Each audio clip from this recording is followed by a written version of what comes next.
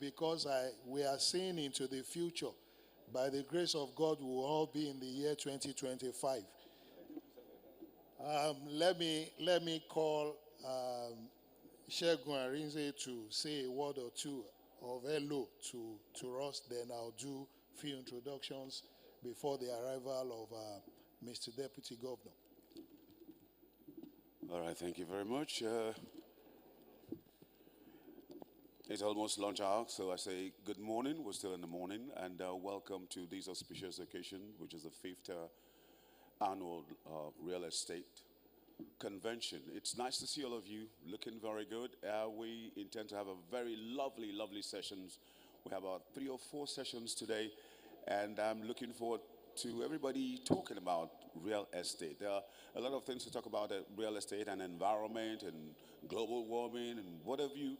We look forward to having a very fantastic session, and at the end of the day, that's at the end of tomorrow, when it ends, we'll say we have done very well for us, and look forward to continuing the conversations after this. So once again, good morning, and you're welcome. Don't mind me, I don't appear on the screen. That is television voice. This is Lagos voice. Distinguished ladies and gentlemen, we have in our midst most distinguished Senator Eshinlokun Sonny.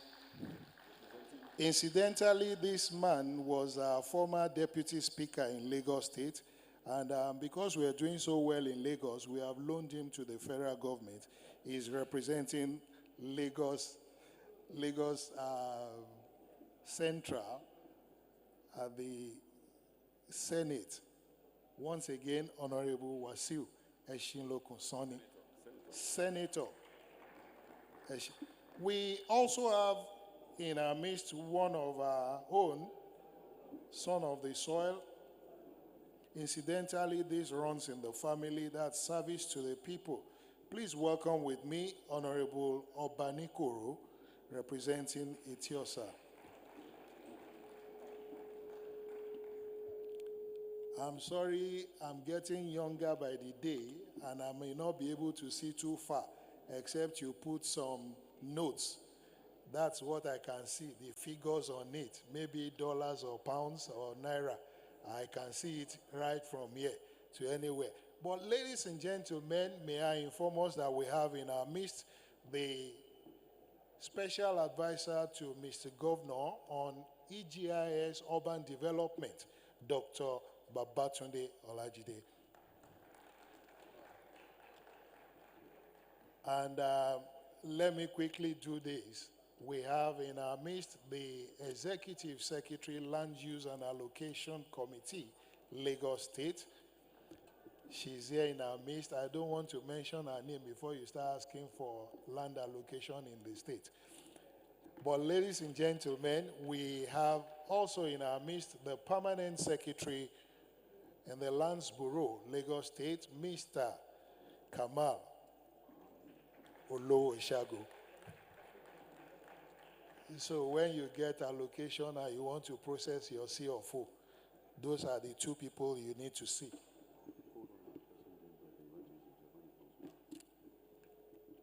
Ladies and gentlemen, may I also inform us that we have already seated in our midst my source, my fathers, the traditional white cap chiefs.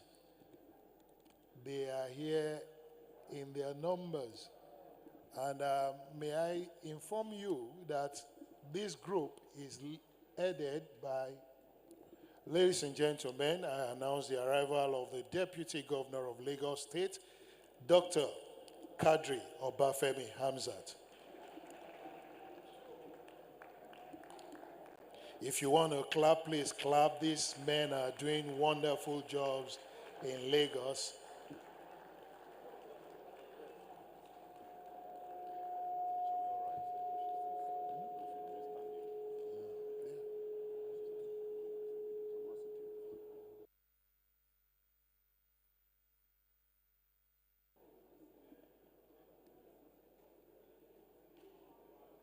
Please be seated.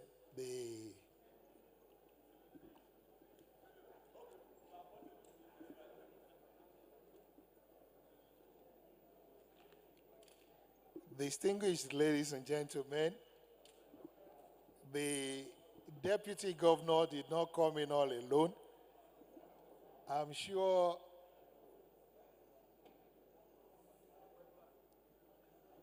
you know that he has with him coming into the hall, we have the Deputy Chief of Staff, Lagos State, Mr. Sam Egubi. Please, a round of applause for him. The Honorable Commissioner for Commerce, Cooperatives and Industries is also here, Mrs. Medevem. Also in our midst, we have the Honorable Commissioner for Youth and Social Development, Honorable Bolaji Ogunlende, popularly known as RAC. Also in our midst, we have my own commissioner in the Ministry of Information and Strategy, Mr. Benga Omotosho. We also have in our midst the Honorable Commissioner for Special Duties, Honorable Benga Oyerinde. We also have in our midst, ladies and gentlemen, the Special Advisor to Mr. Governor on Works and Infrastructure, Dr. Adekunle Olayinka.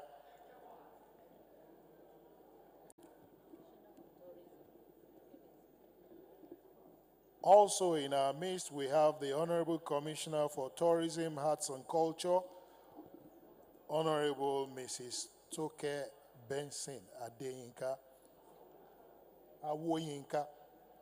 We also have in our midst, ladies and gentlemen, His Royal Majesty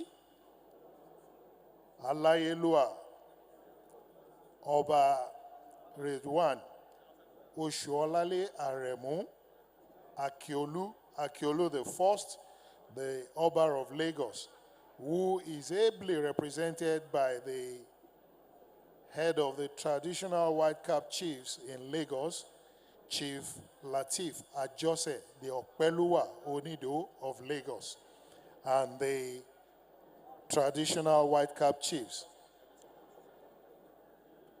Ladies and gentlemen, may I inform us that we have in our midst the Attorney General and Commissioner for Justice, Lagos State, Mr. Lawal Pedro, and we also have in our midst the Head of Service, Mr. Bode Aguru. All right. Ladies and gentlemen, I announce the arrival of the Honorisha of Yoruba land, the Honor of Ife.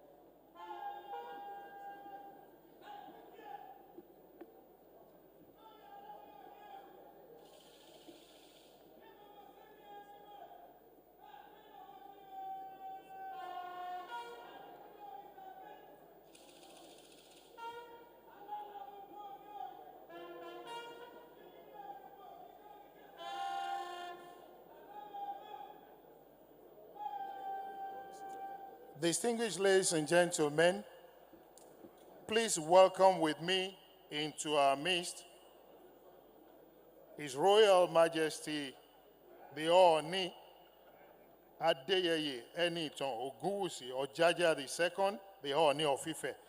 I'd like us to say Kábíyèsí o. Ladies and gentlemen, we already have seated in our midst the speaking Speaker of the Lagos State House of Assembly, who is ably represented by none other than the Chairman, Lagos State House Committee on Housing, Honorable Ege Adebisi. You're welcome to our midst.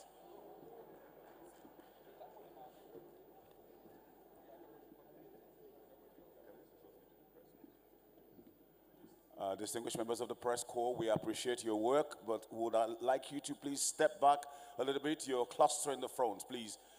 Can you please step back and look for a place a convenient place? You're clustering and you're blocking the view of most of the distinguished guests.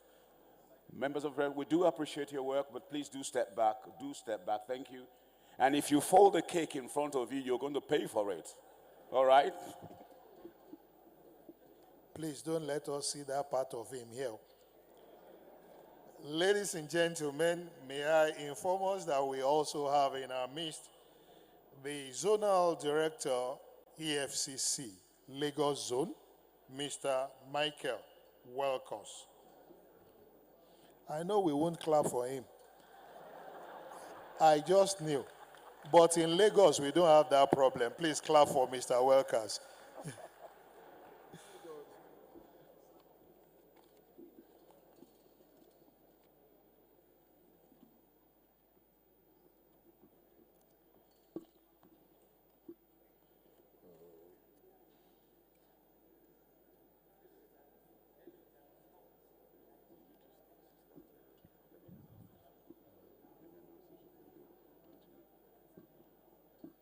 I'd like to say once again, welcome to this August occasion in December. Your Excellency, you're welcome, sir. And at this juncture, I would like us to please honor our country as we all rise for the national anthem, right? Oh, we might have to play it twice. Still, okay, please hold on. All right, please hold on. There are quite a few people here that we need to acknowledge from the private sector. I'd like to quickly welcome them. First is Dr. Olubukola Abitoye, GMD Digital Space Capital Group and founder Florence Modupe Foundation. You're welcome, sir. Also would like to welcome Prince Akintoye Adeyo, President, Real Estate Developers Association of Nigeria, Red Dawn. You're welcome. Please, a big round of applause for them, please.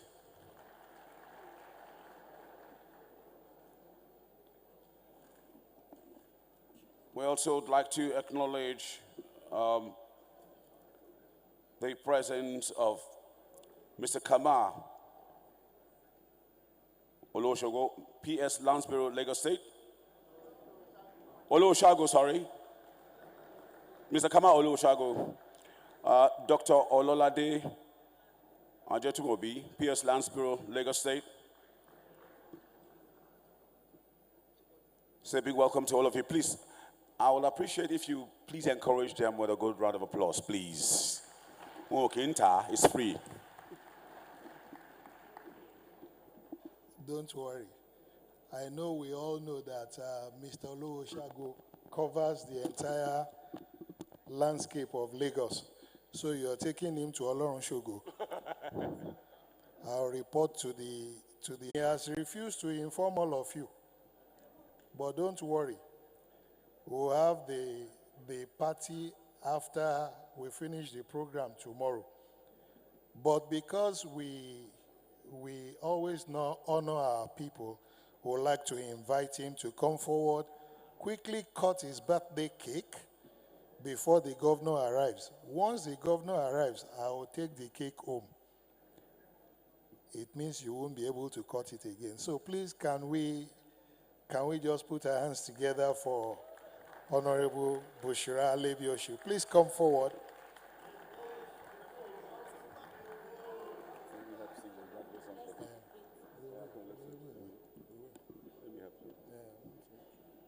Let's help celebrate him. One more time, a big round of applause.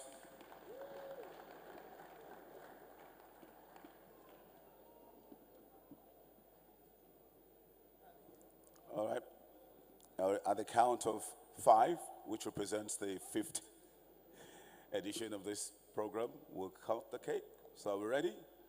1, 2, 3, 4.5, 5. Happy birthday. All right, please. Would you say you should play the national anthem? On that note, please wait, please. Everybody, can we do this for him? Happy birthday to you. Happy birthday to you. Happy birthday, happy birthday, happy birthday to you. I won't ask you how old are you now. You can go and sit down, sir. Thank you so much. Congratulations. Thank you very much. This is a message from all the Yorubas in Lagos to our Imperial Majesty, Oba Adeyeye. Kábíyèsí, gbogbo ọmọ Oòduà tó wà nílùú Èkó, wọ́n ní ká kí yín ká ṣe yín pẹ̀lẹ́, wọ́n ní ká sọ fún yín pé adé á pẹ́ lórí, bàtà á pẹ́ lẹ́sẹ̀, ìrùkẹ̀rẹ̀ á máa pọ̀ sí. Àwọn olórí wọ́n á máa ṣiṣẹ́ ìbí láàfin. Wọ́n ní bẹ́ bá ń tẹ̀ á máa tẹ̀, tẹ́ bá ń kàn á máa wọlẹ̀. Wọ́n ní àlùyọlẹ̀ máa lù, ẹ̀ ní lu àlùwọlẹ̀. Wọ́n ní ká kí yín, ká gbé òṣùbà fún yín pé gbogbo iṣẹ́ ribiribi tẹ́ ń ṣe lórúkọ ọmọlẹ̀ Yorùbá káàkiri àgbáyé á máa dún. Wọ́n ní ẹ fọwọ́ páwó, ẹ fèrègì jòbì. Wọ́n ní ẹ ti ń dàgbà, ẹ dògbó. Mo rò pé a máa sọ pé àṣẹ ni o. Àwọn ọmọ Yorùbá tó pọ̀ nínú ọ̀yì àwọn Yorùbá abroad ní kábíyèsí náà ó dẹ̀ yẹ kábíyèsí. Pàápàá jùlọ wọ́n ní àwọn alálẹ̀ àti Oòduà àtẹ̀wọ̀nràn wọ́n ní kò ní dàrú mọ́ yín lórí. wọ́n ní Èkó la ọ̀bá ní ìfọ̀rẹ́ Èkó lélẹ̀ ọmọ náà Èkó la. Few keys, Fado, Oṣà. Èkó ilé, Èkó akéde, Naija ní ibé, aláyé lọ aṣẹ́ṣe. Torí Èkó lélẹ̀, wọ́n ní Èkó la wà kan ní Èkó lélẹ̀, àṣẹ Èkó la wà òkú Èkó lélẹ̀, wọ́n ní Èkó la wà ní ìfọ̀rẹ́ Èkó lélẹ̀, ọmọ náà Èkó la wà. Few keys, Fado. Thank you very much. Thank you very much. Distinguished ladies and gentlemen, while we remain standing, we'll take the Nigerian national anthem. The first stanza alone. We'll take it after 2. 1, 2. Nigeria, we hail our own their native land. No tribe and tongue may differ, in brotherhood we stand.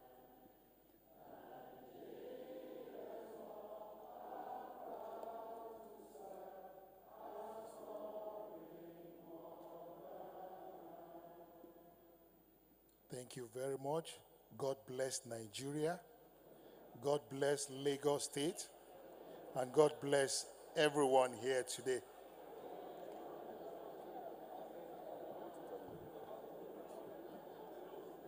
Members of the press will still ask you to please clear the aisle, please.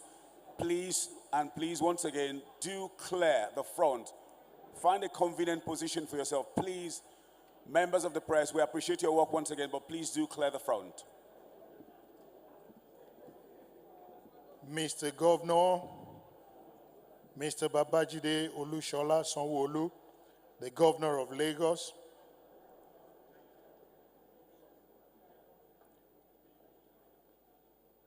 the Deputy Governor of Lagos, Dr. Kadri Obafemi Hamzat, the Right Honorable Speaker of the Lagos State House of Assembly,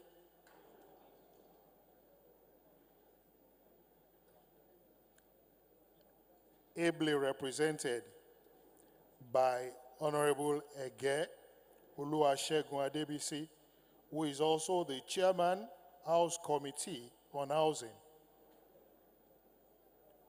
Honorable Abdul Mumin Jubril, the Chairman, House Committee on Housing and Habitat, Federal House of Representatives,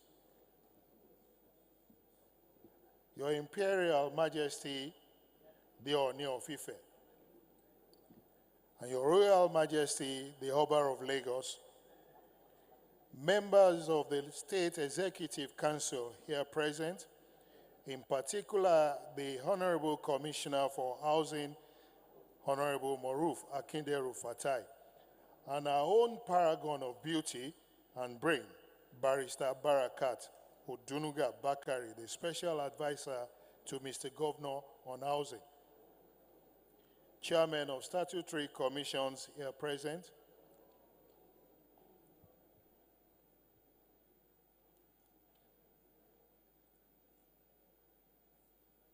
most distinguished Senator of the Federal Republic of Nigeria, the Head of Service, the Deputy Chief of Staff, members of the Body of Permanent Secretaries here present, in particular Engineer Abdulhafiz Bolaon Toriola, the Permanent Secretary Housing, captains of industries and other stakeholders in the build sector, top government functionaries and heads of ministerial agencies. Our keynote speakers and carefully selected panelists, the President and members of Real Estate Developers Association of Nigeria, REDAN, very distinguished invited guests, gentlemen of the press, ladies and gentlemen. My name is Olanrewaju Bajulayi, and by the grace of God, you will please help me applaud Mr. Governor. He has just increased my salary. We have been paid since 23rd of last month, so you wait till Christmas Eve before you can get a portion of the remaining one, the one for December. So the first one is gone. I have here with me someone you all know. You see him on the screen in various movies, and I'm sure some of the things he does in the movies is what made the state government take a particular interest in that particular industry. And today, I am proud to inform you that that industry is a multi-billion dollars industry, especially in Lagos, courtesy Mr. Governor. His name is Segun Arinze. On behalf of the Lagos State Government, Lagos State Real Estate Regulatory Authority, LASRERA, we welcome you all to the 5th edition of Lagos Real Estate Marketplace Conference and Exhibitions with the theme, Reimagining Lagos, Lagos Landscape, Ensuring Sustainable Real Estate Development Practices. Ladies and gentlemen, last year we prayed while we were here, and by the grace of God, I remember what the Deputy Governor and the Governor said. They both told us that by the grace of God, we'll be here same time next year. And that next year is today. I think God deserves a very big round of applause. He's the one that has kept us thus far. Haven't taken much of our time, ladies and gentlemen, we would like to kick off this program by inviting the Honorable Commissioner for Housing, Honorable Akinderu Fatai, to give us his opening remarks. Please, a round of applause for him.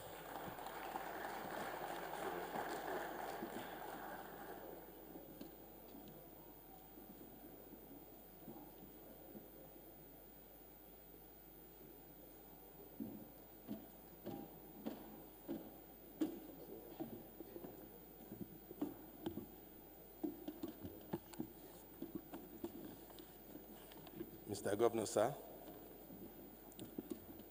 please permit me to stand on the existing protocol as we've got to make the best use of the time. Mr. Governor, the Deputy Governor, It is an honor to address a diverse body of stakeholders in the real estate sector today at the 5th edition of Lagos Real Estate Marketplace. Even though the Ministry of Housing and the Office of the Special Advisor interacts with you all as individuals, business owners, or as groups on a daily basis, our gathering at this real estate marketplace has become a unique annual platform for us to dissect, reevaluate, disagree, and agree on mutual policy and regulatory matters.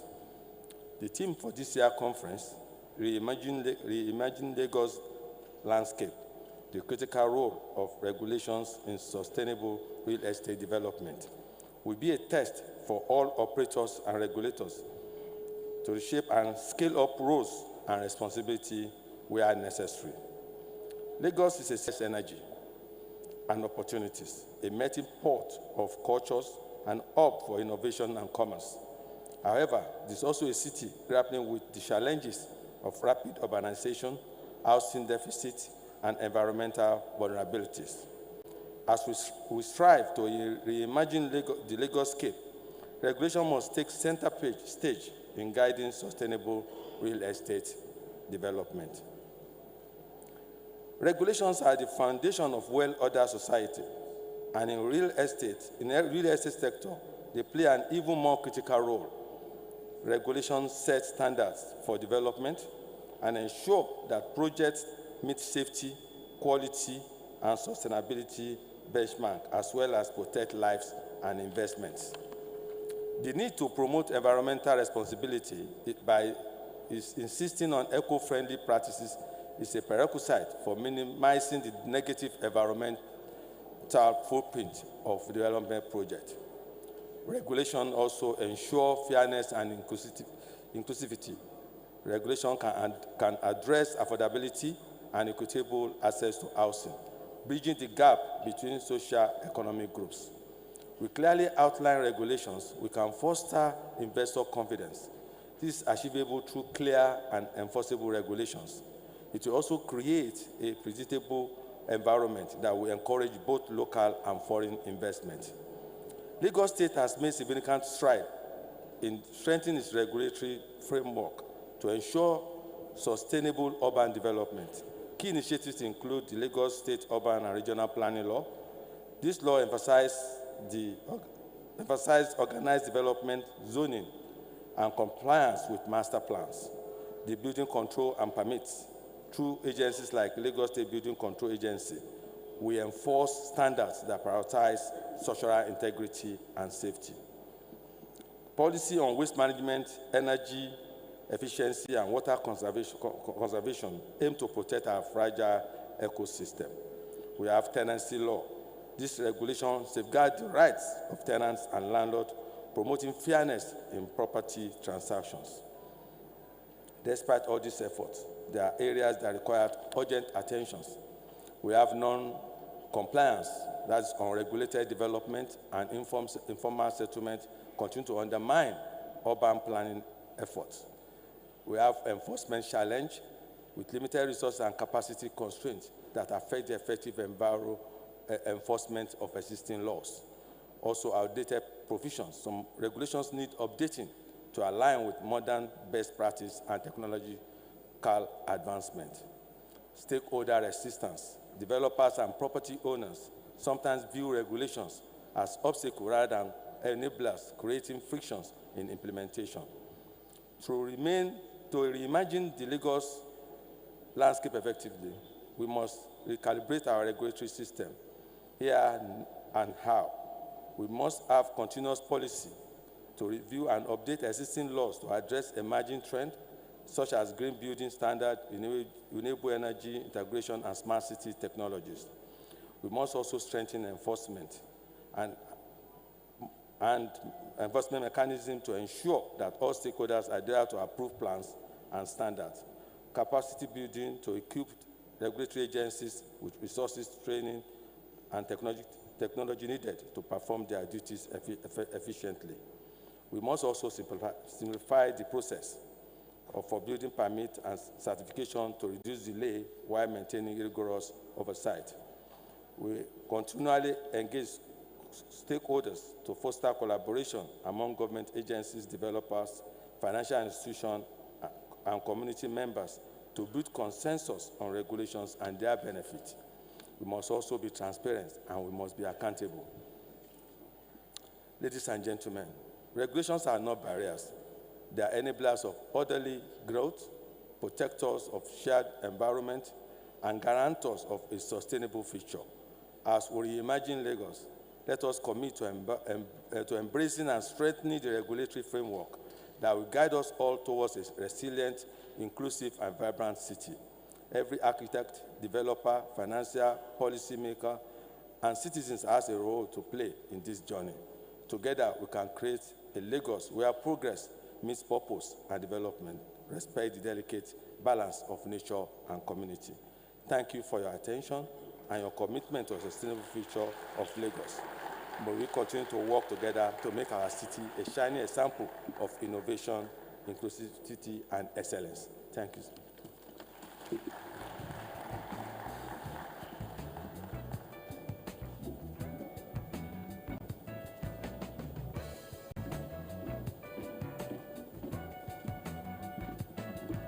Thank you very much. I think we're going to do better than that. All right, like my senior colleague just said, Mr. Governor, I would like to say a very big thank you so much. We're so proud of you and what you're doing for Nollywood. God bless you, sir. Thank you so much. On that note, I would like to call on Dr. Olubukola Abitoye, GMD of Digital Space Capital Group and founder Florence Mudipe Foundation for her keynote speech. You're welcome, madam. Please keep it going till she gets here.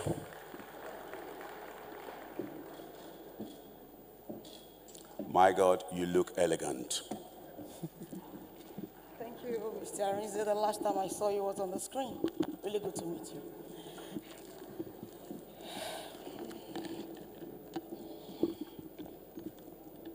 His Excellency, the Executive Governor of Lagos State, the Deputy Governor, Her Royal Father, His Imperial Majesty, the Ooni of Ife, Oba Enitan Oguzi, honorable ministers, honorable commissioners, special advisors to the state governments, captains of industries, distinguished guests, ladies and gentlemen.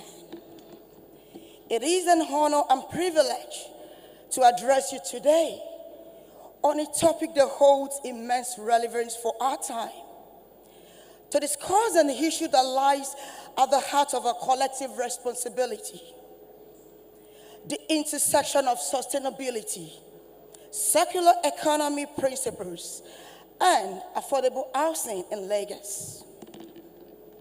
It is very important to know that today's gathering is not just a regular meeting, but a gathering of great minds, visionaries, and change makers who are responsible for the change that Lagos State envisions. It is impossible to ignore the twin challenges that Lagos State is currently facing: the rapid urbanization and the growing demand for affordable housing. To begin, I would like to echo the words of Jane Jacobs, a visionary leader in urban development, that says, cities have the capability to providing something for everybody, only because and only when they are created by everybody. So it is a collective responsibility.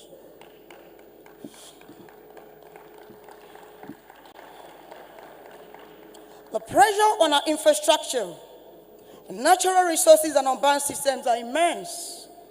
Yet these challenges present us with unique opportunities to imagine how we build, what we build with, the long-term impact of these choices, and the maintenance of the structures, which is really a major problem in Nigeria today. Housing is more than just a shelter.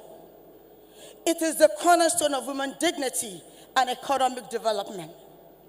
Yet the construction industry remains one of the largest contributors to environmental degradation, generating vast amounts of waste and consuming significant quantities of non-renewable resources. At the same time, we cannot undermine the fact that the concept of the circular economy has gained significant traction in recent years, particularly industries and organizations who are committed to minimizing waste and optimizing resource utilization.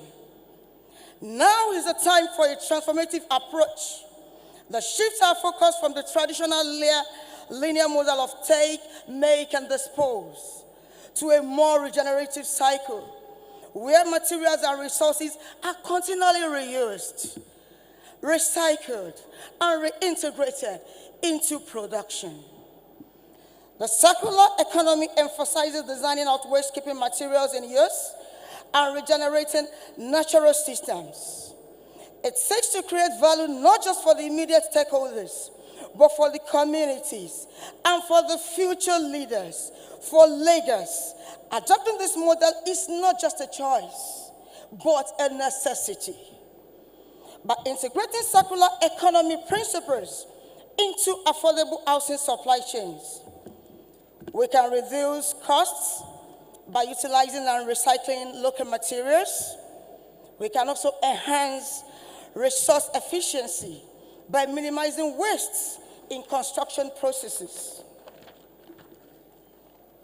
We can as well promote social impact by creating jobs in recycling, construction, and green innovation. At the same time, it will help to mitigate the adverse effects of environmental impacts, such as emissions and pollutants. At the Digital Space Group that I represent, we are committed to transforming the real estate industry through our real estate subsidiary arm, Hemisphere Real Estate, through our energy arm, Crest Energy and EcoFloss, by embedding sustainability into every project we undertake. We are deeply committed to delivering affordable housing solutions that embody sustainability and innovations. Our approach is centered on 4 key pillars. The first one is sustained supply chain practices.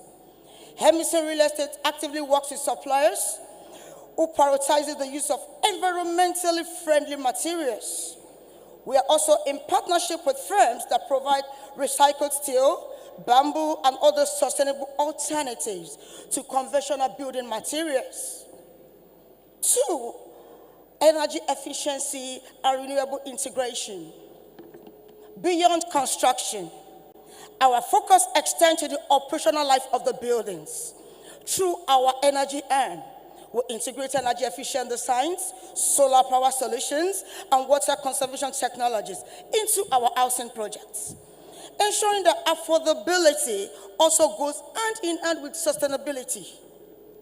At the same time, it helps with a maintenance culture of these houses, which is a major concern in Nigeria today. When you go outside Nigeria, you discover that houses that they built 30, 40, 50 years ago are still standing strong just because of their maintenance culture. At the same time, empowering local communities. Our project prioritizes the use of locally sourced materials and labor, also ensuring that the local laborers undergo immense training required to meet global standard. This is one of the ways of contributing to our community's social responsibility as an organization. This will not only reduce construction costs, but also stimulate local economy, creating jobs and fostering skills development in Lagos communities. Accessibility to mortgage loan. Through the finance arm of our business, we provide advisory, housing loans, packaging and educating people about opportunities of platforms that the Federal Mortgage Bank, Federal Housing Authority, and government housing parastatal has provided and made available for them. And lastly, I want to emphasize this. In line with our mission at VSC Group, we leverage on digital technologies to enhance our impact. We use data-driven insight to optimize the supply chain, reduce waste and efficiency. Our smart project management platform enables real-time monitoring, ensuring our projects remain sustainable throughout the life cycle.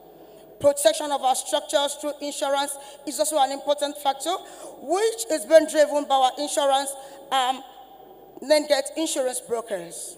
Ladies and gentlemen, the journey towards a sustainable, affordable housing is not without its challenges.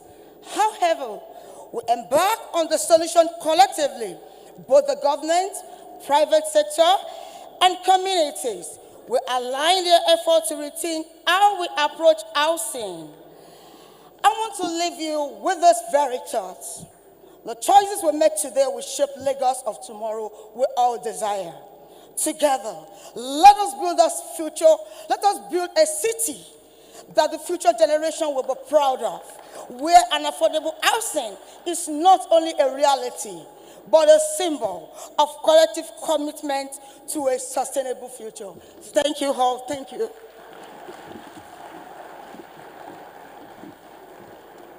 Thank you very much. That speech reminded me of Martin Luther King. I had a dream. Thank you. Please, subsequent speakers, I'd like to appeal to you. Make your remarks very, very brief. At the most 3 minutes, please. We have a long day ahead of us. Thank you so much. Next, I'll call on Prince Akitoye Adeoye, President, Real Estate Developers Association of Nigeria, Redden.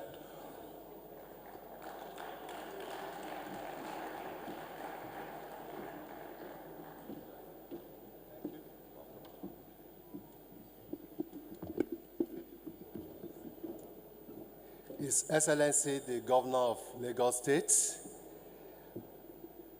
His Excellency, the Deputy Governor of Lagos State, my royal daddy, royal father, the Imperial Majesty, the Oni of Ife. Let me just stand on the existing protocol because of time. It is a great privilege to stand before you today as we discuss a topic that holds immense significance for the future of our cities and our planets, urban sustainability. It is an era where the challenges of rapid urbanization and climate change are intensifying, and the need for sustainable urban development has never been more urgent. As one of the most populous countries in Africa, Nigeria urbanization rate has grown from 47.84% in 2015 to 55.2% in 2024. And Nigeria commercial capital, Lagos, one of the fastest growing metropolitan cities in the world, and the first largest by GDP, stands at a defining moment in its history. The decision we make today will determine the quality of life for millions of Lagosians and Nigerians for generations to come. Lagos is leading, and Lagos must lead in this area in Nigeria today. Lagos is the leading state in Nigeria in terms of economic activities, accounting for over 50% of industrial and commercial activities. Lagos leads in terms of infrastructure and real estate development. Lagos leads in terms of innovation, having the most technology and innovation hubs, including the Yaba Innovation Nucleus. In terms of entertainment and tourism, Lagos hosts Nollywood, arts, tourism, and nightlife activities. With over 20 million residents, Lagos accounts for about 10% of the national population, with some of the most economically sound Nigerians living in Lagos. As such, Lagos must also now take the charge in preserving our planet and teach others to follow. In summary, because of time, I need to just cut all this speech. It's 20-minute speech to 3 minutes. Let me go to my summary. The journey to sustainable urbanization is long and challenging, but it is also a journey filled with incredible opportunities. As we look to the future, we must recognize that sustainability It's not just about environment stewardship, it is about creating cities that are resilient, inclusive, and capable of supporting the needs of all their residents. Lagos State has the potential to once again lead the way in sustainable urban development in Africa, setting an example for other cities to follow. Thank you so much for listening.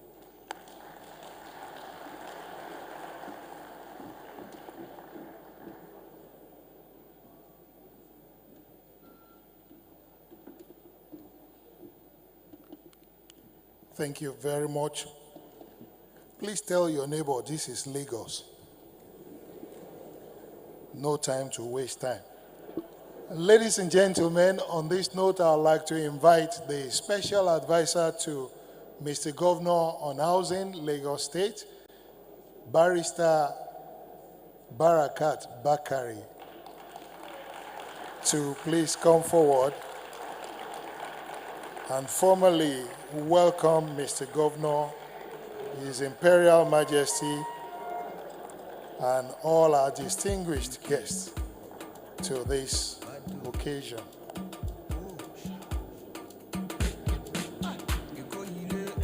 Well, in Japan we say, Yoi Shinai, Yon Tangai.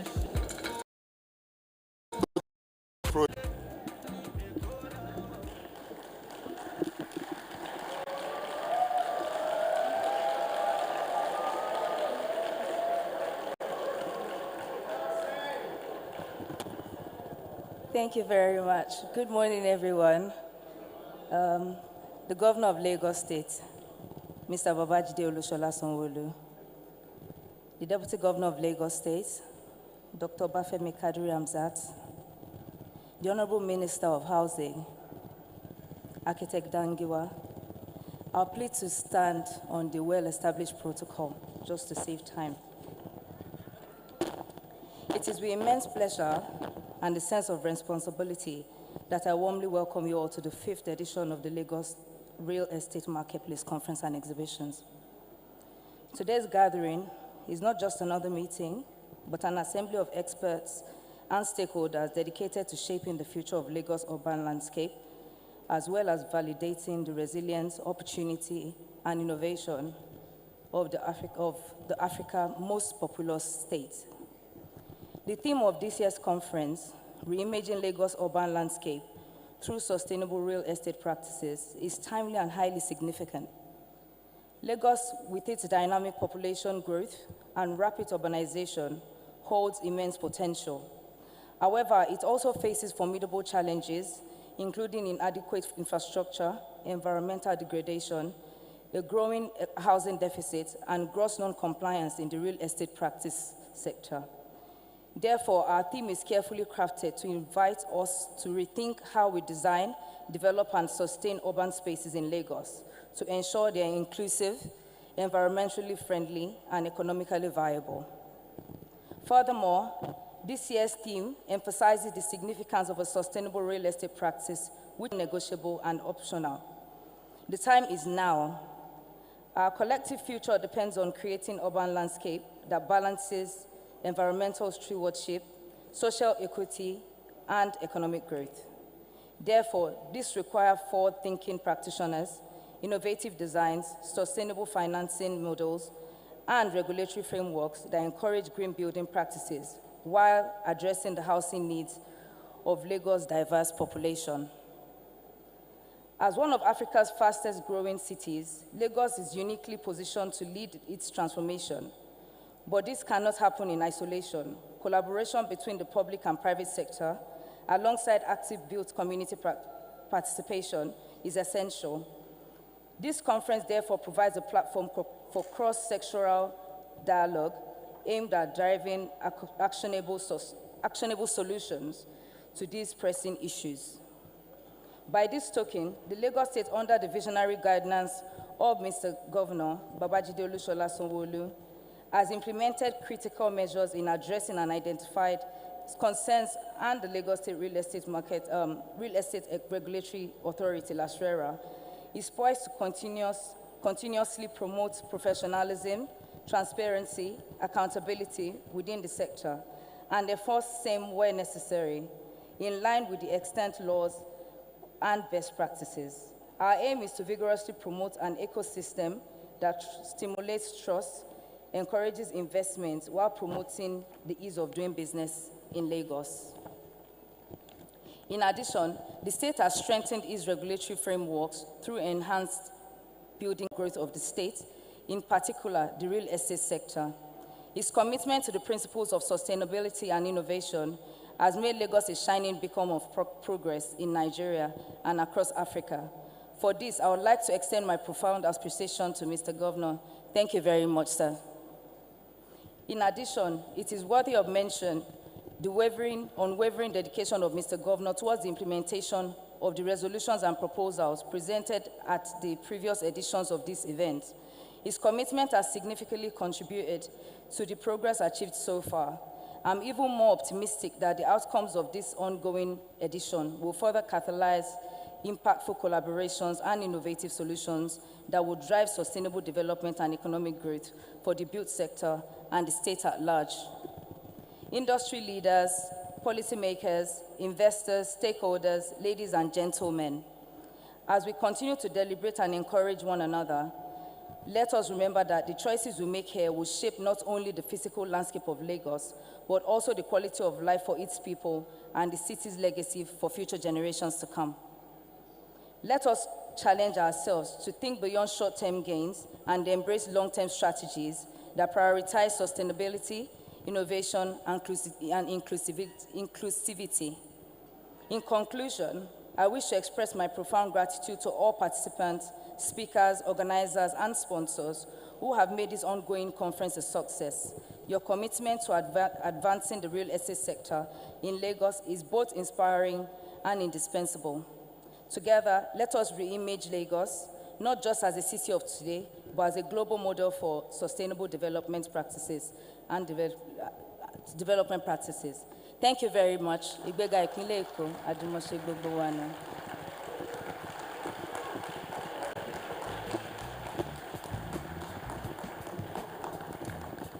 Thank you very much, distinguished ladies and gentlemen. I think the special advisor deserves a bigger round of applause.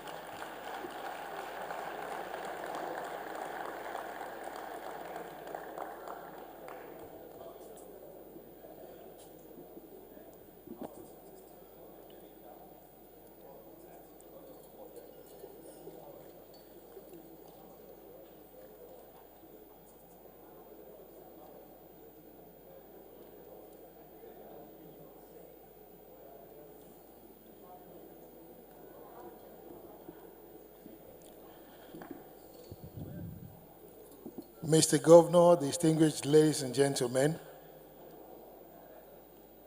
we would like to take goodwill messages now. And I'd like to call on our father, His Imperial Majesty, Ọọ̀ni Adéyẹyè Ẹnìtàn Ògúnwùsì Ọ̀jájá II, the Ọọ̀ni of Ife, to give us his goodwill message. Can we have a cordless microphone for His Royal Majesty?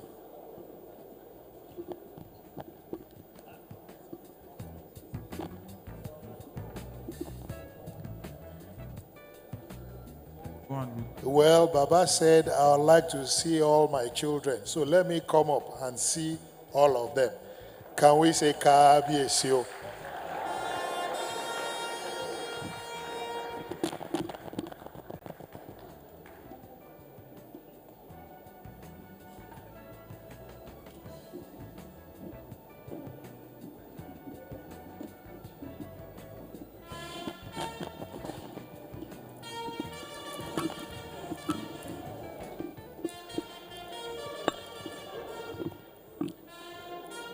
Your Excellency, the very energetic Governor of Lagos, very vibrant, and also a professional in real estate, who has a lot of passion for it. This is his own forte too. This is his own bread and butter. Please, I want you all to give him a resounding round of applause.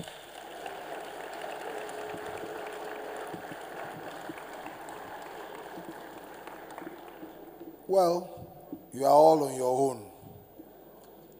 You cannot do this in front of my humble self. For you to honor my own very governor like this, who is an expert in real estate. Please, all of you on your feet, stand up and give him a resounding round of applause. I am very proud of him. He's been doing that for a very long time. Clap now. What's wrong with you? I'll get angry and go back home. Please honor him, honor him, honor him. Thank you very much. God will honor you too. You can have your seat. Your Excellency, the Deputy Governor of Lagos State, I greet you.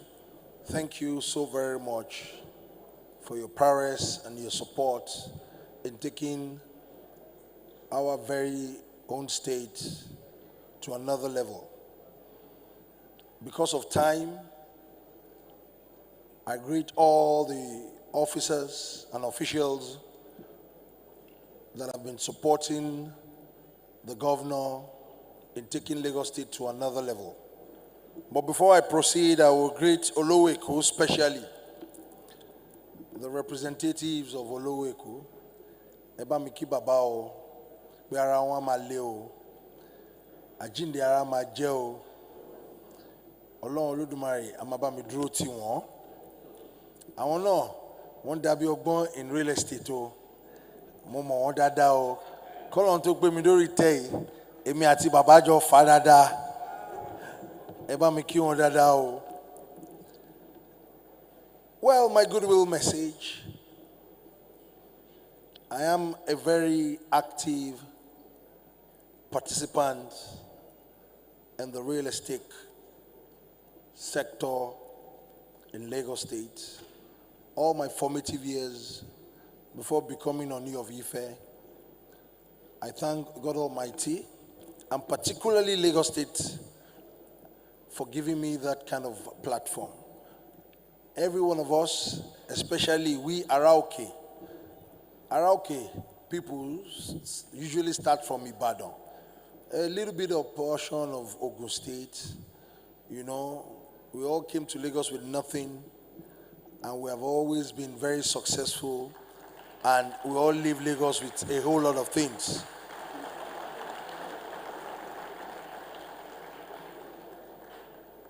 I am a living example of that. So for everything I do, I will never forget Lagos State. This is Lagos. If truly you've been blessed in Lagos as a state, clap for this is Lagos.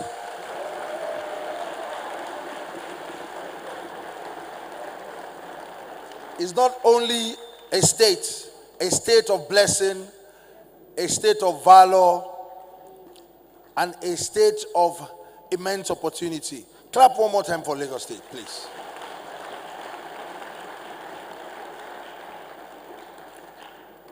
You know, I said earlier on that clap for my governor. I've known governor now for about maybe 15, 20 years, more than that. When I was a prince hustling in Lagos, today I see a very golden opportunity to say thank you to you, Excellency. Thank you so very much. One of my lowest moments in my life, in the course of my career, I was a very bold and a very young man, very fearless. I built an estate in Yaba in the midst of a land that is heterogeneous. Every square meter you meet a different soil profile. But a young man that came to Lagos with nothing, that came to just hustle and make something out of it. Every square meter of that land, you will meet a car, a Mercedes-Benz of 1910. It was a dump site. So I just jumped into that transaction with faith. We did all the things, did the piling, and we built 10, 9, and 11 floors. Completed the estate, and the estate started giving way. And we had to pull everything down. I nearly committed suicide, and I mean it. It was God that saved me, and people like Governor Sanwo-Olu.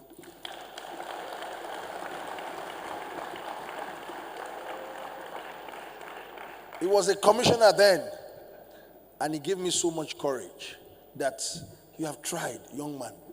Don't worry. Is what I believe in. I know about real estate and I know challenges. We will walk around it. We went to meet the governor then, Governor Fashola, and governor said, "Are you this young man? What is your problem? Why are you so bold and you didn't go through all these things?" We went through all the paperwork and we realized we went through all what we're supposed to go through.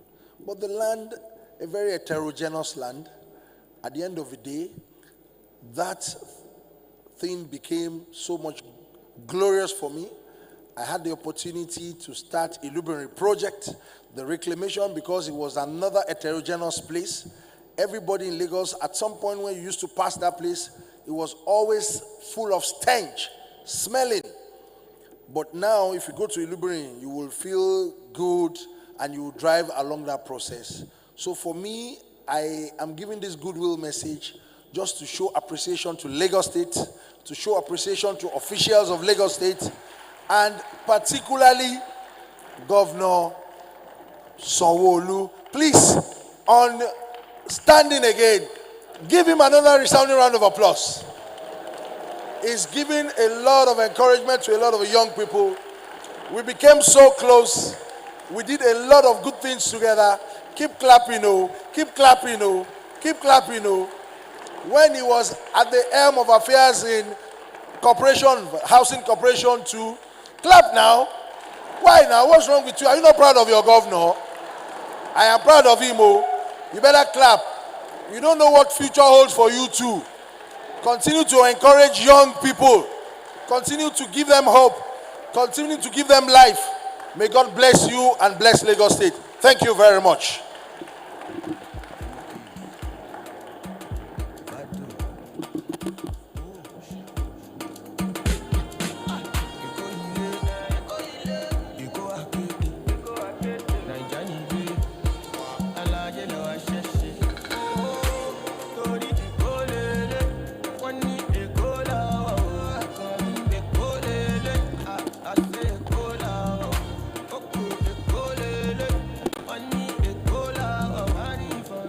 Thank you very much.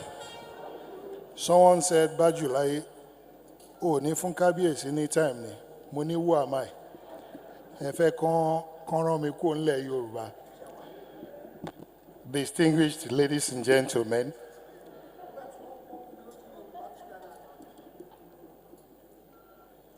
when you do good, you get good in return. Another round of applause for Kábíyèsí and Mr. Governor.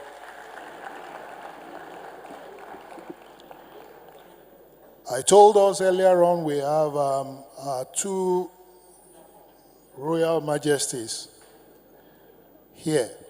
And to give us his own goodwill message, the Bajulai of Lagos, High Chief Oyekon, will be speaking on behalf of His Royal Majesty, Oba Ridwan Osholale Aremu Akiolu, the Oba of Lagos.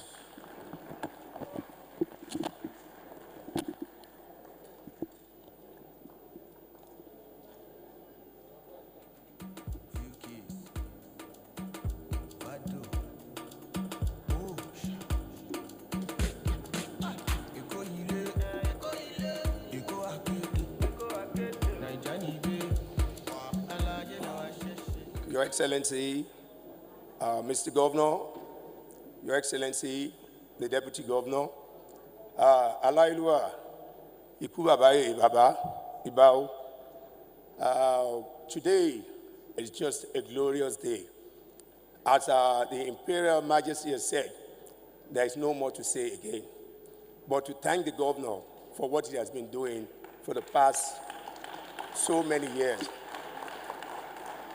As the Imperial Majesty has said, Mr. Governor, since he has been a commissioner in Lagos State, we've known his impact. Before becoming the governor, he has already built himself. So there is no surprise in anything he has been doing. And for Baba Kabesi Eleko, you know one thing, he is a very passionate person when it comes to real estate, as our Imperial Majesty said as well.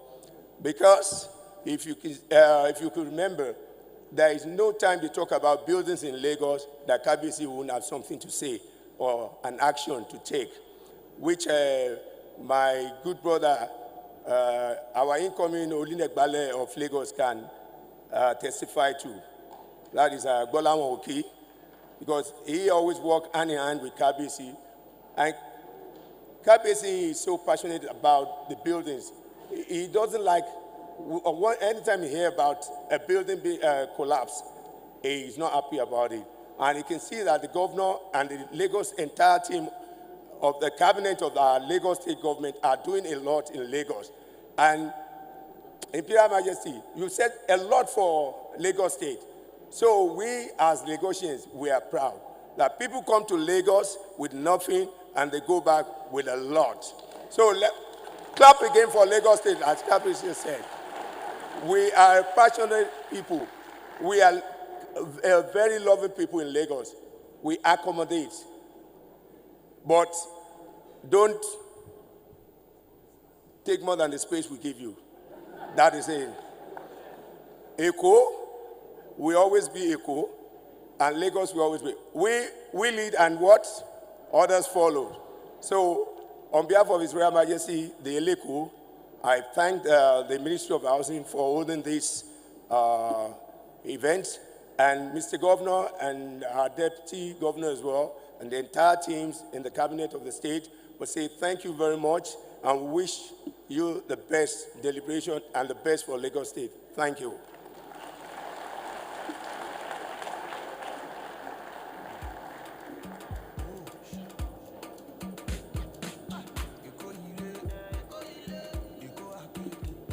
Thank you very much. Egbagba, Ijebu Abu, Eko Ako gbogbo ẹ̀.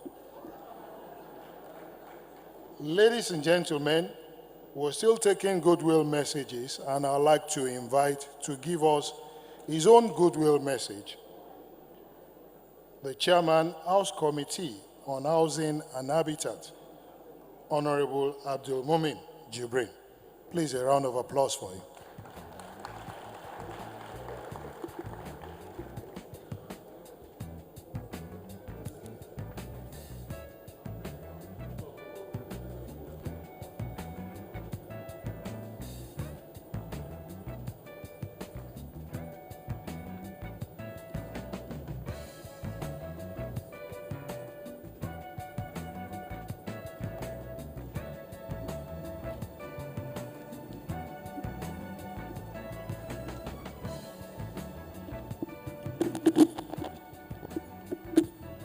Yeah, that's right.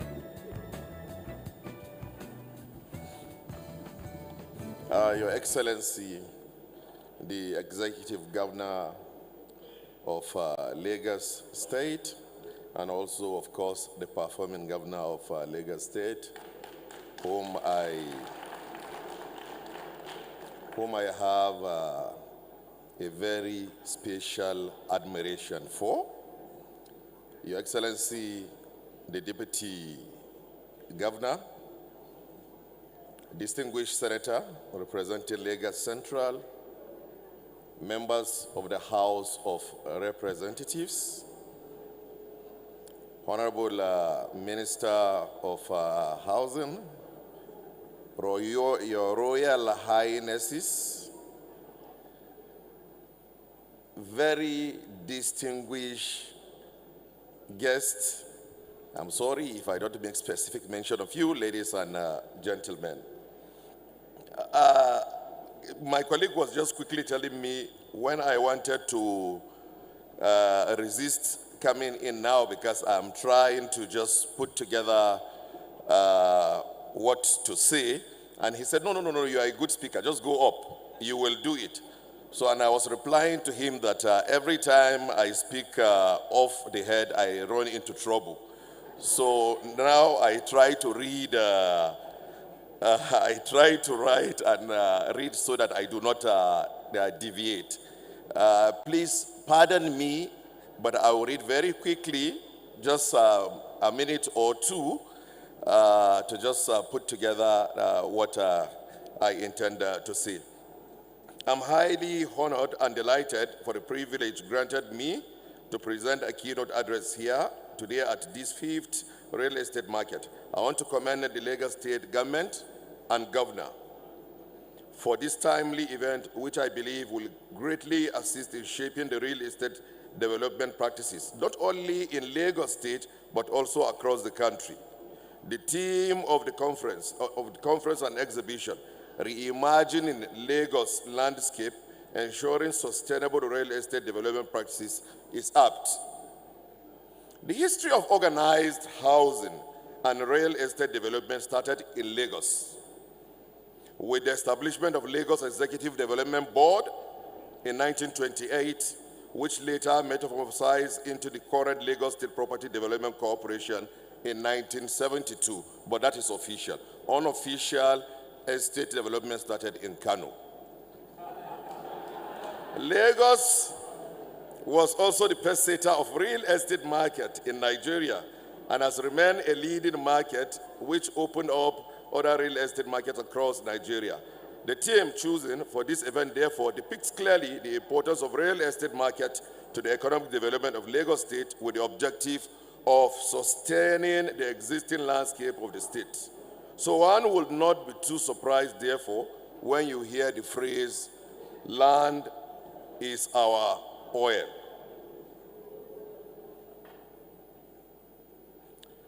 Although we do not have any empirical statistics about the inputs of the private developers, I've skipped the aspect of government contribution, the numbers of houses that are being produced, the deficit that we're talking about, and what the federal government is doing in the last 20 years is not up to 5% of what, of the target of the deficit that is being projected. So I've jumped the whole of that to go to the private sector.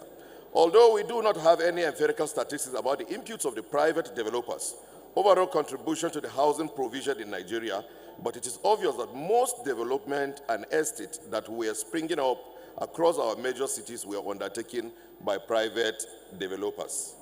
Don't get excited because I will come back to the negative part of it. Efforts of private developers in tackling housing deficit in recent past surpasses that of government, and the housing sector has not collapsed because of the commitment and resilience of some of these developers, despite challenges of land acquisition, urban development regulations, litigation, property demand and supply disequilibrium, scarce resources, and high costs of finance, among others. In Lagos, for instance, the entire Lekki corridor were opened up by private developers, and most of the modern estates there were the initiative of committed developers that were too numerous to mention. We cannot but acknowledge their contribution to the overall development of Lagos State and the entire country and the housing sector generally. However, one of the critical some of the challenges issues confronting the real estate development practice in Nigeria is that it has turned to be an all-commerce sector, infiltrated by people that lack the capacity, knowledge, and integrity required. The effect of this free entrance into this sector result in diverse sharp practices and fraudulent acts that need to be urgently tamed to sustain the integrity of competent players and professionals in the sector. The situation has turned so bad that anyone will wake up one day and become an emergency developer, realtor or estate agent overnight without any experience or going through any training. Unfortunately, the notion that simply because a person has money qualifies him to be an estate developer has gained traction. To be an estate developer is much more than only having money. The victims of all these emergency players are the end users and consumers who, out of genuine desire to become property owners, were left alone without appropriate consumer protection to lick their wounds. The current system, without adequate regulated control, has created land grabbers that have defrauded many innocent consumers without traces. The cases of victims are too numerous and heartbreaking. Strict regulation and enforcement is the answer to this. It is important to note that all of these issues raised requires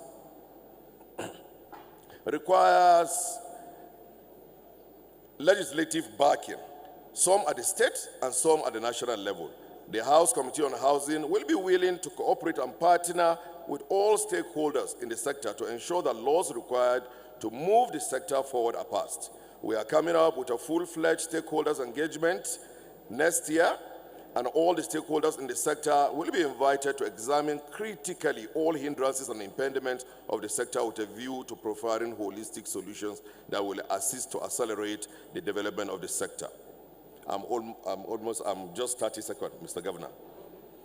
The stakeholders engagement will examine the issue of Land Use Act, obsolete laws in the housing sector issues between state and federal government, the issues of regulation, housing financing, and all other issues that constitute barriers to housing development, both in supply and demand angle.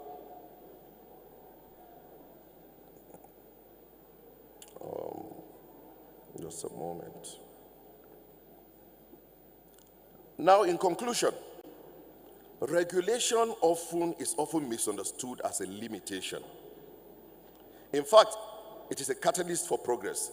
It serves as a foundation upon which visionary cities are built.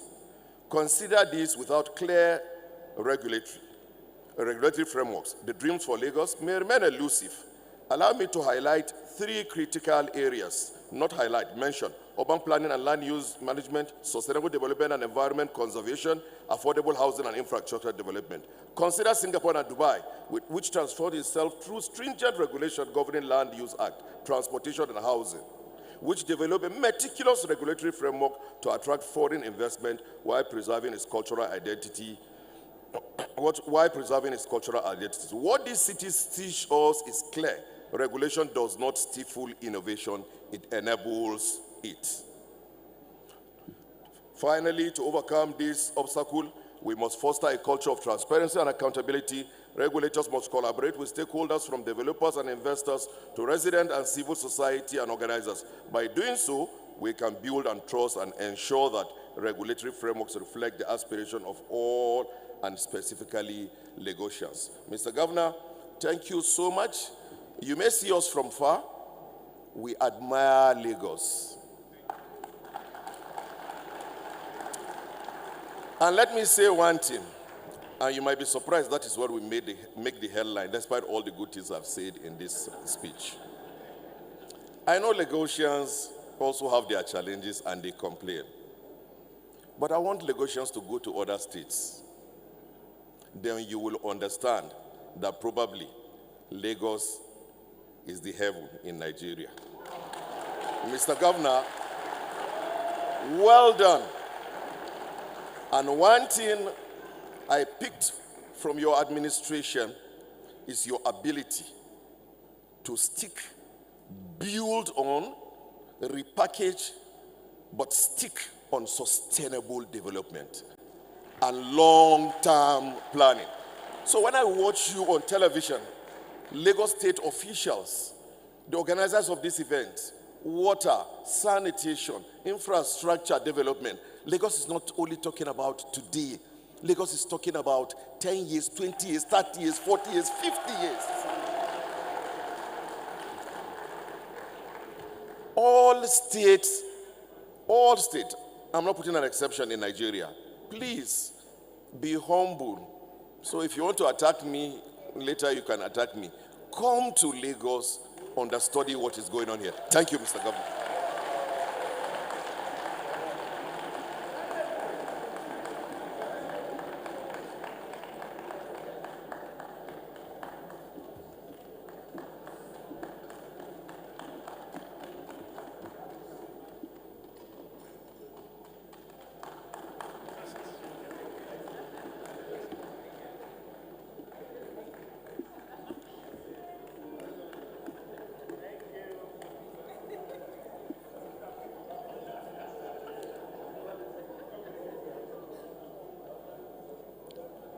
Well, for those who know Honorable Jibrin very well, you know that the oracle have spoken. I don't know where you're coming from, but from the 35 states, and Abuja inclusive, Abuja is towing the line. We have loaned people to Abuja. So please come and learn. This is Lagos. Distinguished ladies and gentlemen, the Speaker of the Lagos State House of Assembly is here in our midst, who is ably represented by the Chairman House Committee on Housing, Honorable Ege Adewisi. Please, a round of applause for him.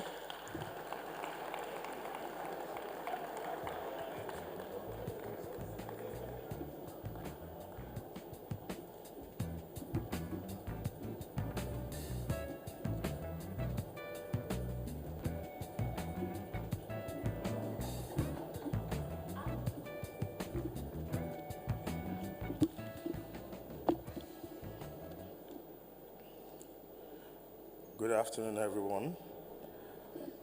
To the MHR, I want to sincerely thank you for the accolades given to the transformer of Lagos, Mr. Success of Lagos. That is the man of the moment. Your Excellency, sir, Mr. Governor, the Deputy Governor, please kindly permit me to maintain the well-established protocol. Distinguished ladies and gentlemen, I bring to you warm greetings from the House Chamber of the Lagos State House of Assembly under the able leadership of the Right Honorable Speaker of the Lagos State House of Assembly, Dr. Mudashiru Ajayi Obasa.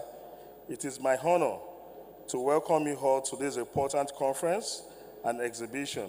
I stand before you as the Chairman House Committee on Housing, and I am filled with both enthusiasm and a strong sense of responsibility for the path ahead as we collaborate to enhance the cornerstone of ensuring sustainable real estate development in Lagos. We all know that one of the basic amenities of human survival is shelter, and the housing sector is at the heart of our economy, social and environmental well-being. It is the key foundation to empower family lives, a source for community pride and economic growth. Today, we are more concerned with the heart and mind of the next generation to bridge an housing deficit, proliferation of slums and informal settlements. There is need to prioritize the development of affordable housing, which requires financial modes, partnership with the private sectors, and subsidize other forms of support for lower income households. It is an honor for me to work with in this position with committed partners who have the same goal in mind to ensure Lagosians have access to high-quality housing infrastructural scheme. We will continue to work together to overcome obstacles, investigate creative solutions, and put laws into place that can guarantee no community is left behind. I implore each of us gathered here today to dedicate ourselves wholeheartedly and purposefully to this cause. Our community future is in our hands as a group, and it is our responsibility to make the right policies to create a housing sector is inclusive, sustainable, and prosperous for all. I appreciate you all for your hard work and support. Greetings once more, and may we all go from this place motivated and inspired to bring about long-lasting change. Thank you all, and God bless you.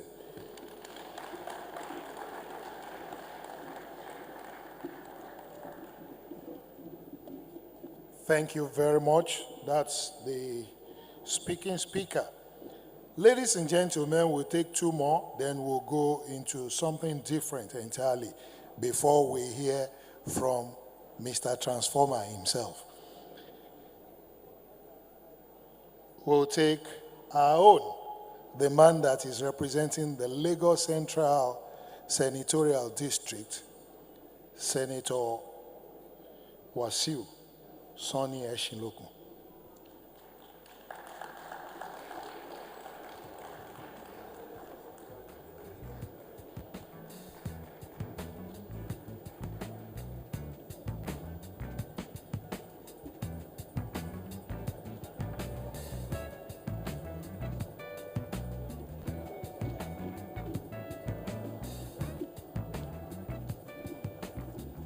Thank you very much, the MC, Mr. Bajulaye, and Mr. Shegun Arinse. Your Excellency, the Governor of Lagos State, good afternoon. Your Excellency, the Deputy Governor of Lagos State, good afternoon. Imperial Majesties, the Oni of Ife, my father, the Oba of Lagos, the Chairman House Committee on Housing and Habitat, Honorable Jibrin, the Honorable Minister for Housing, the Speaker of Lagos State of Assembly, other distinguished honorable members from the House of Reps, especially our own, Laguda, members of the Lagos State House of Assembly. I can't forget you. I spent 12 years of my political career in that. Basically, I'm here as the senator representing the most developed part of Lagos, where real estate is thriving. I cannot but acknowledge the contribution of Lagos State in catalyzing the process of this development. I knew that, I'm so sure that when I was young, you can only get to Aja through Badi, the small canoe. The day Jakonde built that one-lane road to Epe, that this area started development. However, when Ashwaju came and built the dual carriageway, there was an explosion. And that is why the role of government is very, very critical in developing a nation. And you can now marry that to the fact that the Lagos State government also contributed by starting the real estate business in this sector. The Femi Okuno Estate, also the one in Aja were built by Lagos State government. What do I want to see? I want to see continuous development of Lagos State. I want to see a proactive development rather than us being reactive. I want to see an area, if well planned, that will be full amenity, the full infrastructure, hospital, petrol stations, schools, so that those people living there can do whatever they want to do without going out, except when necessary to work. I cannot but thank you, Mr. Governor, for what you have done. I acknowledge the positive contribution of Lagos, and I adopt wholeheartedly what Honorable Jibrin said. I can assure you, you are protected. You've only said the truth, and you have all legislative immunity. We thank you. I hope that Lagos will continue to prosper. I wish all those in the real estate sector all the best. We've seen your contribution, just like I was attending a program in civic center, and they asked me, Nigeria is not developing. I say, even from where we are, from this civic center, we can drive from here to Ibadan without seeing a pothole. We can move from Marina to Maitu, Okokomaiko, in the train, well, very comfortably without any let or hindrances. We can also move from Oyinbo to Alagbado without let or hindrance. Thanks to the government of Lagos State. You are doing wonderfully well. We believe in what you are doing. We'll continue to. I look forward to joining you in the commissioning of McPherson and all those Labere roads. They are all in my constituency, as this also is in my constituency. So thank you, Mr. Governor. I also look forward to completion of the Lagos Island redevelopment. I know it's not. So thank you. Thank the honorable commissioners. Thank the leaders. We are grateful. Thank you very much.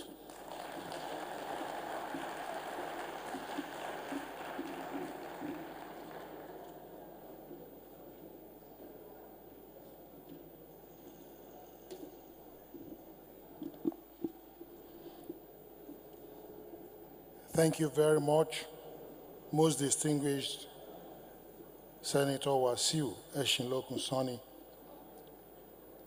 Distinguished ladies and gentlemen, at this point, we would like to hear from the Honorable Minister for Housing and Urban Development. Please welcome with me, Architect Ahmed Dangiwa. Please give him the Lagos welcome.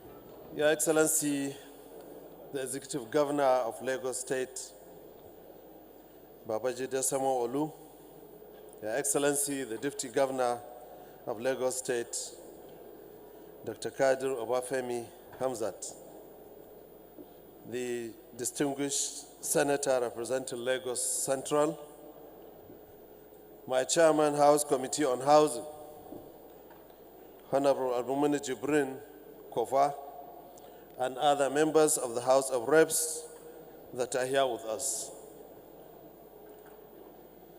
The Royal Highness, His Royal Majesty, the Oni of Ife, and His Royal Highness, the Oba of Lagos, represented by the Bajulaye of Lagos, the Honorable Commissioner, the Honorable Speaker, Right Honorable Speaker of Lagos State, the Honorable Commissioner of Housing and other members of the Executive Council, the Special Advisor to His Excellency on Housing, Barrister Barakat Odoniga, the President of Red and Real Estate Developer Association of Nigeria and the MD of Lasrera, the housing experts, professionals and stakeholders in housing that are here with us. Good afternoon. It's indeed an honor to deliver these remarks at the 5th Lagos Real Estate Marketplace Conference and Exhibitions that is taking place today. This event has become a significant feature in Nigerian real estate calendar. I commend His Excellency, the Governor Babajide Sanwo-Olu, the Lagos State House of Ministry of Housing, and the Lagos State Real Estate Regulatory Authority, LASERA, for sustaining this platform for the meaningful dialogue, networking, and even policy formulation to enhance the real estate sector. While such conversations are essential, we must also go beyond talk and implement innovative solutions that lead to concrete outcomes and actionable policies for our nation. The theme that today's theme, Reimagine Lagos Landscape, ensuring sustainable real estate development practices, is particularly relevant given the Lagos' critical role in Nigeria's economy and its unique challenges. Lagos, as Nigeria's commercial hub, it also hosts one of the largest populations, despite having a smallest landmass, coupled with high rural-urban migration. These dynamics put immense pressure on the infrastructure, particularly housing. The land scarcity and high costs often exclude low and middle-income earners, leading to slum development and construction in unsuitable areas. Efforts like the Ibeju-Lekki and Eco Atlantic City developments have sought to alleviate these challenges. While commendable such initiative, we must also address Nigeria's overwhelming housing deficit. Sustainable urban planning is vital. Since 1999, Lagos has advanced significantly, inspired by the visionary leadership starting with His Excellency President Bola Ahmed Tinubu, GCFR, as governor, to our present ever hardworking governor. However, consistent enforcement of urban development plans remains a challenge. Over the past 25 years, Lagos has made a significant infrastructural strides, including the bus rapid transit system and the Lagos Blue Line Rail. Such innovations, which is only found in Lagos, enhance the quality of life and exemplify the potential of forward-thinking urban planning. We commend Lagos for that, for leading. So reimagining Lagos landscape, as stated, requires maximizing limited land resources through innovative real estate development. Policies encouraging vertical development such as multi-story housing should be expanded for optimal land use. Sustainability in real estate must prioritize eco-friendly materials, people-centered designs, and equitable solutions to meet current needs without compromising the future. Nigeria's urban population has surged, growing annually by 4.1%, with over 52% now living in cities. By 2050, this is projected to reach like 70%, making Nigeria the world's third most populous country. This rapid growth presents significant challenges, with 58% of urban residents living in slums and a housing deficit of about 16 to 18 million units. So infrastructure and secure land tenure are also inadequate. To address this, the National Urban Development Policy, which is pending at the Federal Executive Council approval, provides a strategic framework for sustainable urban growth. Its vision is to transform Nigerian cities into prosperous, resilient, and inclusive urban spaces. Your Excellency, achieving this vision demands innovative, high-density urban development, safeguarding agricultural land, and adopting integrated evidence-based policies, just like we found in Lagos.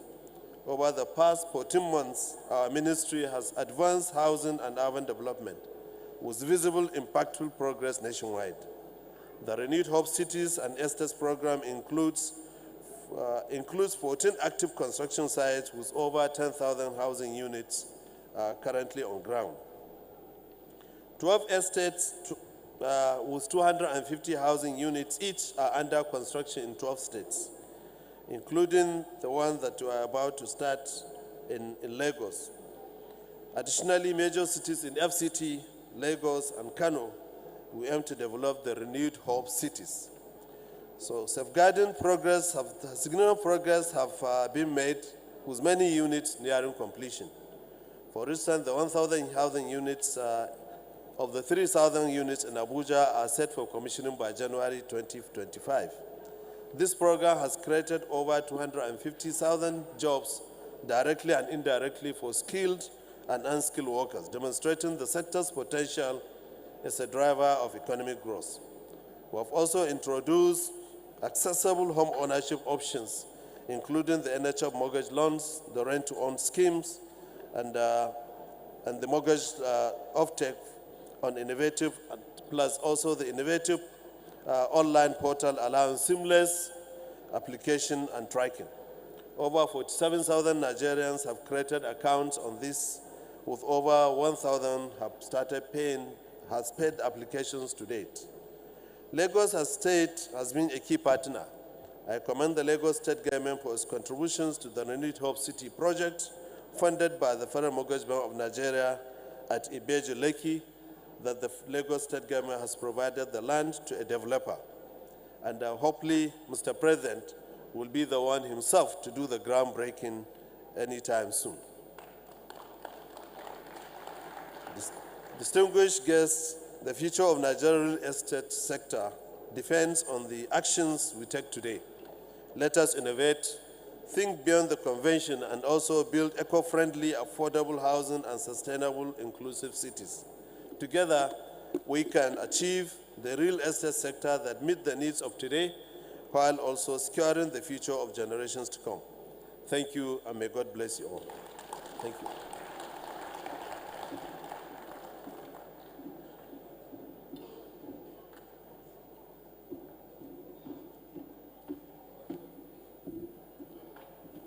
All right, thank you very much. Quickly now, I would like to acknowledge the presence of Dr. Muiz Bandere, SAN, former Honorable Commissioner for Transportation and the Chieftain of the APC. You're welcome, sir. I'd like to call on Dr. Olajide Abiodun, Special Advisor to the Governor on EGIS and Urban Development. And also, to come on stage with him is Dr. Roland Igbinoba, Founder, Pearson Housing Company and CEO, Prop Crowdy Limited. Please, a big round of applause for the two of them as they come on.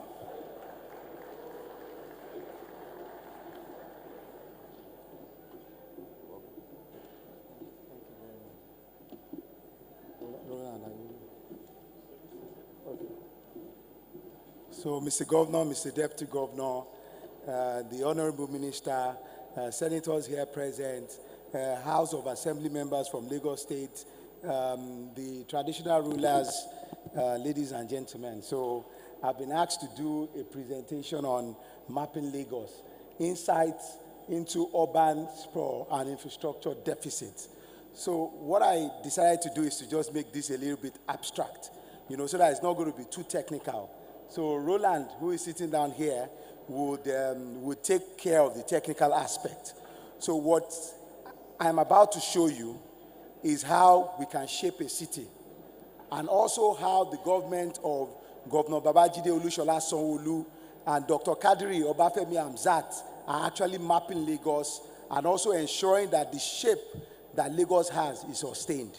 I just had the Honorable Minister talk about sustainability. It's us being able to meet our needs without compromising the needs of future generation yet unborn. When we look at maybe books, or we go online, we see that the size of Lagos is about 3,475 square kilometers. But based on our EGIS mapping, we can see that the current size of Lagos today is 3,713.18 square kilometers.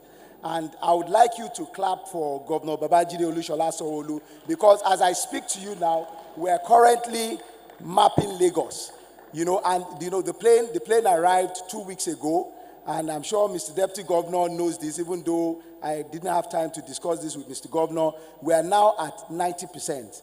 We were at 80% before because of bad weather. There's a window between, so the window is from maybe around October, November, December, January, February, March, April. But because of climate change, we are not able to get enough flying time. We only need about 57 hours of flying a plane to actually map the whole of Lagos, which is less than 40-50 square kilometers, even if we had all the water bodies. So, Mr. Governor, thank you very much.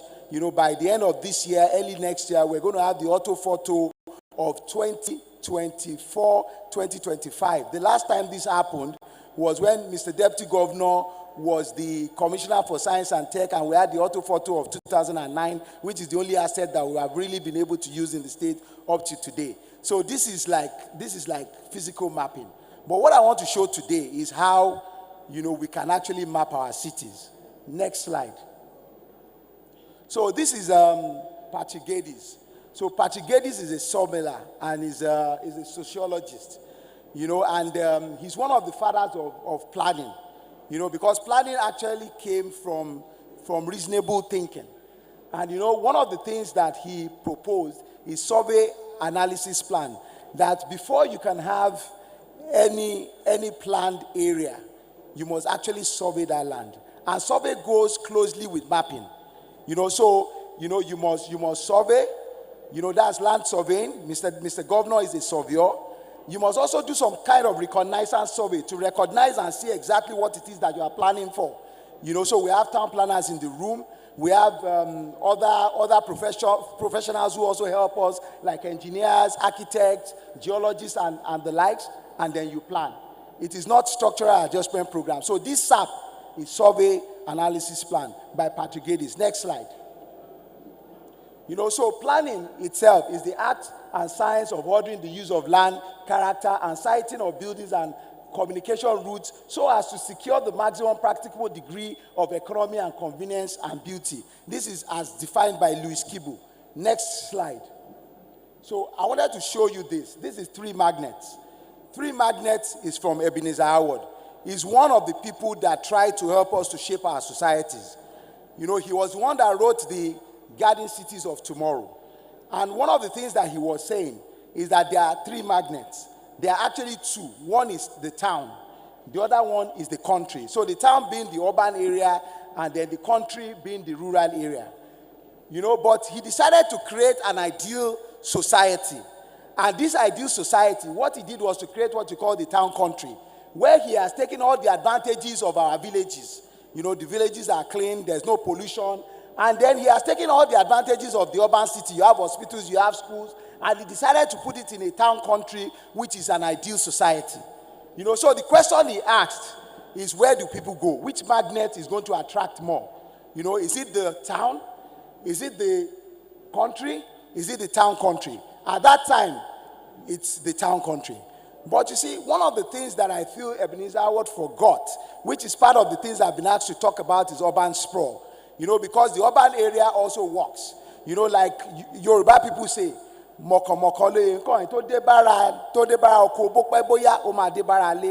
that means that by Ebenezer Howard, where will people go? Do you understand? Now we're talking about climate change by Ebenezer Howard, where will people go? Do you understand? Now we're talking about climate change and a couple of other things, and we need to understand that we need to do things differently. Next slide. So I wanted to just do a little bit of comparison. This is Abuja. So that is the original land use of Abuja. And that's the concept of Abuja by Kenso Tengi. Kenso Tengi is a Japanese architect.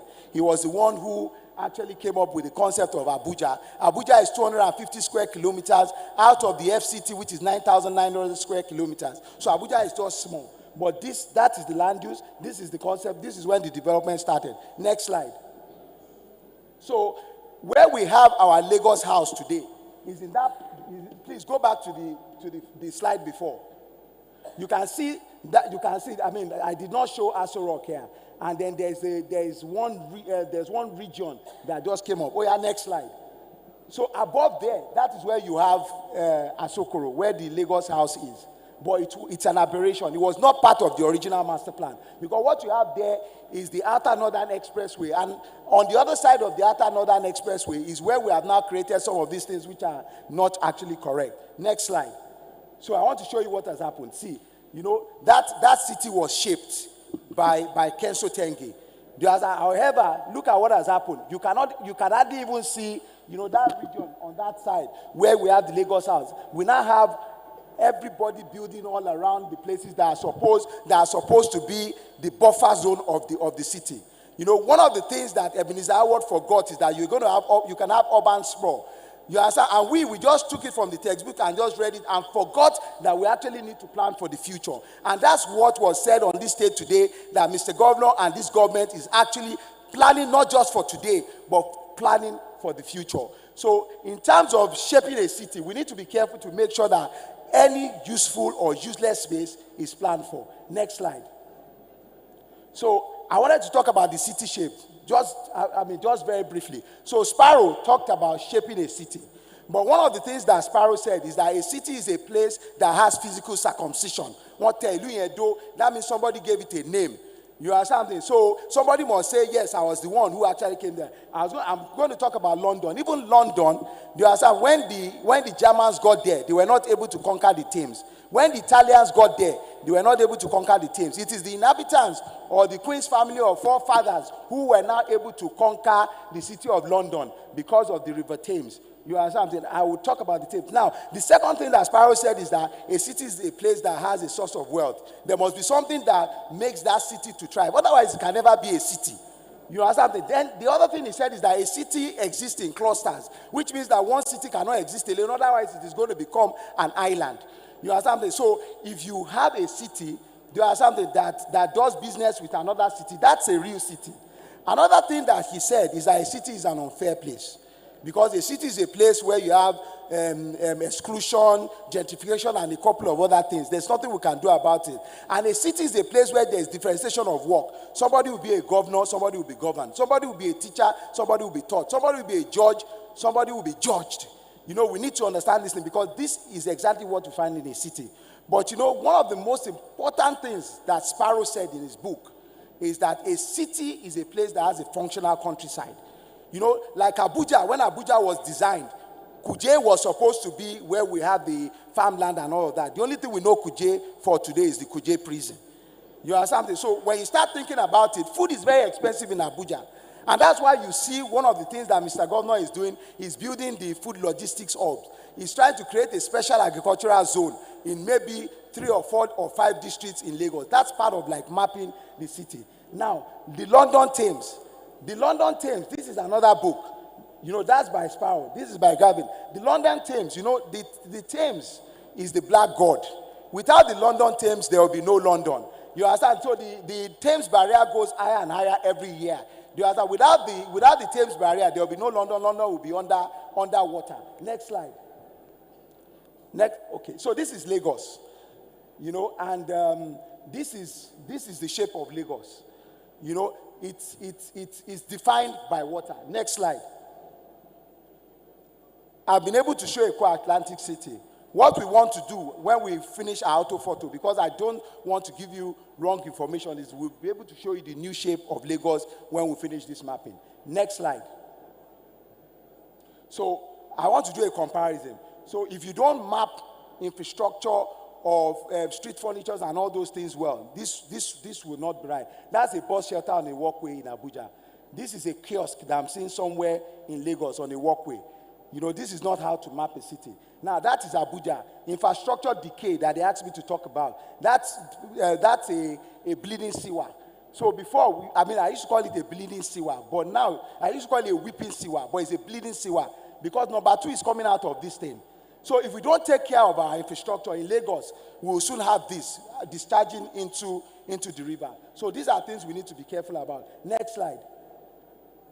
So I wanted to show this. This is the Abuja Boulevard. I remember that the minister that came after Rufai, Modibo, decided that he was going to have a whole committee on the Abuja Boulevard. The Abuja Boulevard is going towards the Aso Rock, you know, from the original design.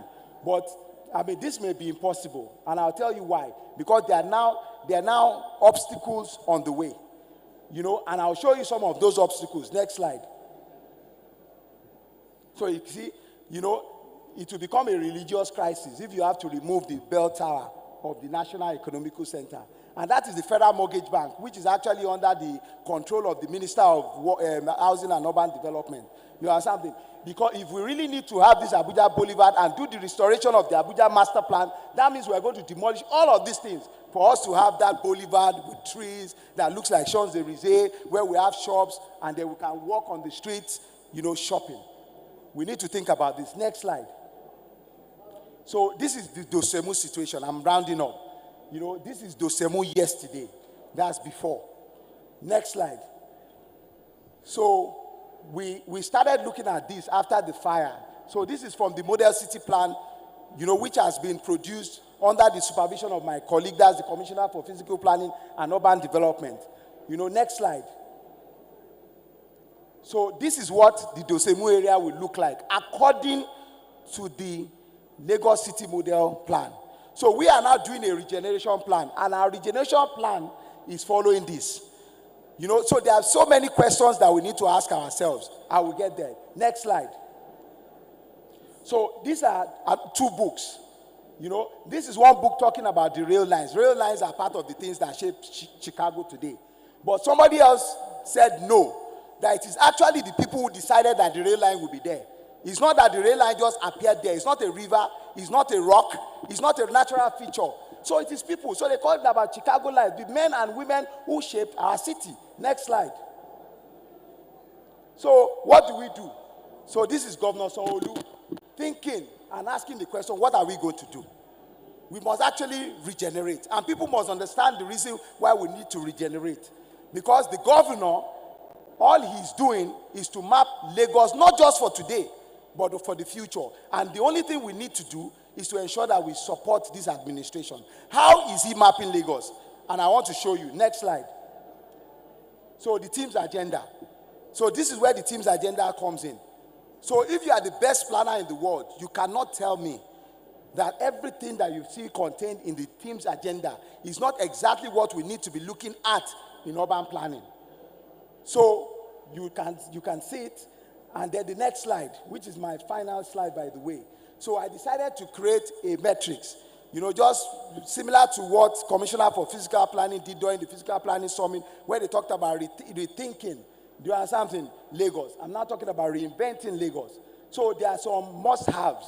There is, I mean, this is not very clear, but you know the must-haves are things like the green line that has just been signed. You know, there are must-haves. It will cost a lot of money. You know, like the film city. You have the medical university. You know, the Lagos, maybe Lagos satellite towns. You know, the Fort Mainland Bridge. Those are the money pits. You know, the quick wins are there, like, you know, school renovation and a couple of other things that we're doing today. You know, so this is the time we really need to think about what mapping is. And understand that we have a man, just like the men and women who shaped our city. Governor Sanwo-Olu, Deputy Governor Amzat, together with their team, are shaping Lagos not only for today, but for the future generation yet unborn. Thank you very much. Last slide.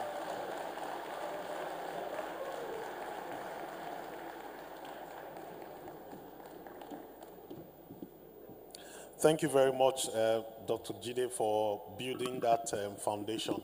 I'm just going to quickly touch on three things. I'll stand on existing protocol, Mr. Governor, if you permit me, and Mr. Deputy Governor. Now, what has happened with Lagos? I have a 75-page slide, and I don't think it makes sense to go through it in 10 minutes, so I wouldn't bother. I'll just speak on three things: smart transportation, smart waste management, and smart urban planning, based on what, and the foundation that Dr. Jide has built. Now, doing the orthophoto and doing the mapping of Lagos is a major, massive step towards these three things. And I'm going to try and give as much example as possible. So when you talk about smart transportation, just imagine what is already happening, I think, with the carry payment system where you can use your card. Okay, imagine if that transcends to some sort of multimodal transportation system.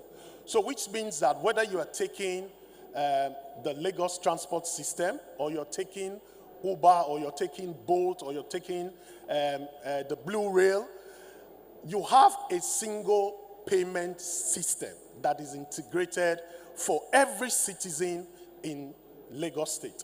And what happens with mapping, okay, in terms of smart transportation, is that this helps everybody. And the social impacts are too numerous to get into. Maybe when we have time for questions, I'll get to that place. Now, let me move over quickly to smart waste management. I mean, we saw the huge heap where the governor was thinking, what am I going to do with this? Now, when you talk about smart waste management, today, we collect waste maybe on routine basis. But with smart waste management, what happens is that you can actually, with a digital infrastructure, and again, this is where the orthophoto and the mapping that is being done comes into play. Imagine where you have IoT sensors, okay, and you have a digital infrastructure such that when a bin is filling up, that is the only time the truck needs to leave. So the truck doesn't need to drive over everywhere where you have issues about carbon emissions, you have issues about consumption of fuel and all of that. So that's just one component, okay, with smart waste management. You can also just have decomposition of those wastes in different places where government is able to provide some sort of incentives for people just based on how they are managing the waste. So whether you are recycling, whether you are talking about plastic, you are talking about paper, you are talking about bottles, you have a smart waste system that this mapping enables us. What it just means is that for every street or for every community within the Lagos metropolis, you can actually determine when waste is being collected. Okay, and when you come to issue of landfill, with a smart waste management protocol, you would not need smart fill over a period of time. And then the third thing that I wanted to talk about, which is the smart urban planning. The best example to do this is looking at digital twins. Okay, I'm sure most of us understand digital twins in the room. So just take for example today, we have a digital twin of the Ikoyi Bridge.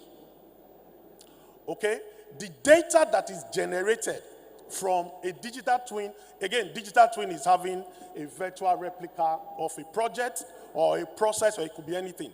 But what I'm saying is that if you took that Ikoyi Link Bridge, you will have a virtual Ikoyi Link Bridge where it enables you to measure footfalls.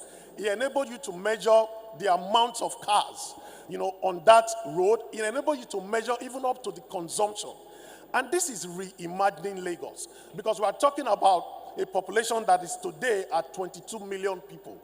And so when you look at the mix of these three things, another good example is you take the National Museum, for example. So today, I don't know how many of us have been to the National Museum, but you can actually have, through with the mapping and with the fiscal urban planning, you can actually have a digital twin of the National Museum. And what does that do for you? It means that even people in diaspora can see what's happening in the museum, and that's revenue generation.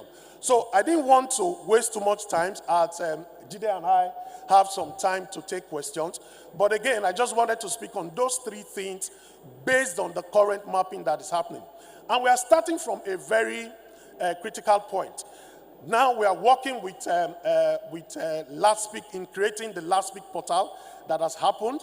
And the first thing we want to do is to make sure that we onboard all rent and real estate transactions on the Lasera portal, but feeding from the Last Speak portal. And it's only the mapping that has been done that is enabling us to do that. So what you are going to find is that the kind of regulation that we're talking about is smart regulations. Nobody is going to be chasing after you. If you're doing fraudulent transactions, in a few clicks, they'll find you out. So, and that's why this is very, very important in terms. And I just want to say a big thank you to the governor and the deputy governor for this mapping and orthophoto that will take us to reimagining Lagos. Thank you very much.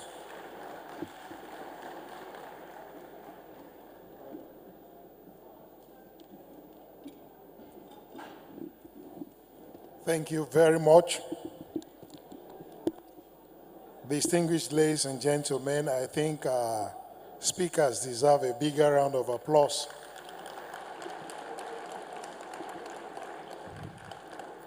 At this point,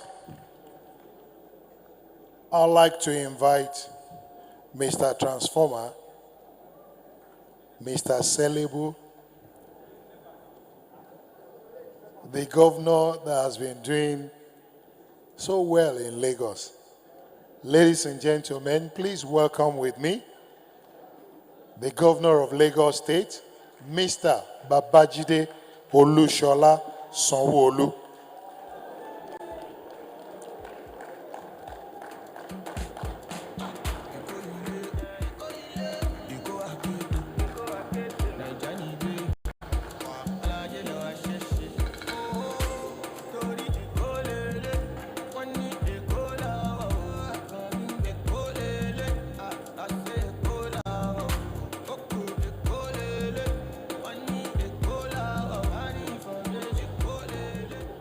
Thank you very much. Please give yourself a big round of applause. I think it's been a very engaging morning and afternoon session. We've got great speakers, we've got great discussants, and we've activated the conversation of Lagos and Nigeria. We'll certainly take it to another level. Please be seated. Thank you very much. Thank you. Thank you very much. Mr. Deputy Governor, Dr. Kadri Obafemi Hamzat, you can see that the day is well far spent. The distinguished senator of the Federal Republic, who is also the senator in this senatorial district, Senator Wasiu Eshilu Kusoni, thank you very much. From here, we're going to commission other various road projects. You can invite your other members from the National Assembly to join you, for them to come and see how roads are being built in Lagos and to see the development that you are doing in your senatorial district. Please invite them to come along. The member of the National Assembly, who is also the chairman of House Committee on Housing, Honorable Abdulmumuni Jubrin, very controversial, but very cerebral and very outstanding. Thank you very much, Chairman, and to other members of the Green Chamber that are here. One of the things that I would say is that you should have kept to the script on the iPhone and not go out of it and create, a controversy around which one has a better urban planning or where does it start from. But we'll always enjoy your wittiness and your very high cerebral sense of engagement. Thank you very much all the time. To the Lagos State House of Assembly members that are here, from the Chairman of House Committee on Housing, Honorable Ege, and other members, thank you very, very much. We'll appreciate you. We'll appreciate your intervention at all times. Our Honorable Minister, who has been very patient with us, Honorable Minister for Housing and Urban Development, a real practitioner himself, a professional to the core, Architect Ahmed Dangiwa. Thank you very much for the great things you're doing, all your housing intervention, renewed hope, housing estate, everywhere in the country. We can see it. It comes from your background and your previous experience, as an house builder, as a resource person in that sector, and we've shown that is a real fit, is a square hole inside a square peg inside a square hole. Thank you very much for all your intervention. Cabinet members that are here, thank you very much, especially I don't know what name they call her. The what? Well, the Special Advisor and the Honorable Commissioner for Housing, who indeed has shown us again that they are actually leading that sector. Thank you very much for the great work you're doing. Our royal fathers, the Oni of Ife, a man that I thought he had forgotten how our path crossed about 2 decades ago. Thank you very much. Our royal father, Oba Adeyemi Adeyeye Enitan Ogunwusi, the Ojaja, the second, the Oni of Ife. Thank you very much, Kabiyesi, for continually leading the conversation of the young, dynamic population in this country.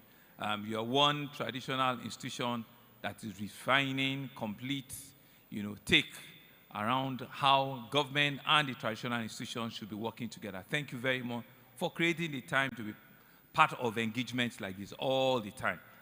To my own traditional father, the Oba of Lagos, here ably represented by the Opelua, thank you very much, and all our white cap chiefs that have turned up here in large number. To all the industry practitioners, captains of industry, from the president of the Real Estate Development Association, thank you very much. Thank you, Madam, for your great speech. Roland, as always, thank you very much. To all of our practitioners that are here in large number, that are patiently listening to what Lagos has to do for your sector. Very critical, very important sector. Thank you very much. You have today and tomorrow to come up with a blueprint with what will define how we continue to engage in that sector. I want to thank all of you. I want to continue to encourage you that your sector, as difficult as it is, it's very critical because you certainly also define, how social economic being, is about in our economy and in our state. Gentlemen of the press, thank you very much. Distinguished guests, top government functionaries, ladies and gentlemen. You can see that the day actually has been well spent. It's also because we also still have other activities, to pass on to Lagosians today. But I still stand here this afternoon, truly very privileged to be at this important gathering. Together, we are here to evaluate the impact of government's contribution in the real estate sector. We're here to address the challenges that we still face. They are real daunting challenges, and we all want to explore opportunities for innovation and growth. To think that we do not have solutions is to think that a wasted generation. We believe that we have solutions. We are all here to jojo, to engage, to think, to collaborate, to innovate, and to create a society and an environment that will outlive all of us. And so that's why we're here today and tomorrow. And I want to thank you for the large number of people that have turned out into this engagement here today. And so as we negotiate, as we navigate into an era that is marked by rapid technological advancement, shifting economic reality, and urgent environmental challenges, there's certainly a need for us to prepare ourselves for today and for the next generation. And we can only do that by evolving a real estate demand that cannot be overstated. Real estate is not just about structure. It's a cornerstone of any economy. It's indeed a driver of social equality and a critical element for sustainable urban planning. You can see that this year's theme, which Dr. Abatunde and Roland have started talking about extensively, Reimagining Lagos landscape and ensuring a sustainable real estate development practice. You see that the topic and the conversations today and tomorrow are not only apt, they truly reflect the challenges and the opportunity that we have in the state.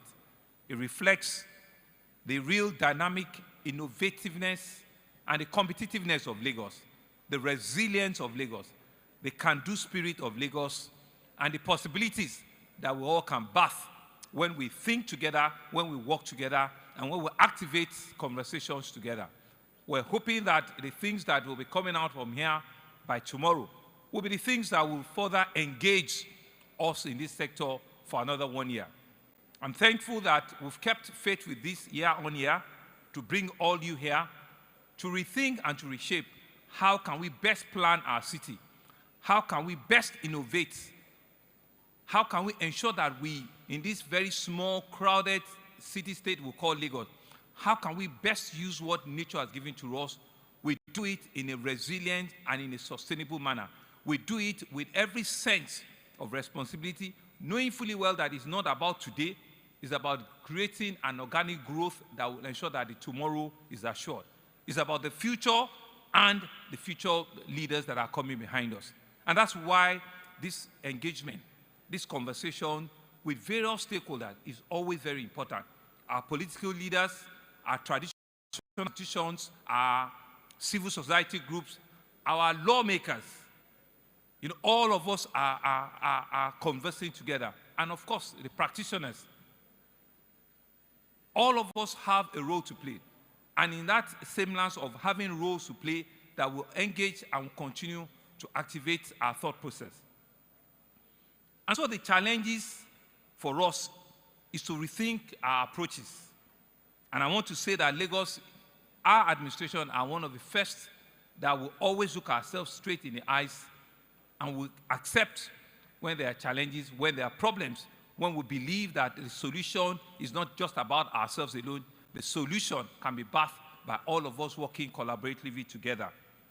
And that's one of the values that we think we need to have in the real estate sector.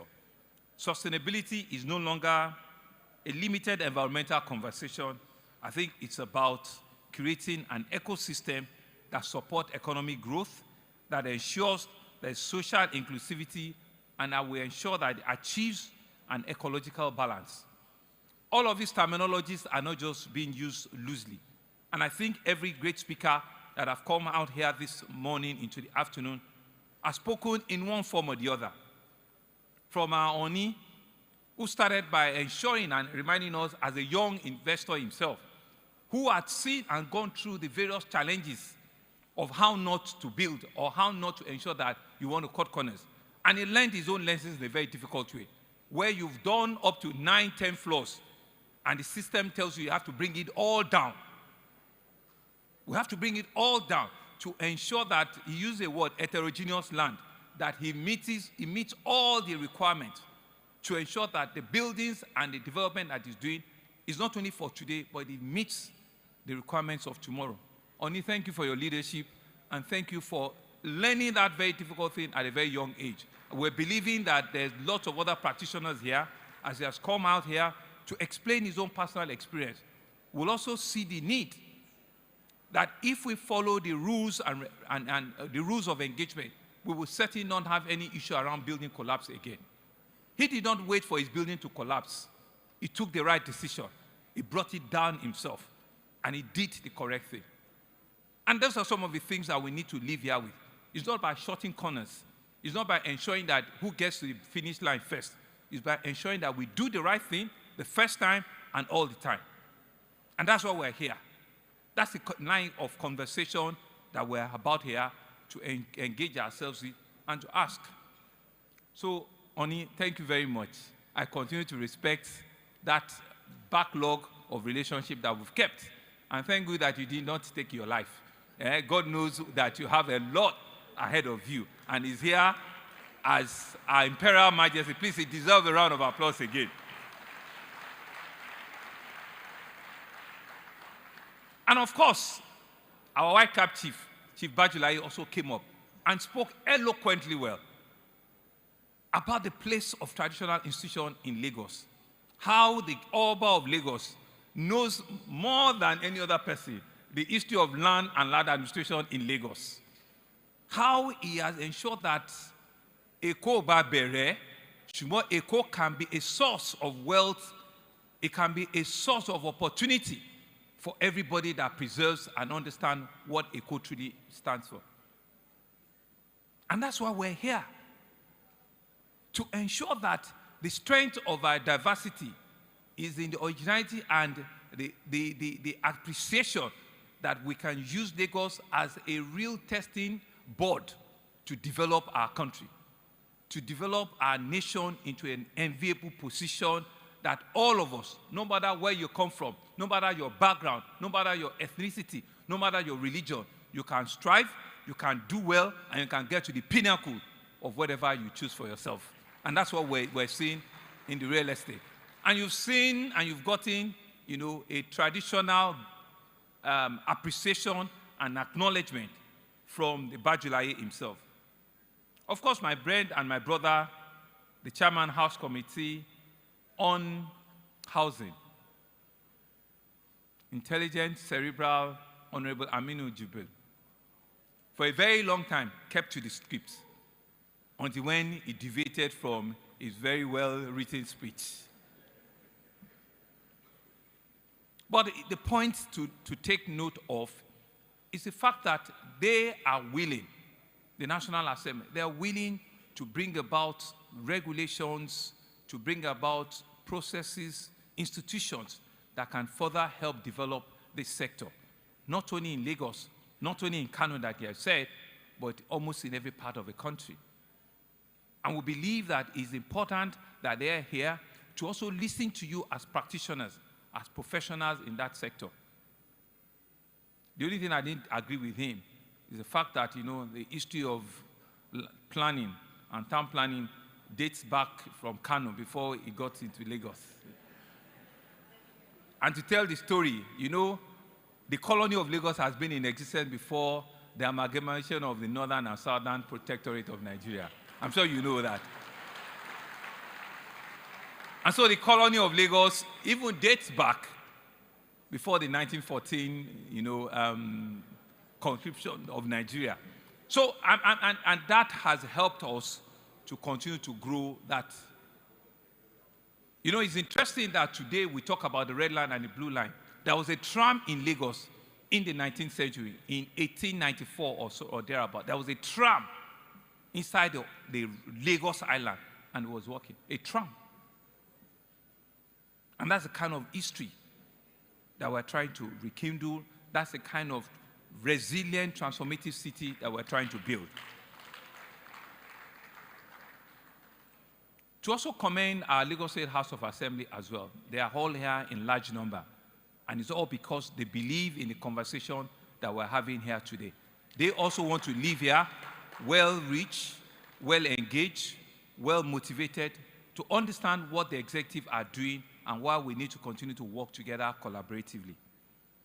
I cannot but commend the effort of also our senator representing Lagos Central, who had also given us, a food for thought on how we need to continue to collaborate ourselves. But I think the conversation this morning, more than ever before, is what the two last speakers talked about. Our special advisor on EGIS, which is on looking at the reimagining of Lagos. But he kept talking about Abuja because they didn't know that he started his planning approval, he started a planning professional life as one of the EGIS experts out of Abuja. And so he can relate very quickly with what has happened in Abuja and what we see in Lagos today. And thank you very much, Roland. Roland started this initiative with us about 5-6 years ago. And you can see when he kept talking about, smart transportation, smart waste management, and smart urban planning. Smart transportation that he talked about is what in reality is what we're currently doing already. Because we have an integrated urban mass transportation system in Lagos that is working. Honorable Minister, it might interest you to know that over 5 million Cowrie card holders are in Lagos. And for that Cowrie card, we have an integrated urban transportation system that people use the card on rail, use it on the BRT buses, they use it on the ferries and the waterways.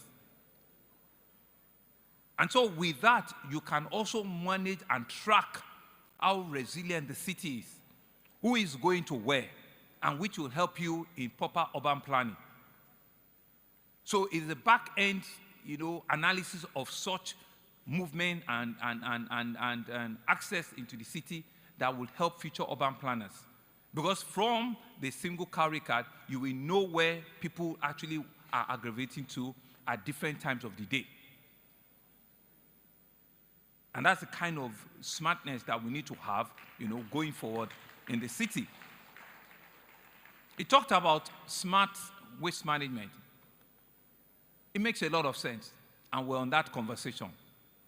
Because very, very soon, not only will we have, an integrated waste management, efficient, effective working system in Lagos, we are actually, taking destiny into our hands, working with collaborators, both local and international operators, to ensure that we can have an efficient, effective waste management system that takes care of not only the solid waste, waste disposal processes, our water, water needs and water adequacy in Lagos.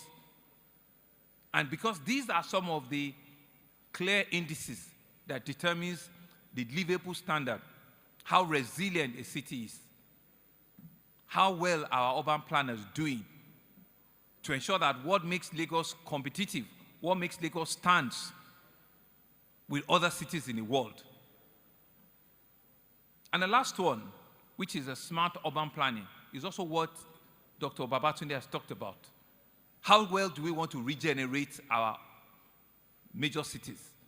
We had a huge fire outbreak in Dosumu, and we're not in a hurry to rebuild because it's an opportunity for us to regenerate. We've taken the entire stretch of Pelewura markets.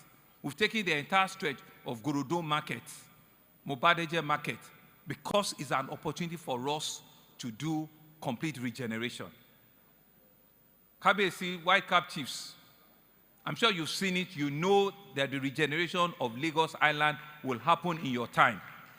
The regeneration and the rebirth of Lagos Island, you will see it in your own time. And that's what we're doing in a meticulous means. The city senator is from that neighborhood. The regeneration, so we're not about displacing people. We're about ensuring that we can use our land spaces very well. We can regenerate for today and for the generations that are coming behind us. In Lagos Island today now, we've just given approvals to rebuild another 8 internal roads from Ojogiwa to the extension of Adeniji Adele all the way to Igadugoron.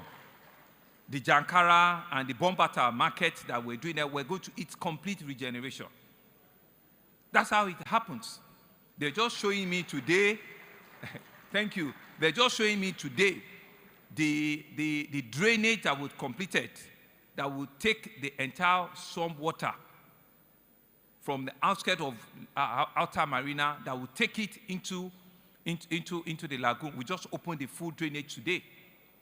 That's the only way we can make this city safe and secure for ourselves. And so when we talk about the Lekki corridor to be the fastest growing corridor in the entire sub-Saharan Africa, it's also because we want to plan and want to do the right things. It's also because when we see us completely move road infrastructure from the place, from 2 lanes, we're building 6 high lanes. From not having any other means of transportation, we're taking the green line to that corridor. So it is part of the patience and the collaboration that we want from all of you. So when we say to you that slow down, let us understand what you're doing. How well do you want to develop in that whole corridor so that you see what our own plans are? It's all part of ensuring that the Lagos can work for you. You can have predictable journey time. You can have a city that will meet the needs of today and will also be able to ready and meet the needs of tomorrow and the day after tomorrow. And so I want to assure you that we're remaining steadfast, we remain committed as a government, we're really ready to listen to you, to work with you, to collaborate with you as professionals, so that we can develop this city together. We can cohabit and we can readjust within the 3,665 square kilometers that we have. The whole place is being built up. And like he showed us from the master plan, we don't have any other place to go to outside of the Lagos Lagoon and Atlantic Ocean. Is to push back and move into Ogun State. And we're doing that and we're doing it very well.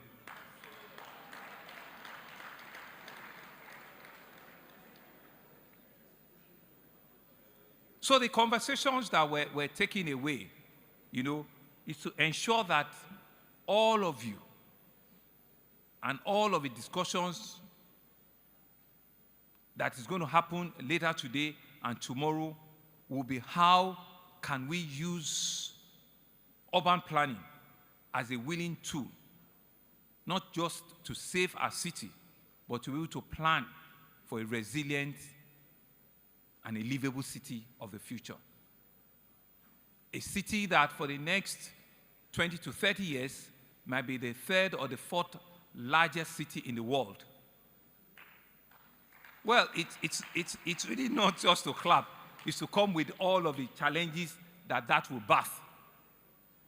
It's for us to be able to think and be able to absorb the shocks of such developments. It's for us to ensure and appreciate that the climate change and our ability for adaptation and adaptable strategy is real. I can see the Special Advisor, SGD, and climate change nodding her head. It's to ensure that we are in compliance. It's to ensure that carbon emission, carbon footprints as much as we can reduce it to build a city of the future are part of the conversations that we're having. As much as possible, where we're ensuring that our EGIS data mapping from the offices in Alausa or from your own comfort of office, you can see what level of development is happening in various parts of the city. And we can predict and plan ahead so that we're not just living and working around slums and blighted areas. For me, that's what I believe this whole engagement today and tomorrow should be. For me, this is what I believe this large audience and the large turnout of professionals that have come here should be taken away. For me, this is what I believe a collaborative and an engagement between the public sector and the private sector in this industry should be doing. And you can see that the array of the people that have turned out here today, it means that the public sector people are ready. From the entire leadership of our various houses in Abuja to the leadership in the state. So it's the private sector, quite frankly, that you all need to work with us and also be ready. We believe that together we can truly build a real estate system that works for everyone. We believe that together we can develop a workable ecosystem that will make Lagos not just a signature of our country, but will make it an enviable city that all of us will be proud of. And so let us go out there. Let us engage ourselves. Let us come out with solutions and with conversations that will make Lagos the truly envisioned greater African model city that we keep talking about. Thank you very much. And I wish this conference the very best, and I officially now declare it open. And I'm believing, I'm hoping that the outcomes after tomorrow will be to improve the quality of Lacerera and real estate engagement in the state. Thank you very much.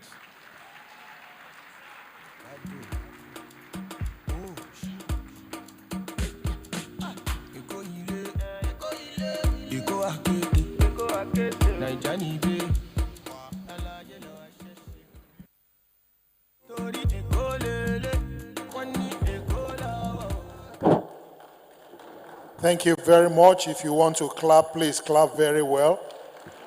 Whatever we do in Lagos, we do it very well.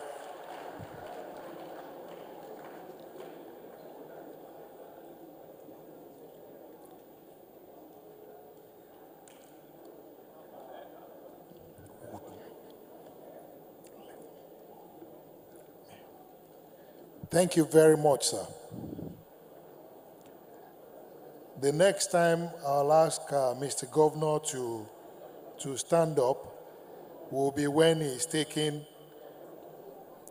a view of the stands, and I'll invite the top table to please come forward first and foremost to take a group photograph. When we take the group photograph, then we'll go around. When I called Mr. Governor the transformer, someone said our electricity is not functioning. Then I reminded the person that whatever Mr. Governor touches works. So since he is Mr. Transformer, our transformers will begin to function very well. And I can assure you very soon, with the new bill signed by Mr. Governor, we'll begin to have 24 hours electricity.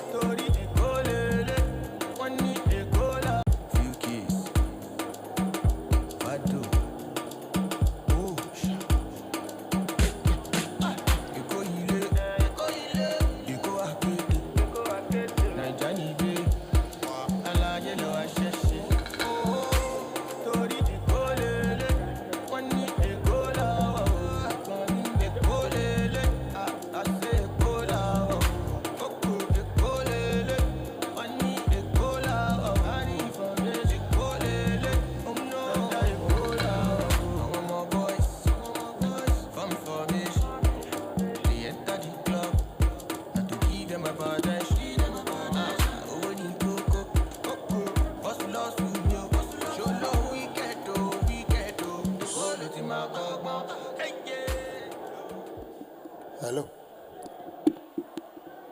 Please, can we listen to this very important information? I have here with me 2 platinum credit cards belonging to Quadri Egbodoku. If it's yours, please, you need to show me various identifications to prove that it's yours. We saw it on one of the chairs. Quadri Egbodoku.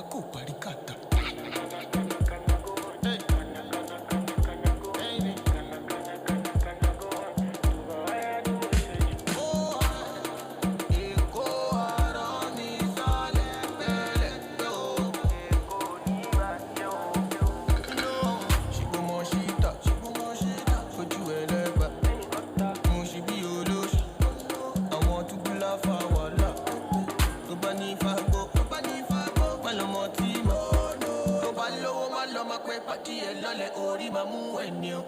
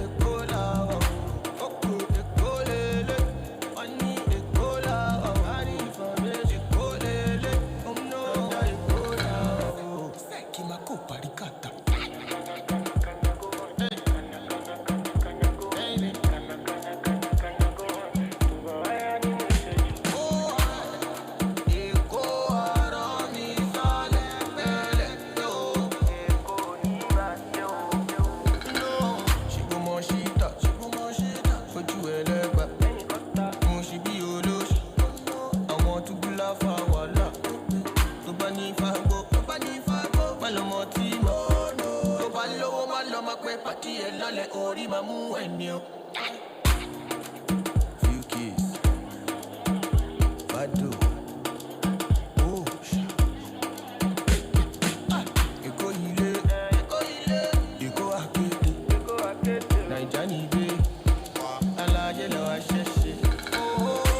Torí Eko lele, wọ́n ní Eko làwà o, àkànní Eko lele, àṣẹ Eko làwà o, òkú Eko lele, wọ́n ní Eko làwà o, àrí ìfọ̀mẹ́sì Eko lele, ọmọ Eko làwà o. Àwọn ọmọ boys, farm formation, they enter the club, and to give them a bad eye.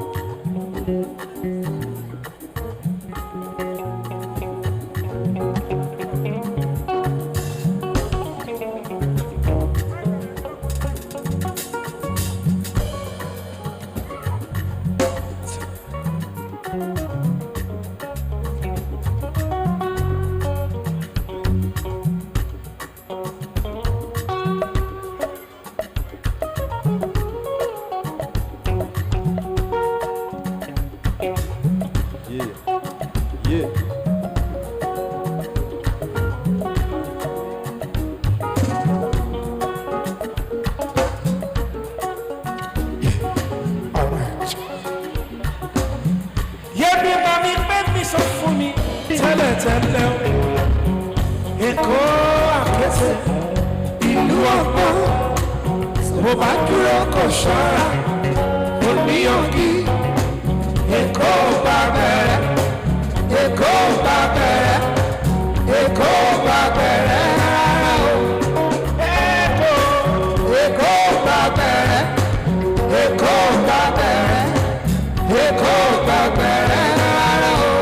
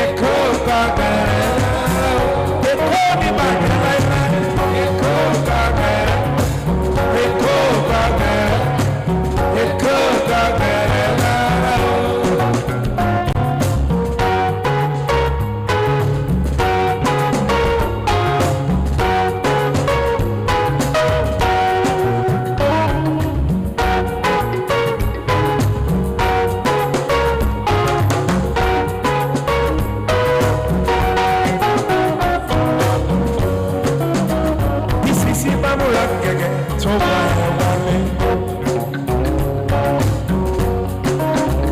Bọ́mọdé bá múra gẹ́gẹ́ tó wá ẹ wálé. A ní mo bèrè ẹ títí ṣé wọn ò jíṣẹ́ fún ẹni.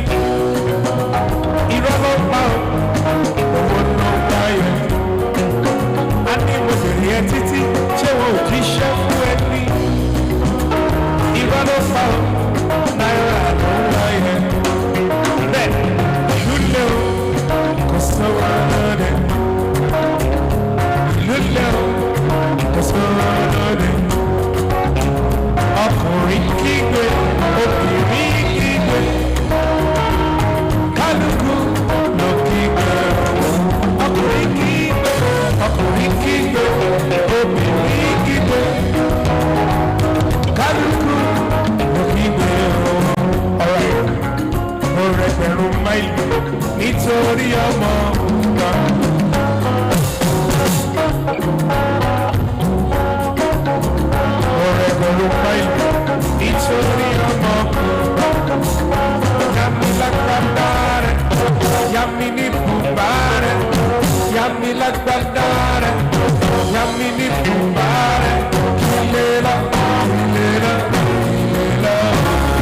Ó dàbọ̀, ó dàbọ̀ yé, ó dàbọ̀, ó dàbọ̀ yé, ó dàbọ̀, ó dàbọ̀ yé, ó dàbọ̀, ó dàbọ̀ yé, ó dàbọ̀. Ètò ìbàjẹ́, ó dàbọ̀, ètò ìbàrú, ó dàbọ̀, ó dàbọ̀ yé, ó dàbọ̀, ó dàbọ̀ yé, ó dàbọ̀, ó dàbọ̀ yé, ó dàbọ̀, ó dàbọ̀ yé, ó dàbọ̀, ó dàbọ̀ yé, ó dàbọ̀.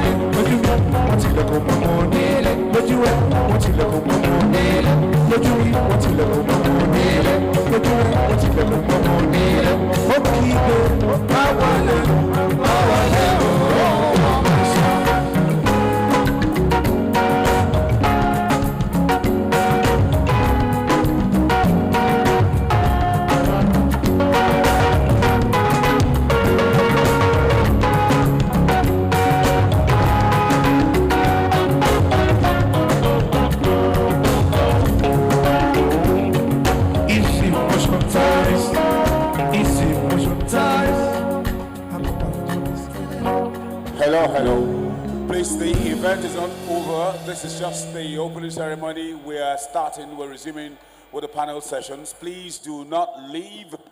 We appeal to you, do not leave. His Excellency has done the opening ceremony and has left us, but the remaining, please let's stay back. The opening session will start now. Thank you so much. More music.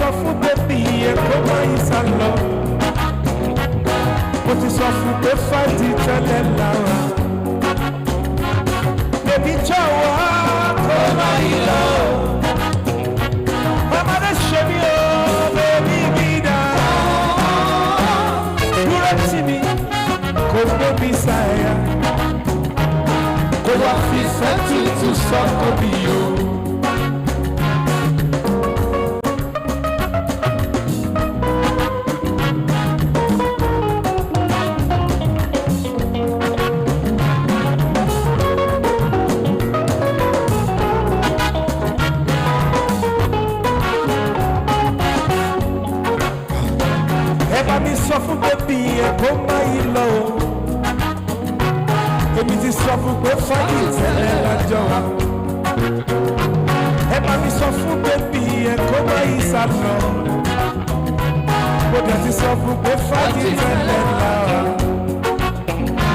Bébí jọ̀wọ́ kó má yí lọ. Bàbá mi ṣe bí ó bẹ̀rù ní ìdá.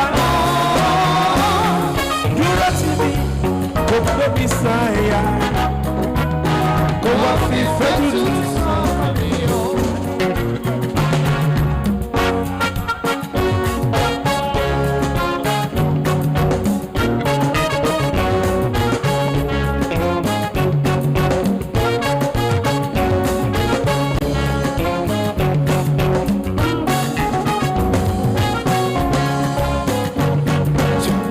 Ọmọ pupa o, ọmọ pupa lèmi ń fẹ́.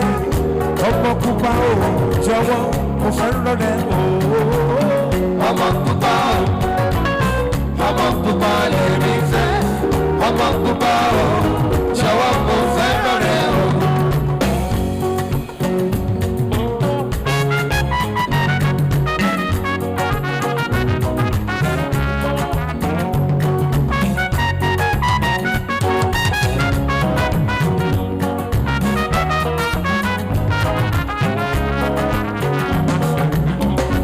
Ọmọ pupa o, ọmọ pupa lèmi wá. Ọmọ pupa o, jọ̀wọ́ mo fẹ́ràn rẹ o. Ọmọ pupa o, ọmọ pupa lèmi fẹ́. Ọmọ pupa o, jọ̀wọ́ mo fẹ́ràn rẹ o.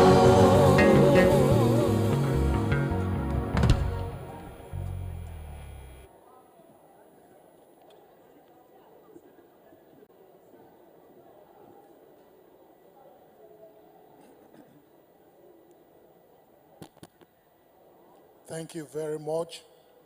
Please, can we be seated? We want to start the panel sessions.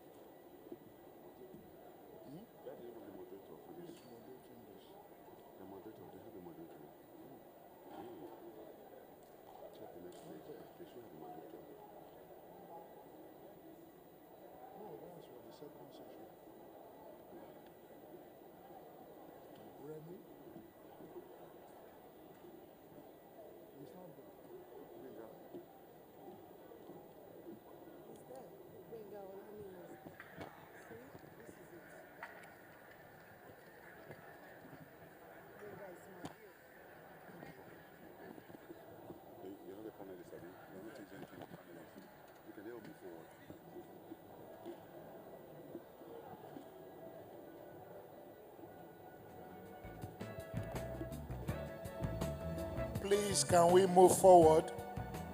Let's occupy the empty seats in front of us. It means God is taking us to the next level.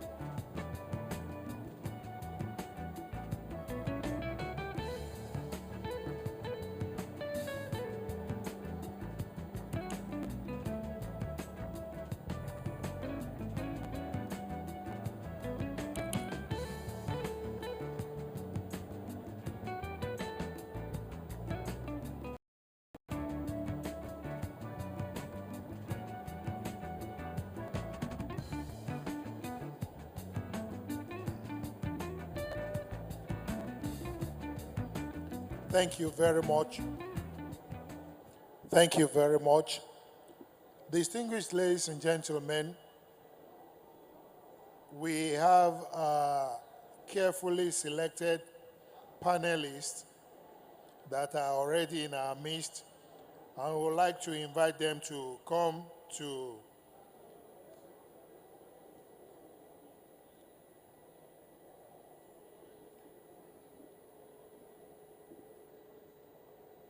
Would like to invite them to come up stage here so that we can do the needful. Ladies and gentlemen, let me invite the Honorable Commissioner for Physical Planning and Urban Development, Lagos State, Dr. Olumide Oluyinka. Please, a round of applause for him.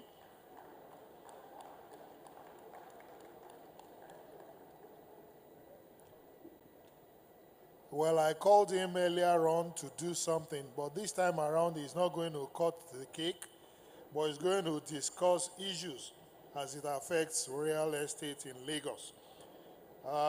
Ladies and gentlemen, please welcome with me the Honorable Commissioner for Waterfront Infrastructure Development, Honorable Ekundayo Alebioshu. Please, a round of applause for him.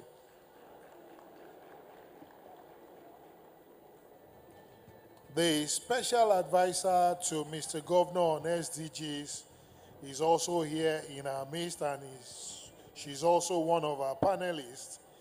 Please welcome Dr. Ore Fini Awokoya. A round of applause for her, please.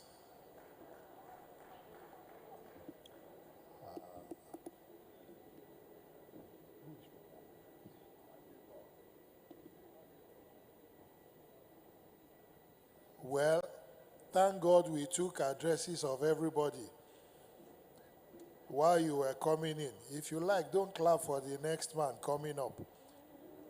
I know what to do.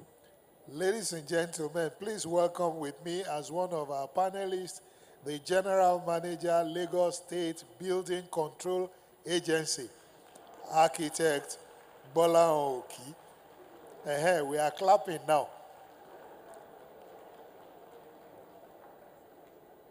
He's not Baba Wole Wole of Lagos, so he's Baba Wole Wole. After looking at the structure and everything, then if you don't have a red mark, then it means you have passed. Please, a big round of applause for our Baboloye.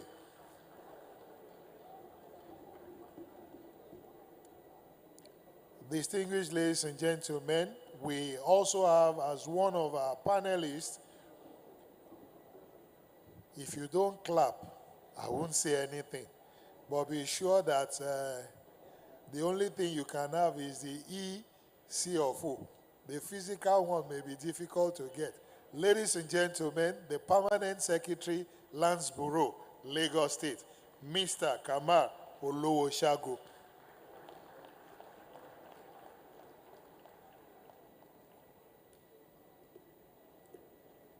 Well, you may be there, you say, I won't clap.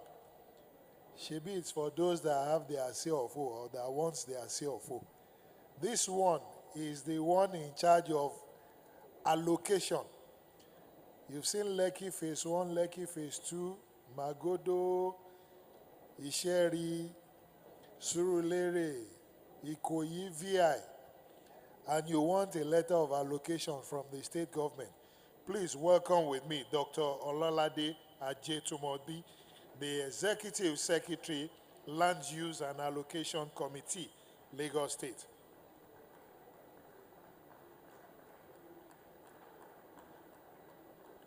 Please clap for her very well.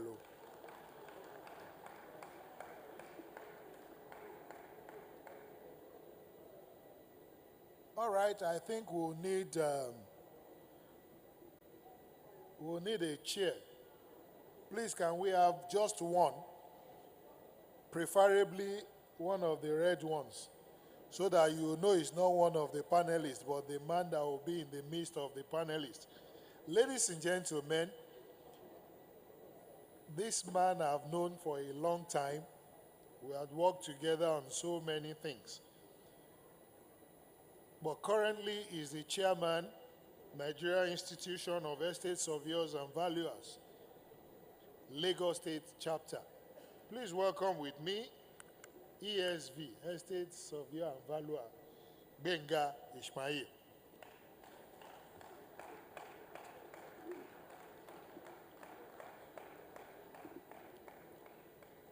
He will be moderating this session, and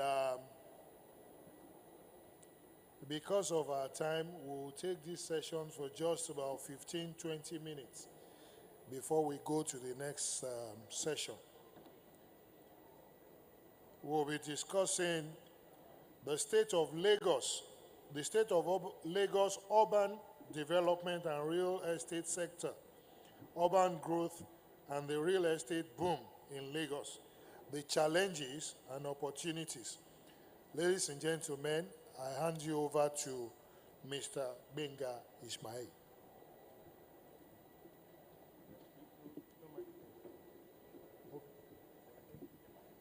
Thank you very much.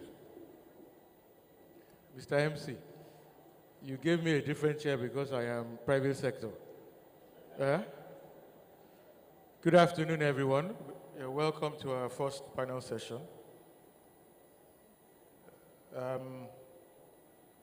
Reimaging Lagos landscape, ensuring sustainable real estate development practices. This session is going to be quite simple. We have, maybe I would describe Lagos finest here, because everyone sitting down here has a big role in this reimaging Lagos.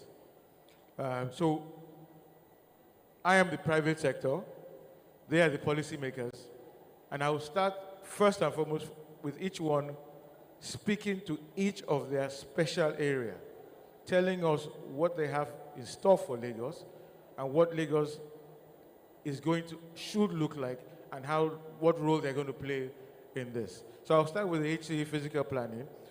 All through this morning, a lot of what we've heard is planning, planning, planning. A lot of this involves planning. So the HCE planning has a major role in what's going to happen. So it's fitting that he starts first and we take the other panelists.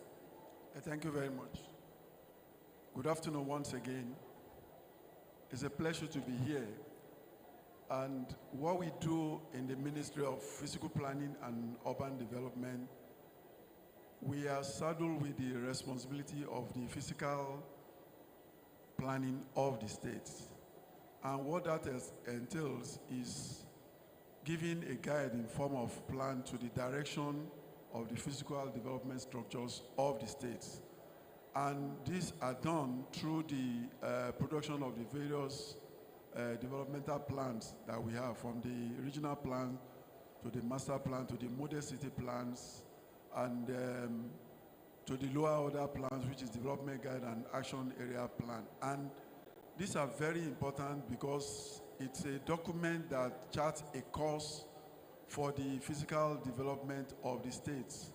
And what we've been doing, or what we've committed ourselves to do, is to now start from bottom up, because Lagos is already a settled environment. And when we are doing plans, you have to recognize the existing structures that are there, the existing localities that are there. If you take, for example, Badagry, the plan for Badagry is concluded now, and any moment from now will be held. And what was done basically is realizing the nature of that state, which is more of a marine area. You have a stakeholder meetings with all the necessary and concerned stakeholders in that environment. What is their means of life? What do they do? How do they go about it? What are the current and the latest trend in terms of development that could be fashioned into the next feature of development for this area? So these are things that goes into that plan, and when it comes out, it forms a guide for implementation, not only for the government, but also for the public at large. But the problem has been now the level of implementation of those plans, which is why from our last summit, we now want to open up and leverage on the private sector participation. For example, in that plan, we have areas which is mapped out for, and the Commissioner for Environment is here, for waste management and waste disposals. So they will take charge of that. We have the extension of the blue line up to Badagry, and we have the road infrastructure also built up to that area. And this will go a long way to assisting the developers to take charge in terms of thinking ahead and positioning themselves. However, good enough, the honorable member did mention about Lagos being the pay center, and it's an appeal also that other state governments in the country should also try and put effort so that we try to control the population influx, because the population growth for Nigeria, according to Bureau of Statistics, is about 3%. But for that of Lagos, is quite very high. It's higher than that, because you don't need a visa to move from Bauchi to Lagos. So people move in on a daily basis. And why? Because they are looking for that benefit. Like we've all heard today, Lagos is a good place for you to come and you make your money. However, people should be able to come and do within the extent of the law. If you look at the infrastructure that we've done now on the Badagry axis up to Kokomaiko, the beautiful roads that are there, but you have abuse. I mean, people building tents and sleeping on the center of the road. That, I mean, cannot be befitting of a mega city. So it's a win-win both for the government and the private sector in terms of recognizing and appreciation of the plans that are produced.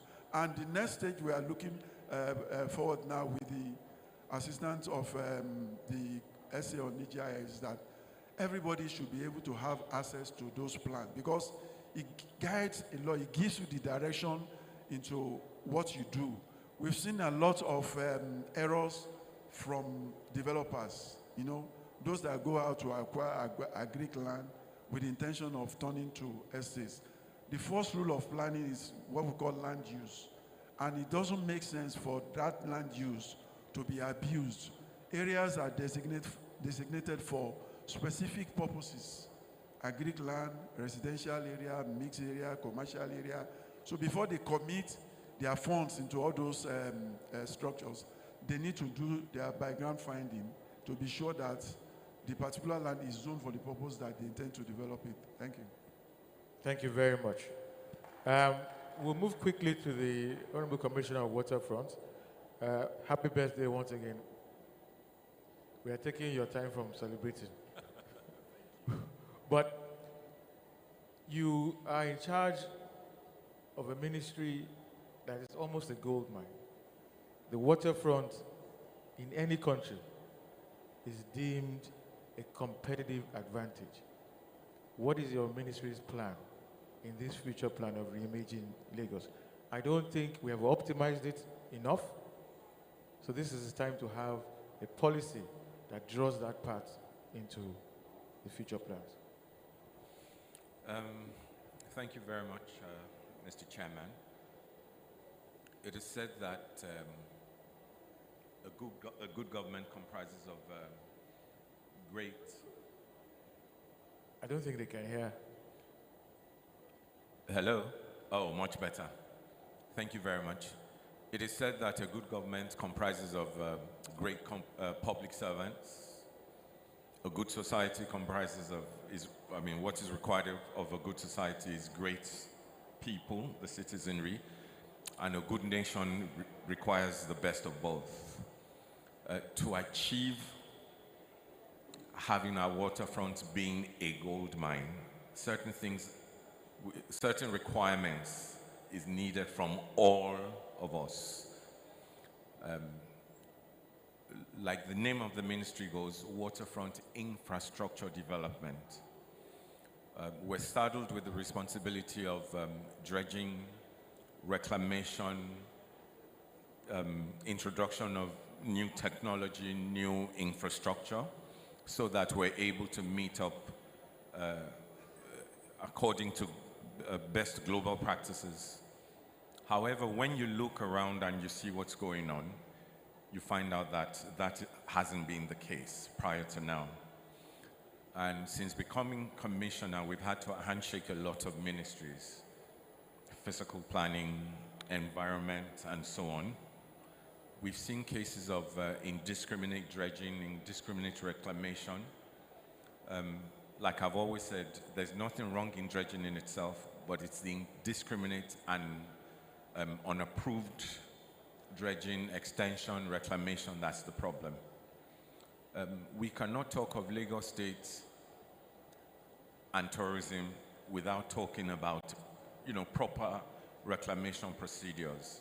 When you look at the UAE and you talk of Palm Jumeirah isn't anything but reclamation, but with a purpose, where they decided to make the reclamation work some kind of tourist attraction. But a lot of those who delve into this without approval actually go into this with the purpose of just selling land and actually creating the possibility of slums. When you look at certain areas along our coastline like Okwaja, Maigo and so on, you see that there's a lot of abuse there. But people tend to think that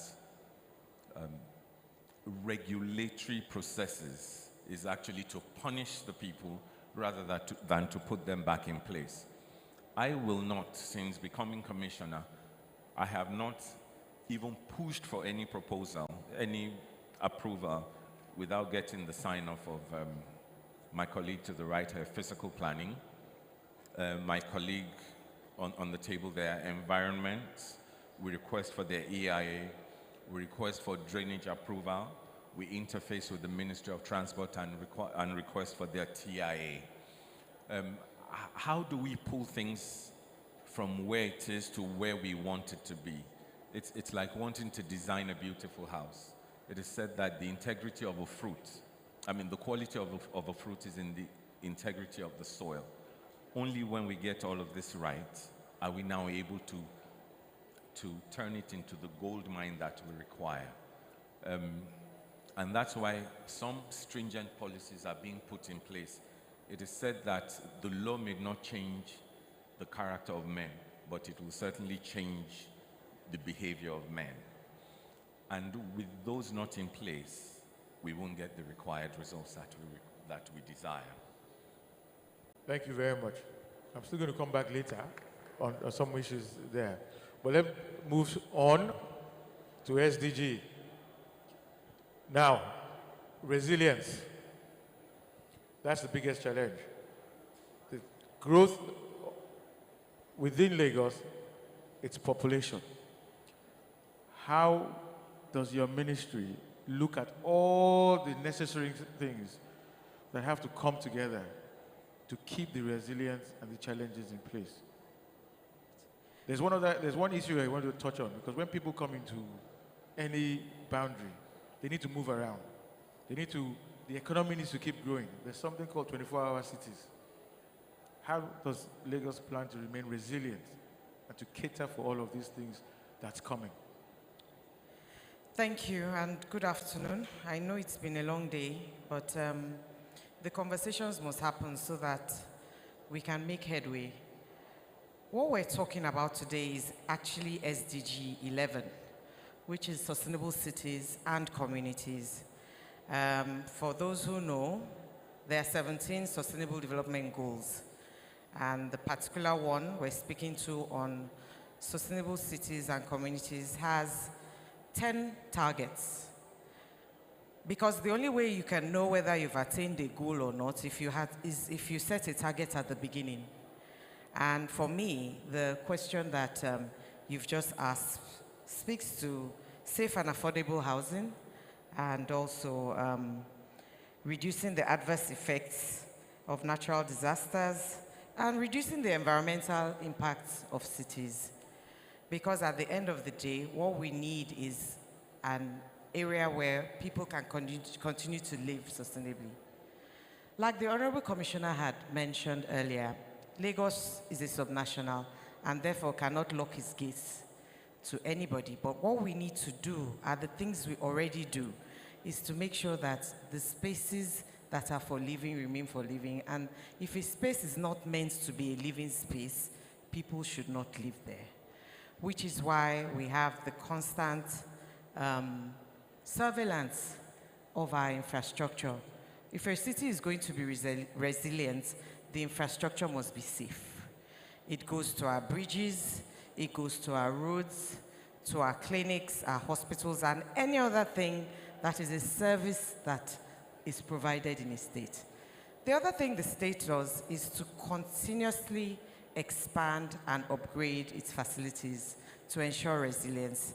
It goes to the hospitals, it goes to anything, schools, constantly upgrading, constantly refurbishing, so that we can absorb shocks. And of course, we're also looking, and we're in the process of flood risk insurance, because Lagos is at sea level.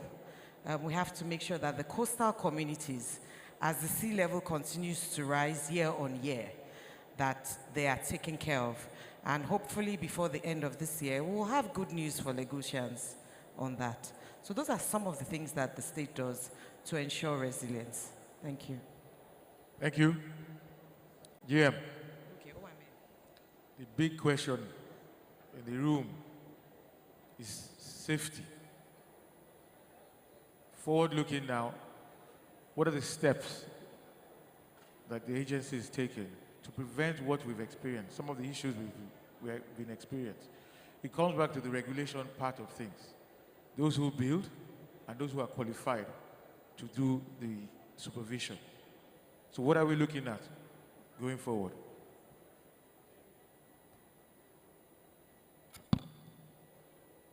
Hello. Thank you very much. Well, from the topic we are talking about reimagining Lagos. Reimagining. Sorry, please. Reimagining Lagos. And I want to imagine Lagos. Maybe that is why my thought went so far. The only way we can do that, which is one of the things that we've been talking about in Lagos State Building Control, is one, we need to put our attitude in the forefront first. When you are talking about laws, we have the laws that guide against most of the things the Commissioner for Physical Planning said, and most of the things that we do. And ideal situation is, an average person is supposed to get an approval from Lagos State Planning Permit Authority. And once an approval is being given, it holds on that person to write for an authorization. Reason for writing is that it's not everybody that gets an approval that wants to build immediately. It takes some time, some take years or two. But you need to write if you want to start construction. And the job of Lagos State Building Control is to do the day-to-day stage inspection. And when you are talking about day-to-day stage inspection, it's from the foundation to the finished stage. But where the twist comes in is when you have people that decide to do otherwise. Building controls are officers that people don't want to see on their side. But 90% of people constructing do what will bring Lagos State Building Control to the site. And that is overbuilding. Building against the approved layout. And what are the cause of this? One of the issues of the attitude goes to the people that owns the land. Where a land is, maybe in the last 5 years, happens to be 30 million. All of a sudden, the land turns to 200 and something. And the developer wants to have maximum profit. Gets an approval for 2 wings duplex. Getting to site, turn it to 4-story building, 6 family units. And when the officers of Lagos State Building Control comes in to do the staging and finding out that what they have done is not as approved, that is when you see the attitude of the low people too coming into place. That is the owner of the site or the developer give the area boys incentive to deal with the government official. Right now at Isolo yesterday, we still have such a thing that 3 of the staff, Lagos State government staff, were madly beaten, and 2 of them are at the hospital. But that is by the wayside. Things that we are supposed to do that will keep Lagos in the forefront and the issue of the planning permit and approval. people, they are laid out on every state, on every land. Agric land, everybody buys that and wants to build. Then we have to talk about the attitude of the professionals. Who are the first contact when it comes to construction? You have the lawyers, because they do agreements. What agreement is a lawyer doing on an approved agreed land? What agreement is a lawyer doing on federal government airport land? What agreement are they doing in a place that is supposed to be residential and they turn it to hotels and so on? But if we look at all this and building control, the government wants to take charge, other factors come in. That is when they look at the cost of construction, when that property is being removed. But what do we want to say to Omonile, a land that has CFO, and Omonile decide to sell it to the highest bidder? A land that has a particular function that the owner wants to build, and another person move to that side and start erecting. And when building control in all its ramifications, I want you to know that. Building control wants to remove the members of the public that are supposed to face the bull by the horn and tell it to their face that what this person is doing is wrong. Are the people supporting? They are looking at the cost of the building, not the havoc that the building is doing. So we have so many properties now. You get to a street, you see nothing less than 6 to 10 clubhouses, bars, and we want to enforce. But the same people that you want to enforce on are the people living there that are going to revoke. But days, weeks after, letter comes in that their children are being turned to. But if you want to really put that at the forefront, so many things that most of us are thinking are going to be in place. Majorly, removal. We don't demolish in Lagos State building control. We remove. And when you are removing, most people don't like it. And when you remove, Mr. Governor came on stage, talked about what happened in Kwelewura. Before now, if there's anything stolen on the expressway, anything happened on the expressway, that is where they run to. And that has been in place. To remove it, it took so many years. But we have to do the needful by removing. And that is what Lagos State Building Control is trying to. It's not about removal. It's about having a strength building. Because the life of an average citizen living in Lagos is more important than the millions any developer wants to make. And let's talk about the estates. We have so many estates in Lekki, so many people building an estate. Do they have layout approval? No. They divide a plot that is supposed to have a layout approval into segments. And they build. And at the end of the day, they turn it to an estate. Then the government, from physical planning, or building control, or planning permit authority, move to stop. The same issue comes in, the cost. But not considering the havoc of the wear and tears on the infrastructure being provided by the government, which is an extreme waste of taxpayers' money. All those things are the things that we fashion into consideration in physical planning, urban development, and building control. Thank you very much. Thank you. I think your work is really cut out for you. You know, the things you need to face are clearly obvious. Now, without being biased, my favorite people are coming next.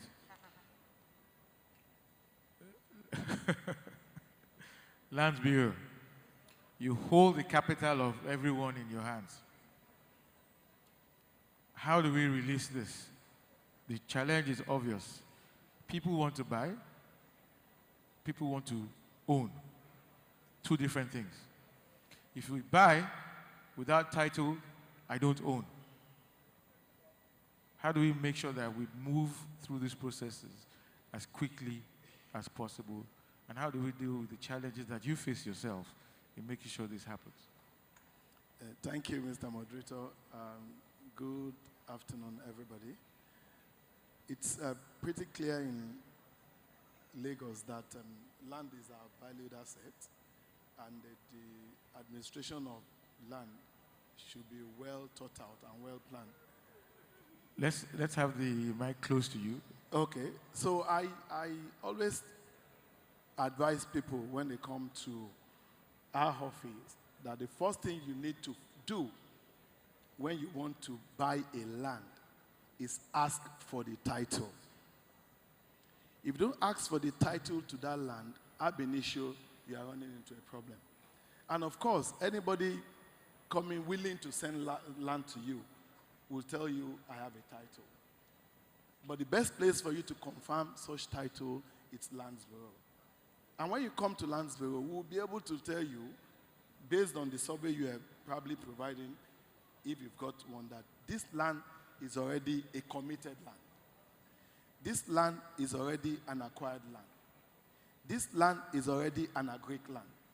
So ab initio, you know that those areas you cannot go. This land is free for you to buy. By the time you get those information firsthand, then you can move to the next stage of saying you want the title. You understand what I'm saying? So if you want the title, you now come back and get all your papers. Of course, people will tell me before that it's always cumbersome, the process is long and that. And I said, no, these days it's different because we actually made it simpler for people to get title. But of course, a lot of people try to cut corners and you go and deal with Omonile, believing that when you deal with Omonile, who will now tell you you are on your own at the end of the day. And that's why you make the work of Lagos Building Control Agents easier, because they will just separate your building from the land and give the land to the rightful owner. And I also add to people that when you want to title your land, the best place you can first do is get a land information through your survey from the office of the Survey General. I'm happy that the Survey General is there because we have myriads of complaints about, I have a land, I don't have a title. You cannot get a title on a land that ab initio is not there. So what I ask people to, and we've made it, the governor has made it easier these days. In the comfort of your room, you can get to do a search on the property in Lagos. And of course, we're moving ahead to ensure that you can get a certified true copy of whatever search you have, also online.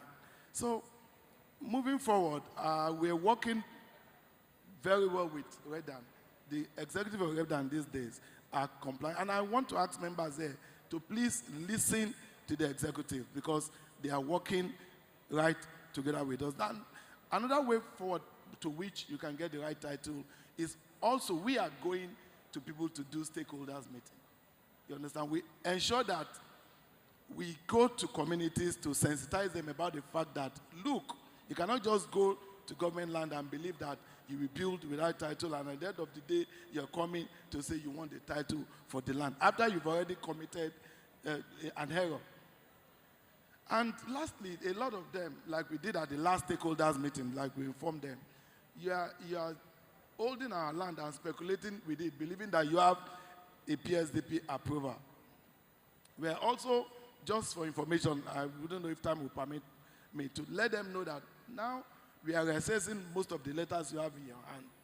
And if you're now coming back to say, we'll give you the present market value for what you have in your hand, believing that you can't speculate with such land again, saying that. And of course, you have a letter in your hand 5-6 years ago, like the GM said, and you're coming this year to pay. On what basis do you say holding the land for 5-6 years without developing the land, and you're coming back to pay? In essence, I will end by saying the process of obtaining title is easier in Lagos now. You come in, unlike before where we have a cumbersome process. It's now streamlined in such a way that you can access most of this information online. And we've already printed the brochure. Even if you don't want to go online, I brought one copy here, just revised, for you to pick one and get the process to which you can obtain your title in Lagos. Thank you. Thank you very much. Yes. I want to put you on the spot. I know I was going to ask you about informal settlements and documentation. But the PS just said something, that the process of getting title is much easier. You come from the operational side. I'm going to ask you that. Is it, if I come there now, how many days will it take me? And I use days easily, because sometimes some of us are experiencing years. So please tell Lagos now, what should they be experiencing if they come through for title conversions, if they want to, once they're buying and they're going to ownership? Okay, good afternoon, everyone, and thank you for having me here. Well, on the issue of titling and getting your titles on time, I'll talk first about certificate of occupancy, because as you know, we have quite a number of titles. So for the certificate of occupancy, once payment is made and everything is done, I can assure you that you get that within, say, 30 days. Certificate of occupancy. Yes. All things being equal. Once you've made your payment. All things being equal, yes. please. All things being equal. All things being equal. And things are equal. That's what we're looking forward to. Yes. So, all things being equal, meaning that you've made your payment on time and you've paid your taxes. Because there's no way we would issue a title without your taxes being paid. So, if you've paid your taxes, you've paid your allocation fees, your CFO will be ready in 30 days. And I'm sure, yes, I'm sure quite a lot of people can testify to that. So sorry, the essay said earlier on, actionable steps, things that will change going forward. So the ESA said, all things being equal, 30 days. So we're going to note it down. Mr. Moderator, sir. That we have all of this. We're passionate about this. I have to come in here. I make bold to say here in public that with all other papers that you have being correct, try us. And I say try. We've done it. There are members here. She can attest to that. In 30 days, we'll get your CFO out. I will sit with you, tell you what you need to bring before you start. And if you don't get it out in 30 days, you can go back to public and say you don't have it in 30 days. Thank you. Thank you. Okay. Thank you, PS. So on the issue of consent, yes, we have a bit of issues. We have glitches here and there because we have just transited from the manual system to the digital system. So and we know that there's nowhere in the world where you change, move from manual to digital that you don't have teething problems. We're in our teething problem phase at the moment and things are a bit slow. We take full responsibility for that. But that's not to say that for those that have been completely digitized, that people are not getting their consent certificates within 30 days. Some people have, been able to get their consent in 30 days. Others, it's just unfortunate that, the titles that have been fully digitized are not the ones people are transacting on. But hey, it is what it is. But I tell you that Lands Bureau is different from the Lands Bureau you used to know. And you need to trust us. Because if there's no trust, if the people don't trust government or you don't trust what we do, there's no way, there's nothing we would ever do that you'll be comfortable with. So trust us, try us, and see that things have changed. And I'm sure, if you do business with Lands Bureau, you know that even the environment, everything about Lands Bureau has changed, and we're moving forward for the better. Thank you. Thank you. Mr. President, how much time do we have left for the second round of questions?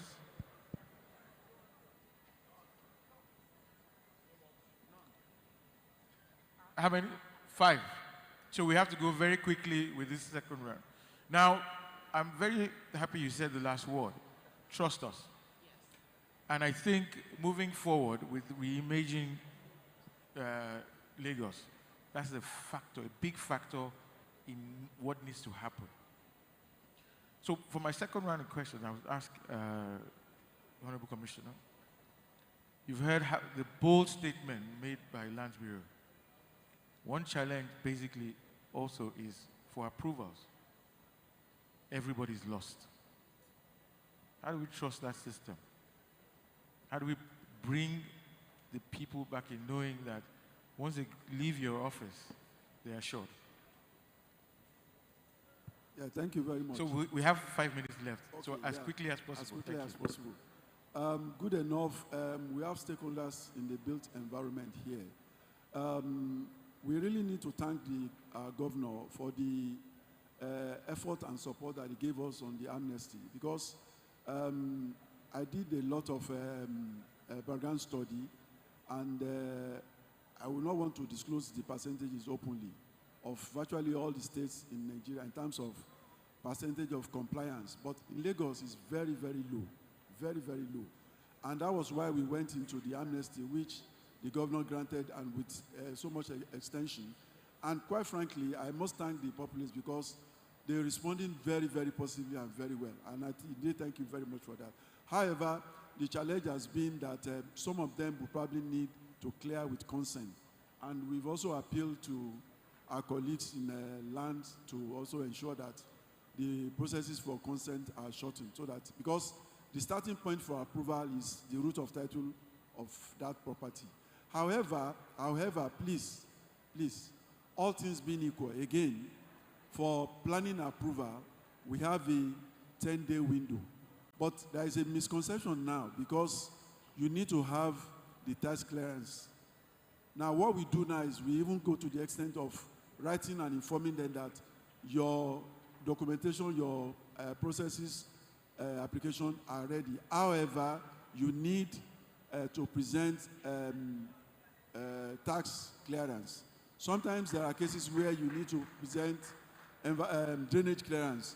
Sometimes you need to get transport clearance. But aside that, for us, all things being equal, you get the approval under 10 days. However, to our brothers and sisters in real estate, we need to be sincere with ourselves, and we need to be very true to ourselves. When you get approval, it's like a certificate. You are not allowed to alter anything. If your name is Olu and they wrote A, and you think you can tipes and change to you have nullified that certificate. The same thing with the approval. What you presented that was approved is what you are expected to build. Anything outside that, you've rendered approval null and void. Just last week, I visited a site in Lekki. There was no swimming pool in the approval, but on site now they've gotten approval. No, the question is that this is why we call it physical structure. Now, you cannot approach any embassy now and talk of visa if there is a need to submit physical property. Once there is a building on it, they will ask you for your planning permit. Once there is a fence, except it's ordinary land, once there is a fence, they will ask for your building plan permit. If you go to bank to access any facility now, they will also ask for your planning permit, because there is no point in presenting a document that can be removed by that big GM or environment if you build on drainage way. So planning permit is very, very important. But most importantly, let's be true to it, that whatever you want to build, declare it ab initio and get approval for it. That's why we call it real. You cannot hide it. And if it is wrong, 20 years' time, we can come. And we've seen cases where estates are completed and sold out, and the developer will disappear, now leaving the occupants in jeopardy. They are expected now, as part of the document, you are expected to give them your planning permit approval. It's part of the valid document that you must hand over to them. So please, and please again, planning permit is very, very important, and let's be truthful to ourselves. And for those of us engaging, I'm working on a book now on building collapse, and we talk of fake material, whatever. Fake material is sitting somewhere. It is us as professionals that will go and buy. Cement is there. We know the mix we are supposed to use. If you don't use it, it's not the fault of the cement. It is our fault as professionals. And on every side, you have all the professionals. From the architects, your clients will come to you. They are not knowledgeable, and we are supposed to guide them. If they come to you and tell you to do something, if it is wrong, we all did professional practice and code of conduct. If it is wrong, tell them that is wrong, that is not possible. You cannot approach a doctor and tell the doctor, no, I don't want Panadol, give me this. It's not your field. We are expected to give them the right and sensible advice. They are not supposed to bully us. If you have approval for 6th floor and you think you can turn it to 8th floor, it's physical. Anytime, 2 years, 4 years, 5 years, we'll come there and we'll do what is right. So please, please and please again, let's do the right thing. We all know what is right. There's nothing that science cannot do. If you want to do 8 floors, start and present the 8th floor and get the approval for it. Not to get 6 and turn it to 8. Or you get 2 units or 10 units and you get to site because the market is rosy now and you add more. That's not proper. Thank you. So before you hand over that mic, we need to make clarifications. All things being equal, how many days are you saying? 10 days. All things being equal, 10 days. Yes. So measurable actions. So on our side, private because sector, we will before be you measuring. are given an assessment, that this is the amount to pay, your drawings must have been screened. It must have been screened. So the moment you get that assessment, 10 days, you should get your approval. So what we'll be working towards in this Reimagining Lagos is they are getting to that possibility of 10 days. Yes. And we need to know the things that have to be equal. Yes.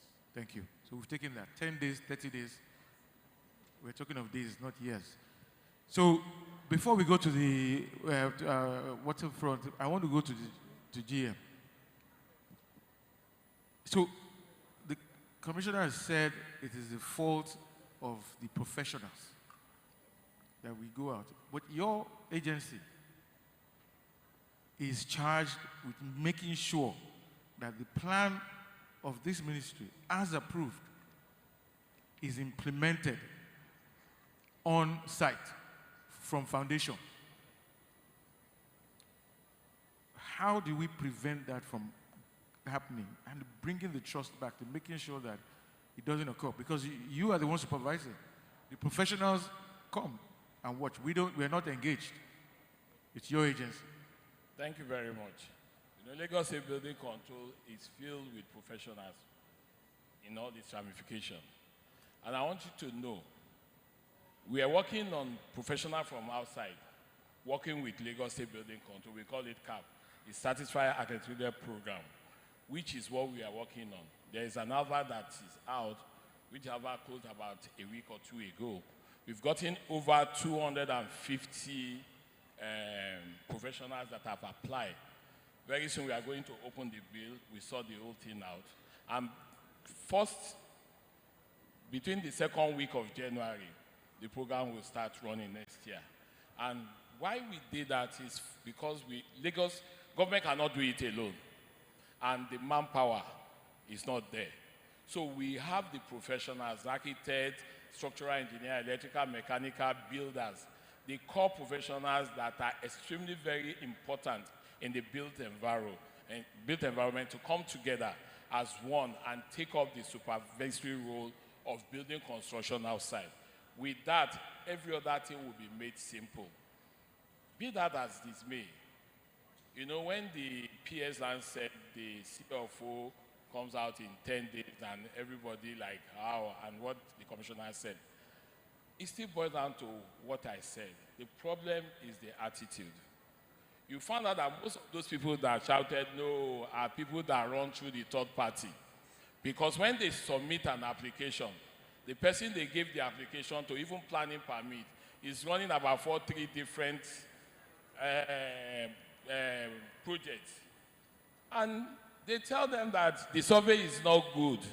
By the time the third party or fifth party that they send will come back, it's another 3-4 months. Same thing goes with the planning permit too.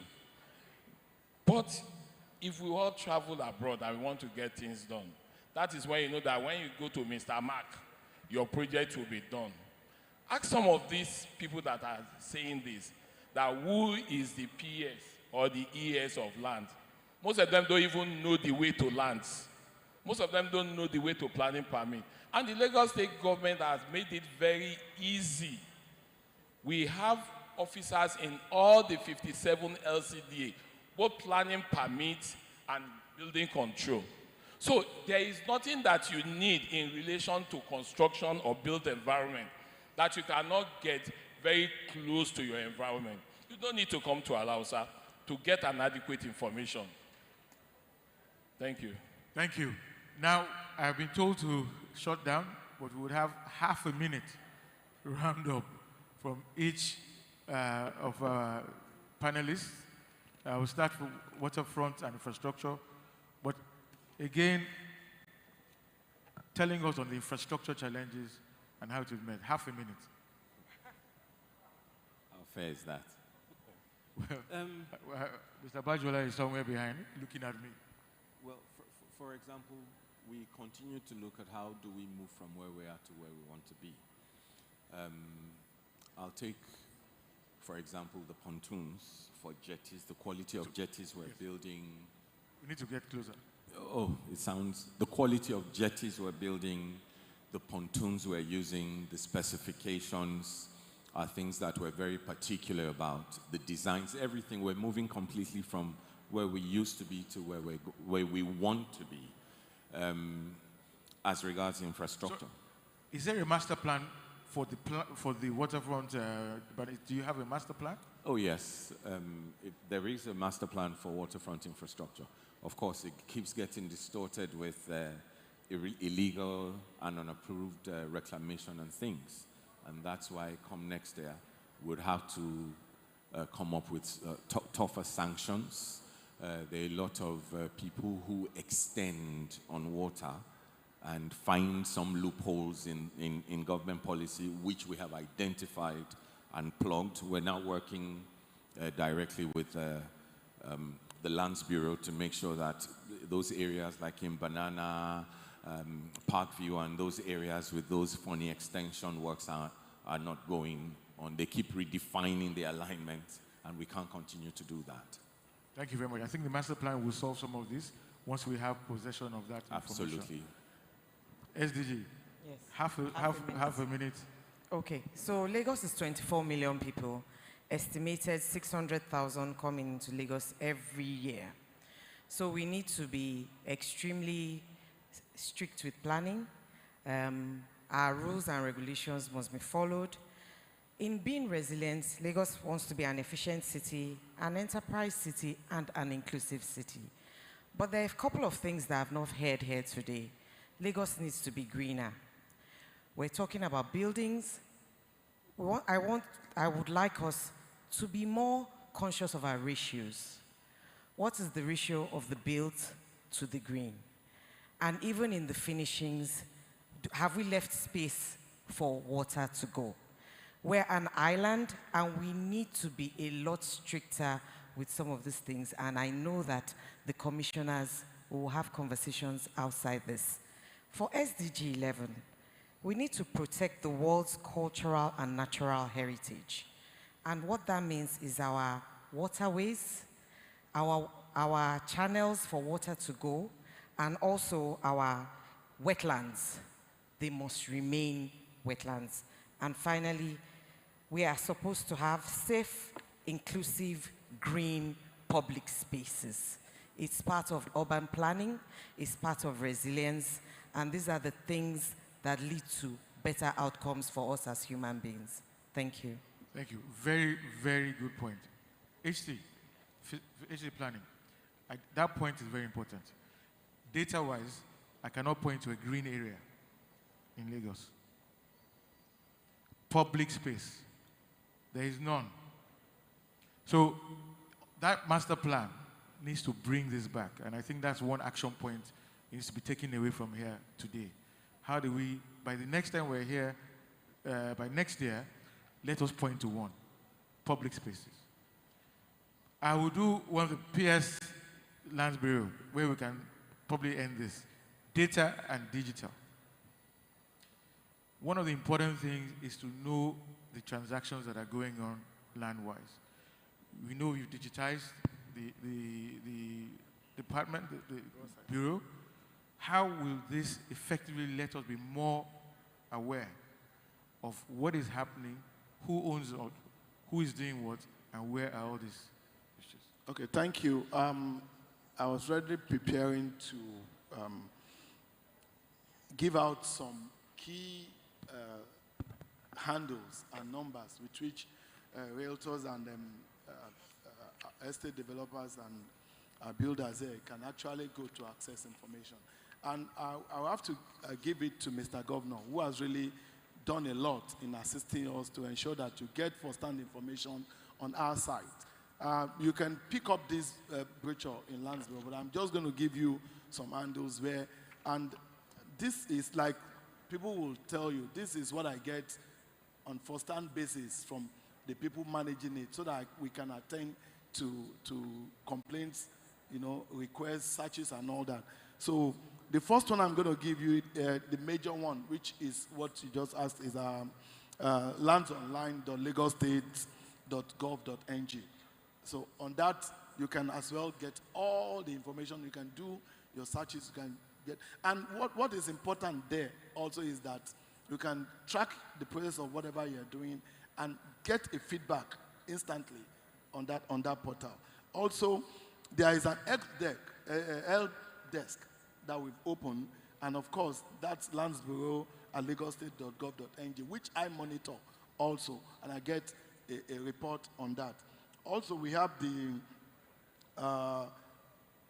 hotline with which you can get the information. That's 081-777-5128. And all calls on that lines are also recorded because it's managed by a consultant. With all these together, you can also come to Landsborough to really actually, and what I advise, what I want people to take out here is that, unlike before, we're working with Redan.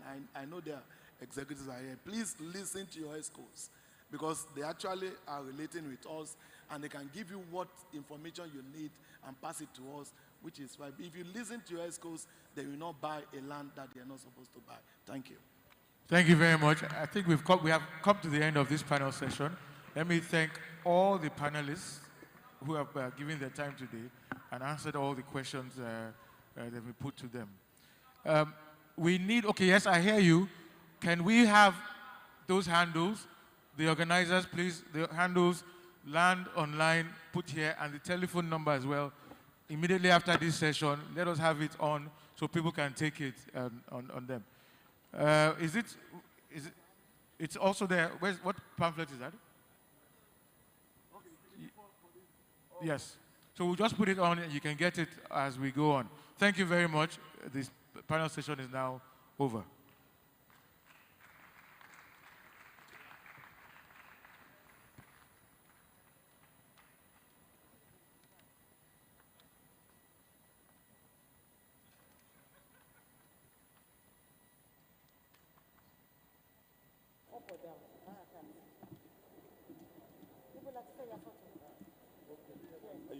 You should do it.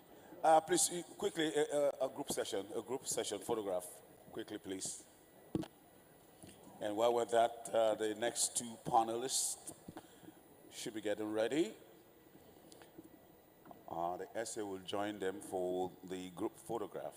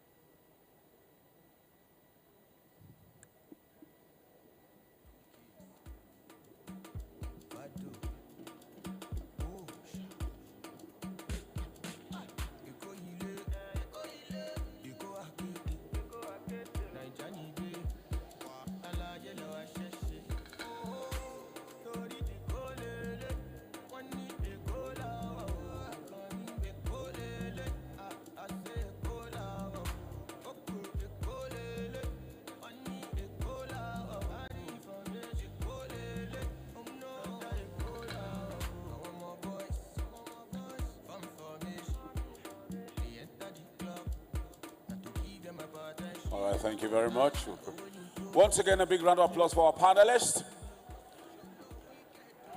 Please, a big round of let's encourage. Thank you. And to you, our audience, I'd like to say thank you so much for your patience. We'll soon be done. I want to thank you for being very patient and for sitting through this. This all for the future of real estate in Lagos. Okay, we'll go right straight into the next one, which is a policy round table. And I would like to graciously invite onto the stage Dr. Muiz Banire, SAN Principal Partner, MA Banire and Associates, to please come on stage. Please welcome him with a warm round of applause. Dr. Muiz Banire, former commissioner in Lagos State.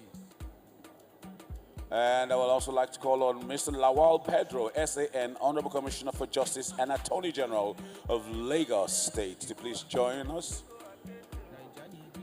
Mr. Lawal Pedro, SAN, to please join us.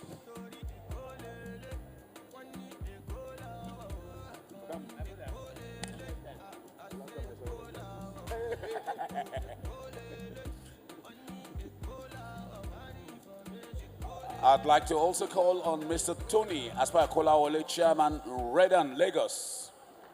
Please join us on stage.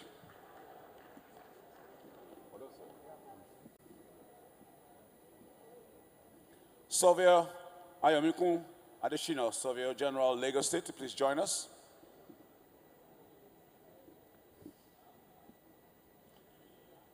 Mr. Bamidele Ibironke San, Principal Partner, Bamidele Ibironke and Company, please join us.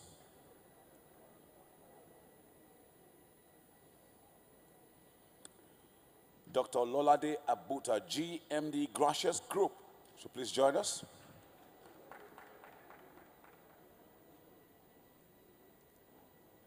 Last but not the least of this, Dr. Wale Adeagbo, to please join us as well. Dr. Wale Adeagbo, to please join us. And I'd like to call on our moderator for this session, for this policy roundtable, Peace and Amnese, President Feli Rep, to please come on stage.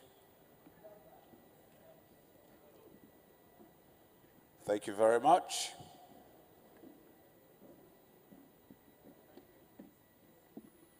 All right, at this juncture, where you're starting your policy roundtable, I wish you all the pineapples, banana, apples, mangoes, juice, in short, fruitful policy deliberation. Thank you. Good afternoon, everyone. We're going to have a robust discussion now. We'll be looking at legal framework and policy for sustainable development. And we all know that for us to have sustainable development, there is need for us to have regulatory framework that will work hand in hand, in order for us to have standard, compliance, and be able to, of course, integrate innovations and, of course, have accountability in the real estate sector. And without wasting time, I want to acknowledge the presence of all my fathers. My fathers, because they are my fathers, okay? So we'll start with Dr. Muiz Banire.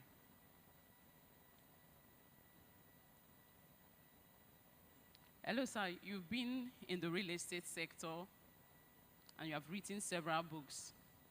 And, of course, you are a force to reckon with in the Nigerian real estate sector and legal sector by extension. So we are looking at regulatory frameworks. And we want to know because we have mixed audience. And some people are not even aware of some of these regulatory frameworks that we have in Lagos State. Do you mind if you list some of them and their aims? Thank you. Well, thank you very much. You know, there are so many laws in Lagos State that are governing the real estate, starting from the Constitution itself, which first or entitles people to own real estate. Of course, we also have the Land Use Act, which is more or less the foundational legislation that governs the issue of land upon which all real estate transactions are based. For the purpose of this discussion, or in the context of our discussion today, the Lagos State Real Estate Regulatory Authority law is there. Of course, we have the Realization of Titles law. We have the Capital Gains law, which also affects the issue of land transaction. Of course, we have the mortgage law and the host of others. So there are so many of these legislation that actually affect land in Lagos State. Thank you so much, sir. Before we continue, please, we have Mr. Bamidele Bironke, SAN, the zonal coordinator of EFCC. Sir, we are so sorry. If you are here, please join us. No, he's there. You're welcome, sir. Can we encourage him as he walks to his seat?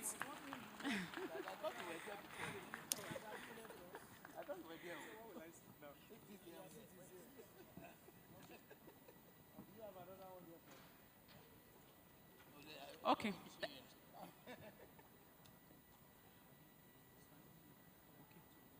Mr. Nnamdi Oba, co-founder, Sitemap, please, can you join us, please? Can we welcome our panelists? Please, let's welcome one of our panelists. You're welcome, sir.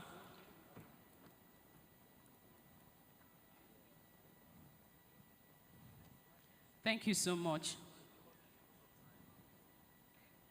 Okay. So we continue. Mr. Bamidele, SAN, sir, this is coming to you, sir. You know, we know that real estate transactions sometimes is involved with some form of financial related crime, especially when you're not aware or when you did not do your financial due diligence. So we want to know, how does the Economic Crimes Commission address issues of corruption in real estate development? And what impact does this have on sustainable practices? Sorry, you have given my name to somebody else. I'm Bamidele Bironke. There's a mix-up. I'm so sorry, sir. There's a mix-up there. Yes. That's the FCC man there. Yes, the question. Mr. So sorry, sir. So sorry about that. So the question is, how does the Economic Crimes Commission address issues of corruption in real estate development, and what impact does this have on sustainable practices? Okay, thank you very much. I was actually thinking the panel is very, very set and complete, but instead I should be there because of questions like this. And it's a privilege and honor to be here. Thank you. It avails me an opportunity to actually talk about this. If I reel out the statistics in just 1 year for you of the complaints we have received in the real estate sector, and then the amount of money that has been lost to issues related to this, you will be amazed. And you know, if we're talking about a sustainable development for Lagos, if we're talking about a very good future for Lagos in the real sector, there must be integrity in the whole process. A lot of people are parting with a lot of monies to some of these guys that are not grounded in the sector. So what is the EFCC doing? The EFCC within 1 year has received a lot of complaints. I don't want to reel out statistics here, but we have even had some of them charged to court. We've even had convictions of some of the people this year. Now, the areas we see always, you know, falsification of documents. We have had the senior advocates are here with very senior lawyers. We've had some lawyers challenging what is the business of EFCC when it comes to land matters, that land matter is civil in nature. But you see, yeah, it's civil when it comes to the issue of ownership and title. But when it comes to the issue of somebody falsifying a document to go and enter into a transaction for land, it becomes criminal. When somebody claims that he has land for selling, and in fact we have a lot of this every day, where you see people entering into transaction. The man has just initiated a transaction with the state government, trying to get title for a particular land. Title has not been processed, the process has not been completed, but he has gone into transaction with people, collecting billions of naira from them. If something happens in the course of it and then that processing of the title does not go through, he starts speaking language when he has somebody's money. And that becomes obtaining under false pretenses. It is no longer an issue of just ordinary land transaction. So we are doing a lot about that. And I want to commend the SA to the governor on this because she took the bold step. That's why I stayed here. I said, even if I'm going to speak here by 12 midnight, I'm going to be here. Yes, because, yes, sir, thank you very much. She demonstrated willingness to sanitize the industry. She and her team paid a courtesy call to our office. We had a long day discussing about most of these issues. We are having two different people having governor's consent on the same land. We are having issues of double allocation. We are having issues of people falsifying documents, cloning documents, and everything. So it is something we need to put out there in the space.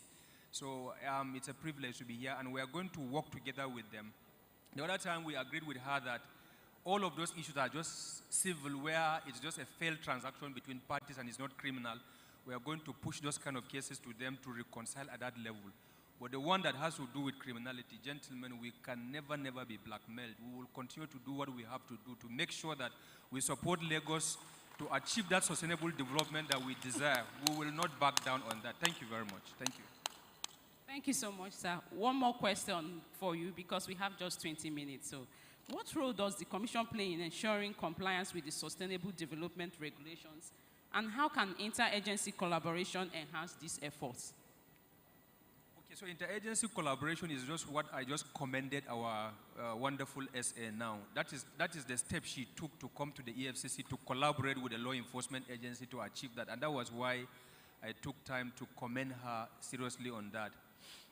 And like I told you, our doors are open. We are ready to partner with the state government, to support the state government, to flush out the quacks and bad elements in that sector.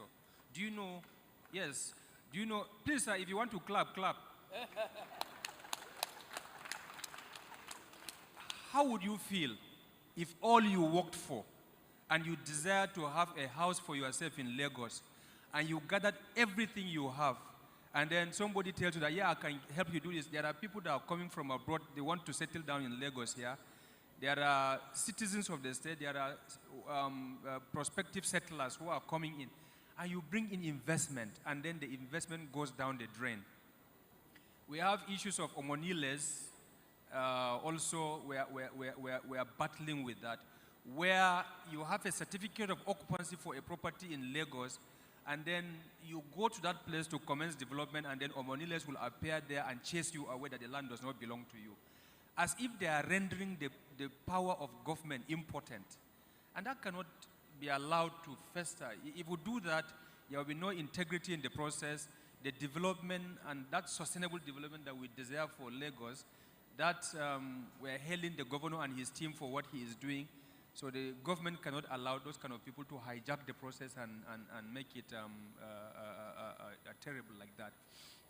And then I emphasized the issue of this on the part of the government. I want to use this opportunity to stress this. Please, let us, because if I give you examples, I have somebody with a case of over ₦1 billion. He has a property, he wants to go and start developing the property, and then he discovered that he has a document, another person has the same document, and we try to verify because we assume that one of the documents must be fake. So, but in the course of verifying the documents, we discovered that both of them were genuine. Yeah. So this matter ended in court, and the judge had to, at the end of the day, give it to the person that had the first allotee, and then directed that the other person be reallocated somewhere else.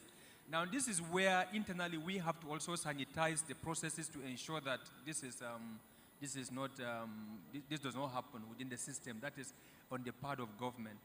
And then I felt very happy when I had the time that when they assured that CO4 can be processed within 30 days.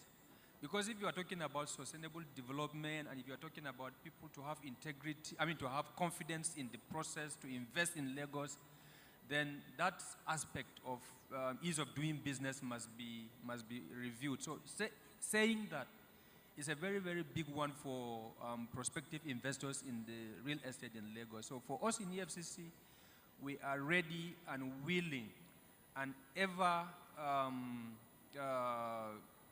ready, let me emphasize that, to take the bull by the horns to flush out bad elements in the system as we work together with the state government to achieve that. Thank you. Thank you so much, sir. Thank you. In fact, when you mentioned the issue of a double CFO, I don't know how many people have heard me talk about how we started female lawyers in real estate practice. It was one of the things we are trying to address, how to mitigate real estate investment risk.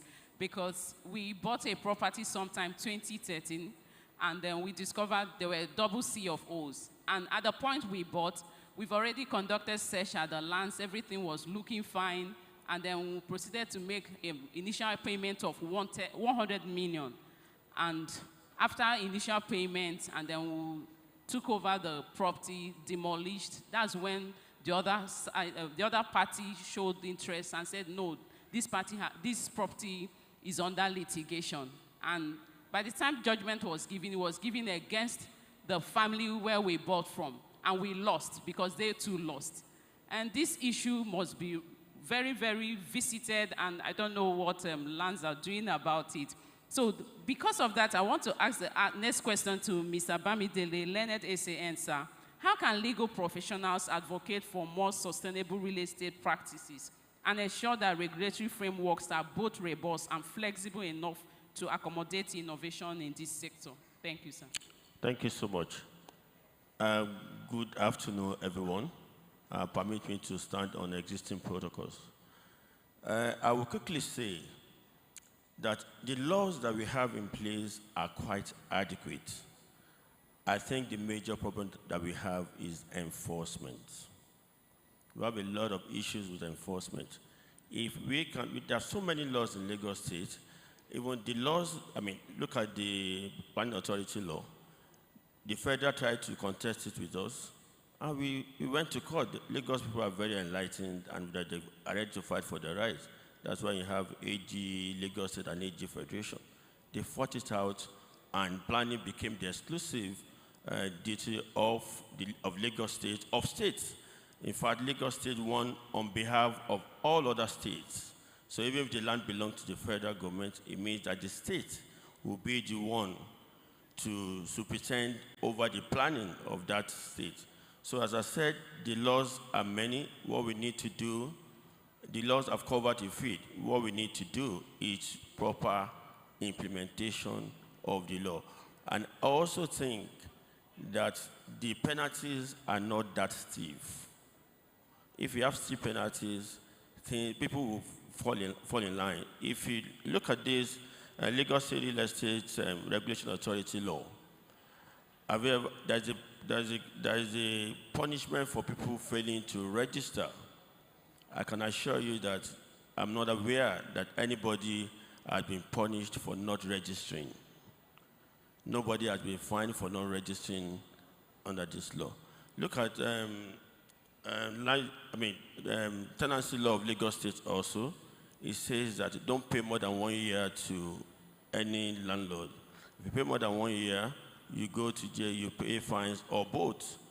But I can tell you for free that if you enforce that, you'll be staying in your father's house or you go and stay under the bridge. So there's no enforcement of those laws. That is the major problem I have. So we have adequate laws, if you ask me. We can do better, but the laws that we have now can sustain us. Thank you. Thank you so much, sir. So, Mr. Additional Surveyor General, sir, this question is coming to you. What role do zoning regulations play in promoting sustainable land use? And how can this be improved to better serve the needs of Lagos' growing urban population, sir?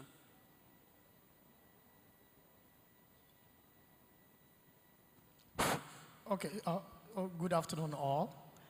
Okay, so the issue of zoning is quite clear.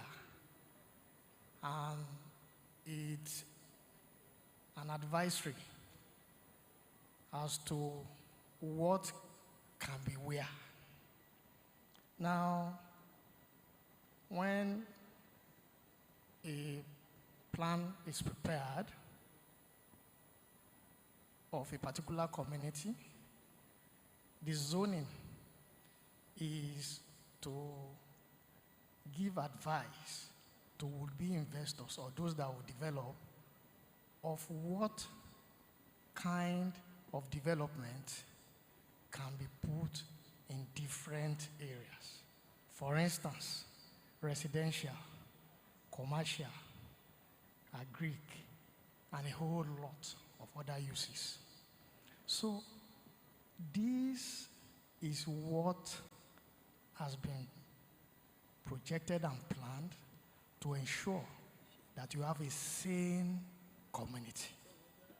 And so if it is adhered to, of course, you are surely going to have a community that is not only functional, but that is sustainable. So for us, at the Office of the State Surveyor General, one of the mandates of the office is to give parcel status report. So that parcel status report, one of the lines there is to give advice as to what use the parcel that is shown on the survey plan that is brought before us can be used for. For instance, you have applied for that land information certificate, is what we call that product. At the completion of that process, the applicant is then aware of what use the parcel of land he or she has can be put to. For instance, you made purchase of a parcel of land with the intention of putting on a residential apartment. But when you obtain the land information certificate, it's telling you that the zoning is for agricultural use. Of course, it is our belief that you should proceed to change your plan. So, one of the advice that we give is ever before you even make purchase, it is advisory for you to approach the Office of the State Surveyor General to obtain what we call a charting information, which is a product that gives advice in support of your intention before you ever invest. So, in all, my advice is that generally, before you invest, you must ensure that you have information about so that the information that you have will support your plan or your intention before you ever go into any investment. That is what I can say about how zoning of parcels or communities. Sure. Thank you. Thank you so much, sir. Thank you for that. My next question goes to the Honorable Commissioner for Justice and AG of Lagos State. Sir, what measures are Lagos State government taking to ensure that existing real estate regulations are effectively implemented? And how do these measures align with the goals of sustainable development?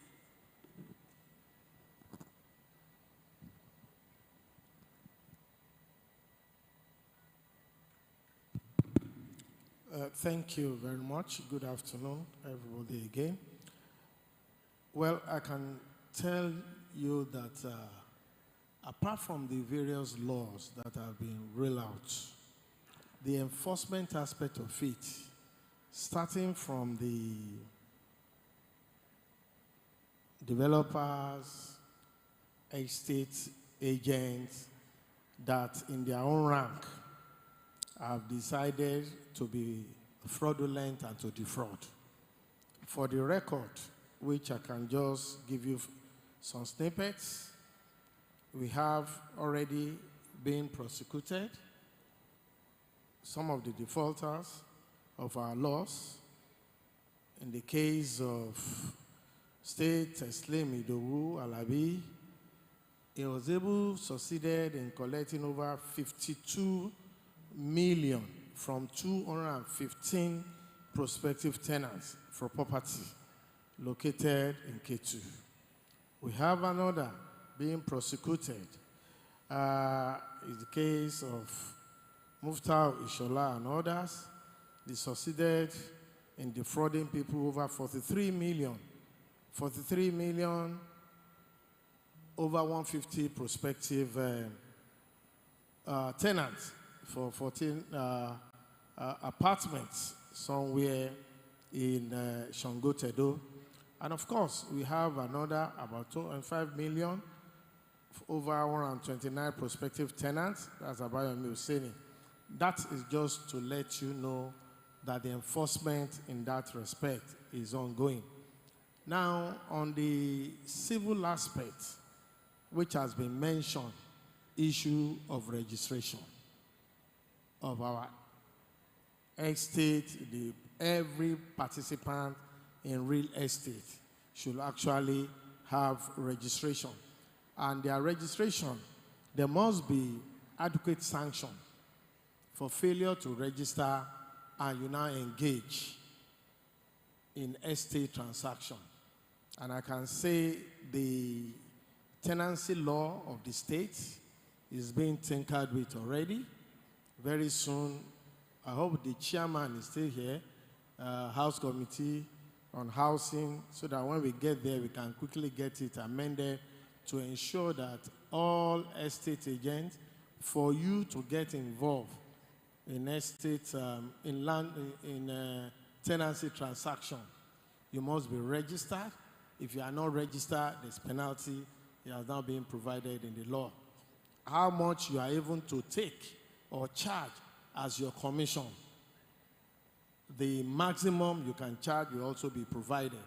Like also in the legal profession, if the property is not too large, you can begin to talk about 10%.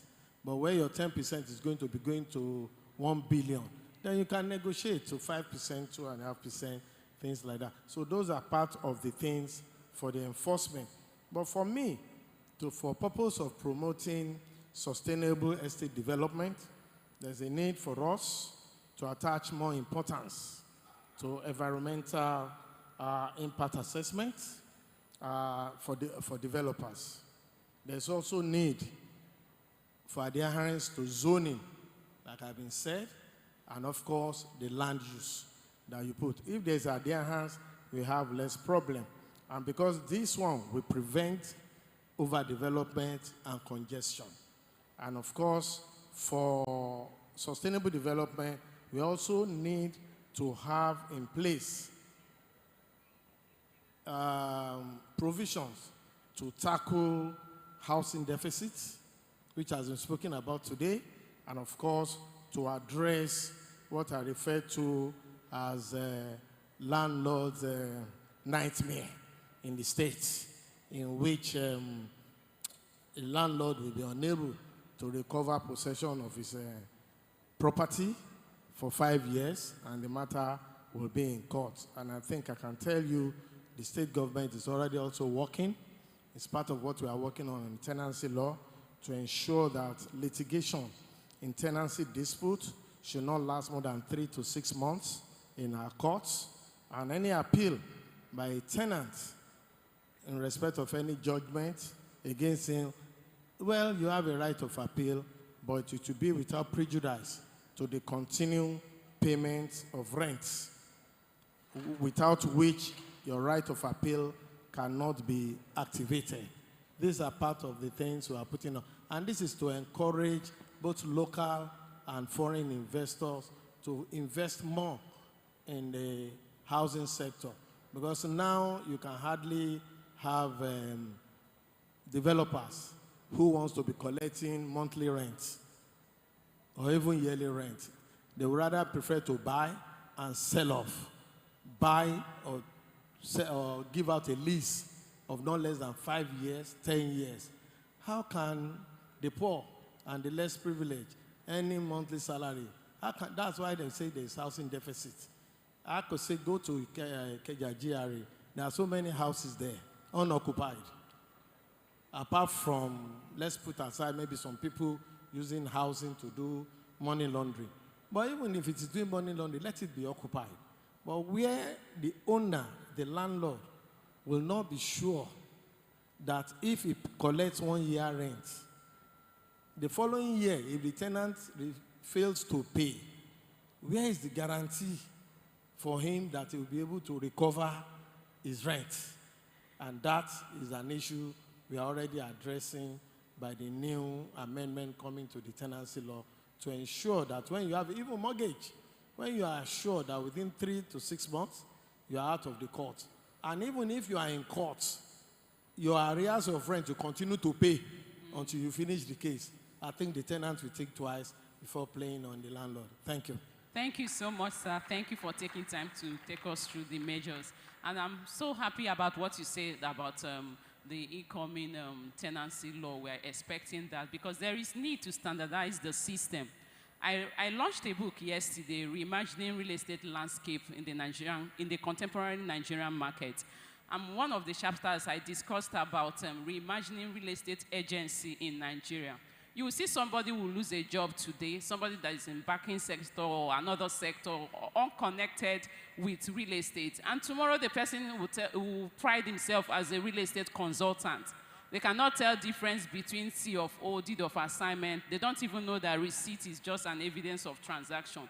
So there is need to standardize the system. And I believe that with the new law that is coming into effect, it will help to regularize the market. And with that, we want to go to the main people we are talking about, the real estate developers. So Dr. Tony, I'm coming to you, sir.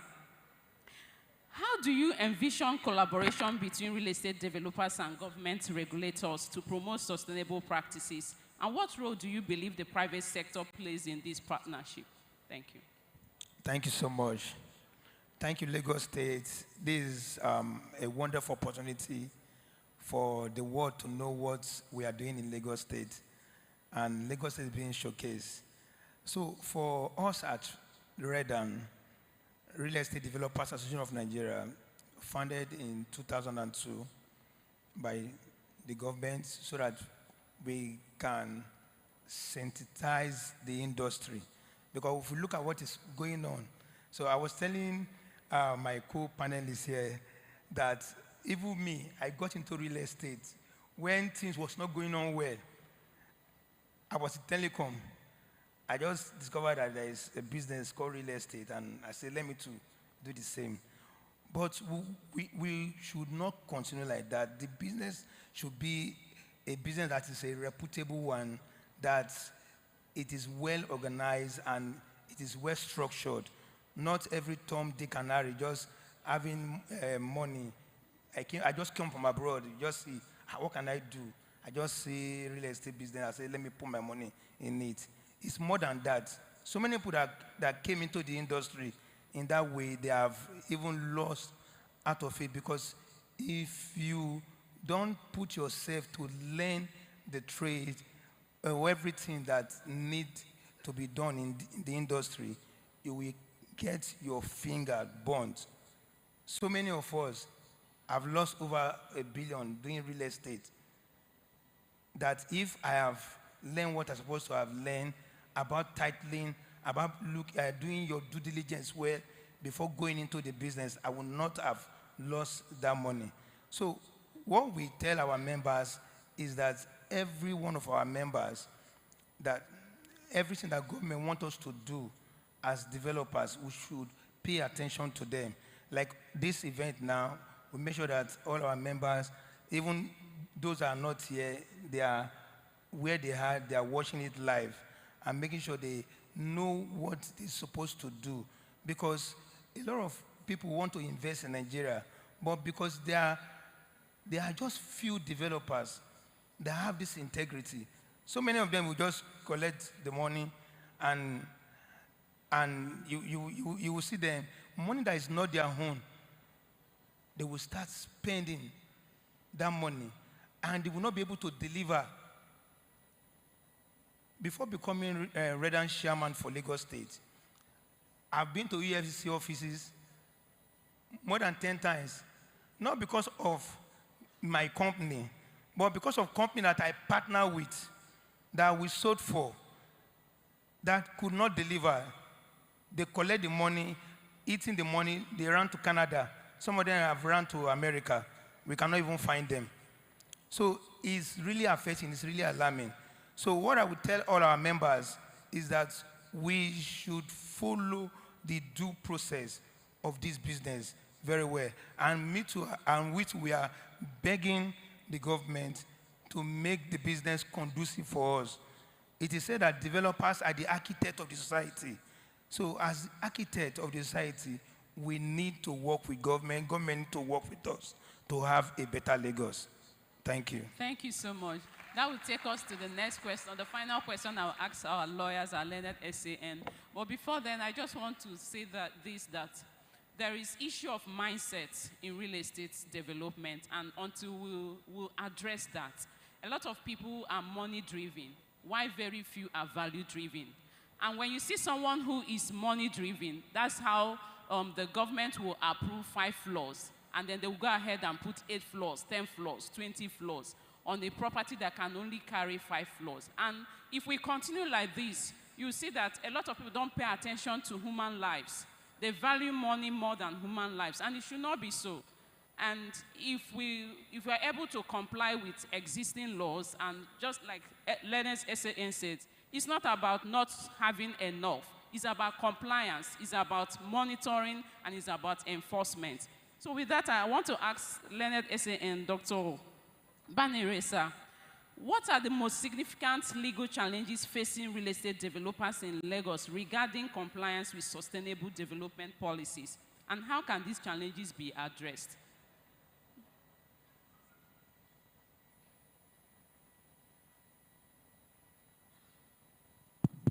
Well, I think the question you have asked possibly required a whole book to answer. Because I know you are a live book. Because a lot of them had been addressed.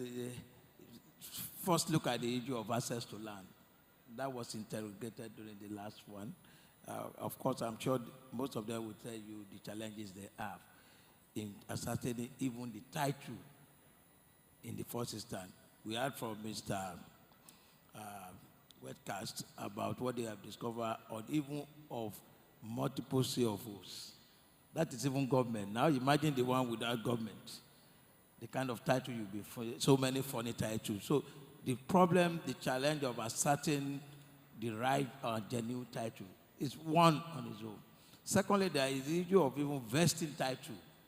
Not only in them now, even in the people that they have sold to, the purchasers of their property.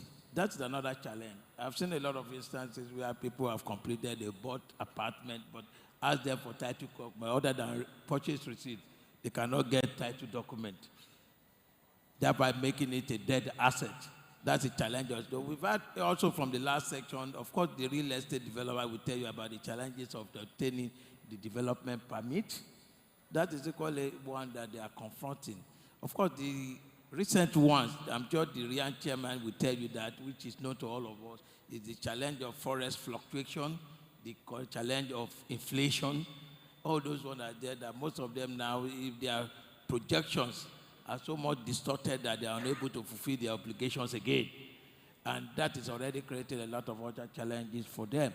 So again, we have the issue of even the infrastructure that are important to some of the development. One of the major keynote speakers spoke about the issue of waste management. That is still a challenge. The issue of water. These are basics. Still there. We have the issue of power. That is still there. These are things that are taken for granted elsewhere. But unfortunately, it's still a luxury in this environment. So these are some of the challenges that they have. So like if you look at them, how they even survive this, that's why some of them even cut corners, and you find out that at the end of the day, what they said to people are things that are even inferior than that which they bargain for. So for me, I believe that the major solution to most of the things that we have discussed, at least right from the opening to this stage, is that there is a need for interface of the various sections of both the public and the private sector. You see, from even the interaction in the last section, you will see that most of the agencies operate in silo. If you go to a place like UAE, for example, you have Happiness Center. What did they do in Happiness Center? It's a one-stop shop. You want to build today, your title you obtain there, your survey, your permit, everything to do with that transaction is in one place. So you don't need to start jumping from one place. So there is a need for us to ensure that there is a seamless interaction among the various regulatory agencies and the private sector.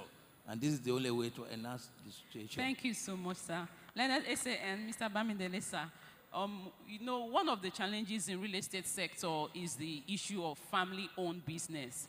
And then that brings the issue of a corporate governance structure in real estate sector. We don't even have corporate governance codes regulating real estate. I know in Germany, as far back as 2003, they established corporate governance code in real estate.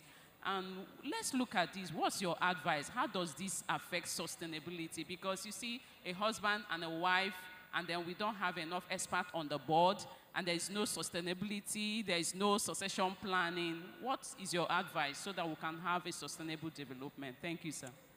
Thank you so much.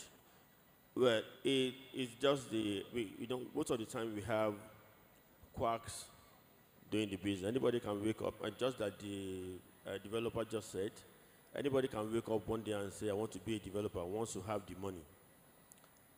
It used to be the case at CAC that you must be an expert in the field that you are going to before you can set up a particular company. Unfortunately, that has been taken out, maybe for the purpose of ease of doing business. I think that is not very encouraging. Then, about family business, I think I would advise buyers beware. I discuss this all the time, and I say that if you have a husband and wife doing real estate business, when you do your due diligence and you see that these are just these people, if one of them dies, that could end the business. That could mean the end of your money. So it is always better for them to have like a synergy for real estate practitioners, realtors to come together, developers to come together and do something big. If you have just one person, I look at some estates, once you lose someone, one of them, or anyone goes bankrupt, then that ends the business. So I would advise synergy in this kind of a situation, or buyers should be aware and go to where they know that they have proper structure on ground, when they know that there can be sustainability, when they know that their capital is actually huge. That's why people go to USC properties to buy properties. They go to other established organizations to buy properties. So you need to avoid them because the system, the law allows them to run it that way. So we cannot say they shouldn't do it because the law allows them. So what you do is for buyers to beware. That is what I would advise. Okay. Thank you so much. The next question goes to Mr. Nnamdi Oba.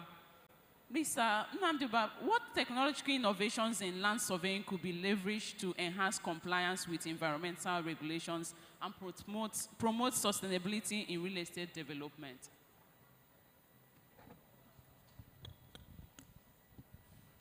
Excuse me, after him, please kindly do mine. I'm feeling very feverish. I need to go, please. Thank you. Thank you so much for that question. The place of technology cannot be overemphasized. A lot has been said during this conversation on how to build a sustainable Lagos. One of the things that we've identified as gap is that we also have a bit of issues with some of our policies. we've also agreed generally that there's issues with the enforcement. For us, as technology persons, we believe that technology can address some of those issues. The son just mentioned, a place in Happiness Center in Dubai. What is driving that place is technology, right? So can we have some of these agencies who are doing things in the value chain to be able to, streamline their process and be aided by technology for that to happen? And I'll also give you another example, a situation that technology can also help. There's a gentleman, he's a developer who happened to, get a portion of land that is designated for agricultural purpose. Now he got a C of O for this land, which is a plus for him, for marketing purpose. So he sold those land, but for the customers, the land was intended for residential. None of them knew that this land was for agricultural purpose. But he sold the C of O, which is actually true that he had a C of O. But these people are buying, something else. Now, these are some of the issues that I have recommended, that technology can address. If you have a C of O, how can the customer, a subscriber, easily have access to information like this, that the C of O that you have is intended for industry, for whatever purpose that it is? That would help those customers to, invest with their eyes clear. So that's how technology can help. And there are also other issues of, getting information about a particular property. The last session, remember the lady said that you can get a C of O in 30 days, and we heard the noise in the crowd. It just shows that people probably didn't believe her. As true as that may be, people didn't believe her.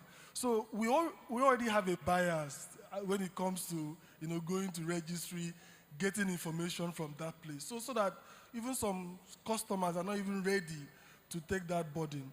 But if we deploy technology into these things, make them accessible, it will help address even the issues of enforcement. Because if I'm a customer, I'm educated enough to profile the developer, to profile the property, the documentation, I can get other information, and there are issues. I would not subscribe to that project, and that would set the developer up. That's how we feel technology can help improve the ecosystem. Thank you so much, Mr. Nnamdi. Dr. Laura, they're so sorry of how you're feeling. You will get better, all right? Thank you. How can developers and investors navigate the complex regulatory landscape in Lagos to ensure compliance and promote sustainable practices? Okay, good evening, everyone. What I feel will help us in this industry is enforcement. Aside the buyer's beware thing, I think, I am a developer, I think we need to be put on check, because it's unfair for the end users to lose money over and over and over again. This is 2024. I didn't learn anything related to real estate before I started, but I learned in the journey of the business. I'm so close to a lot of government officials today because I keep disturbing them, I keep asking questions. And they do things like this regularly. In 2024, I've attended about 4 of this kind of activities from Lagos State. They tell us things. It's a different thing if you do not know. And it's a different thing if you know and you are lazy to do the right thing at the expense of the end users. Until you start to enforce something that affects developers, we might not get this right. I understand that we are saying clients should do their checks, but let's understand that they are not buying from the native owners. Ideally, buying from us, they ought not to do any check. We should do our checks before selling to them. It's a different thing. It's a different thing to be a victim of circumstance. I have been victim of circumstances in the journey of this business. I've also gotten my fingers burnt. I've sold some wrong lands. They were not wrong when I was selling them because I asked questions before selling. But due to the fact that a lot of us jumped on this business, it was the excision in process thing. Before I bought, I asked questions. They said you can buy. If it has a file number, they will get excision and all of that. But in the line of the business, a lot of us came into the business, and it's impossible for them to give excisions because we have multiple applications and all of that. That was a mistake. But if I wake up today and go and sell an agric zone because it has a CFO, he has an agric CF4, and I'm selling to somebody as residential. That is wickedness. CF4, the use is different. It differs. They teach us these things. So if you are taking all this pain to teach us, and we are still doing it, then put us on check. Hold us accountable for some silly errors we do. The end users should not always face they should not always be the one losing the money. Please, you have to put us on check. Then also, thank you. The enforcement thing is very important. We have regulations. The regulators, you are the regulators, we are the operators. You still need to enforce. This is Nigeria. We are used to, until they hold us, we are used to, okay, let me just do it. Because when it comes to real estate is not cheap. It's not what you can buy when you build a wrong house. You cannot just change the location. It goes down the drain. That's a lot of money, hard work. So as a developer in 2024, you're still building without a building approval. You need to be dealt with on a serious note. You're still building without building approval in 2024. This is not the 90s. It's not the early 20s when we didn't have things like this. We have things like this on a regular basis. They remind us, they tell us. So if you choose to do otherwise, it means you're wicked. You're not a victim of circumstance. You're deliberately being wicked. It's not fair on the end users, honestly. It is really not fair. We really need to take this up.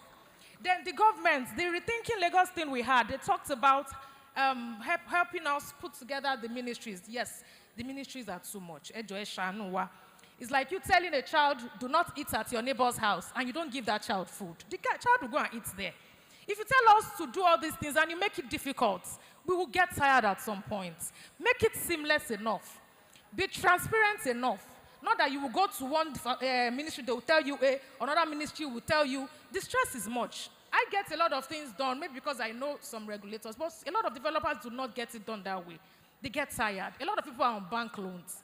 You know, although some of us, we have our own K-legs. But when you make it seamless, we will not have an excuse to give. So please, kindly make it as seamless as possible. Then please put us on check. It's very important. Thank you so much. I'm sure they've taken note of that.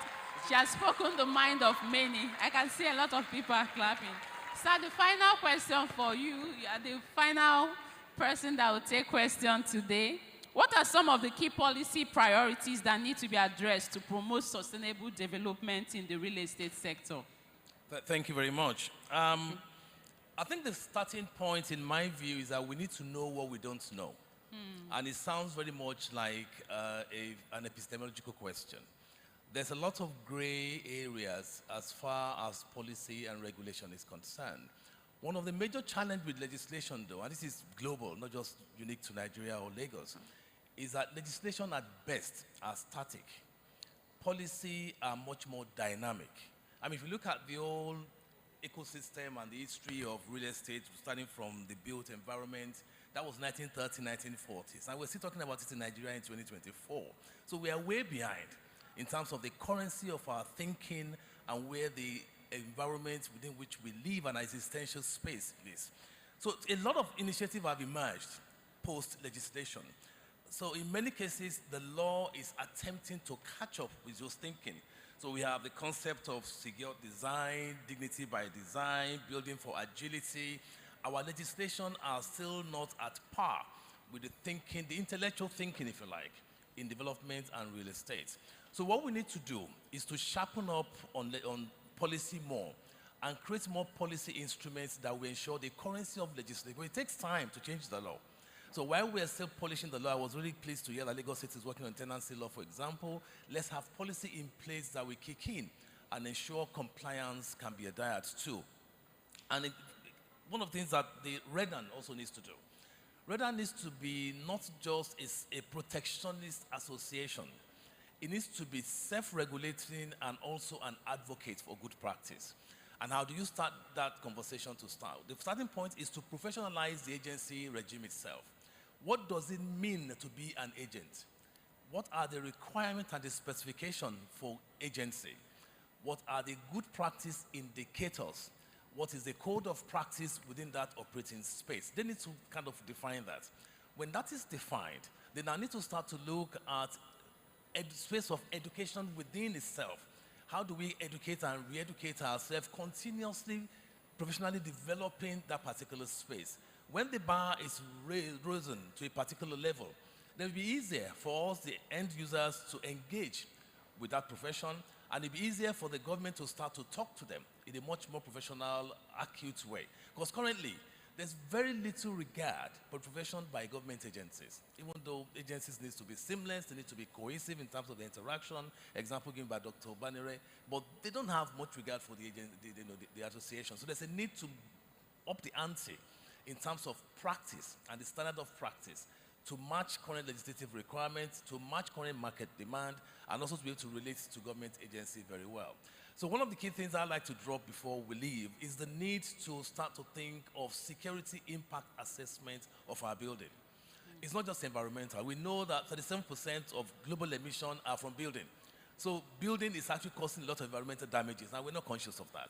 But how about the security implications of that? We need to also be conscious of that because of the way we are as a nation and where the globe is in terms of our safety as individuals. Thank you very much. All right, thank you so much, sir. And then we've come to the end of this panel, and then the summary of this panel is that for there to be sustainable development, there is need for government to work with the stakeholders in any code, in any regulatory framework that they are enacting. There is need for collaboration. There is need to stick to standard. There is need for compliance. And apart from that, there is need for public awareness. Some of these provisions of the law, a lot of people are not aware. So there is need for advocacy, especially from the lawyers, so that people will be able to understand some of these salient provisions that a lot of people are not even aware of. So we hope that with this knowledge that we have garnered today, that everyone who is involved will do the needful. Thank you so much.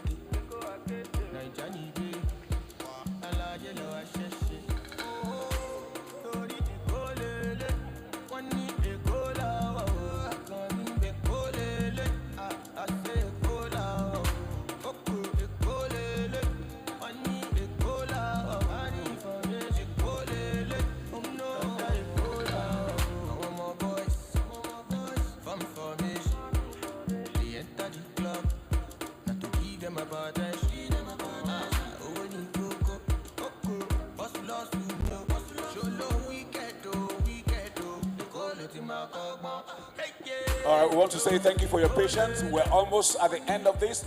Please bear with us. We'll be out here in no time. We're ready for the last session, and it will be a very fast one. Thank you so much. You guys are so lovely. Can you give yourselves a big round of applause? Thank you. God bless you.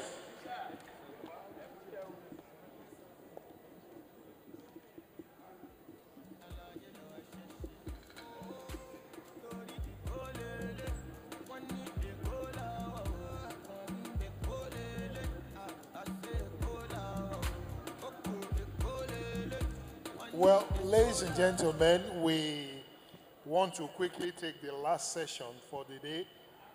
And I'd like to invite the following people to the stage. These are panelists. Ladies and gentlemen, please welcome with me Mr. Tokunbo Wahab, the Honorable Commissioner for the Environment and Water Resources, Lagos State. May I also invite Chudi Osiegbo, the CEO of Venco. Please, can we also welcome Mr. Muiwa Gbadegeshin, the CEO, Lagos State Waste Management Authority, LOMA.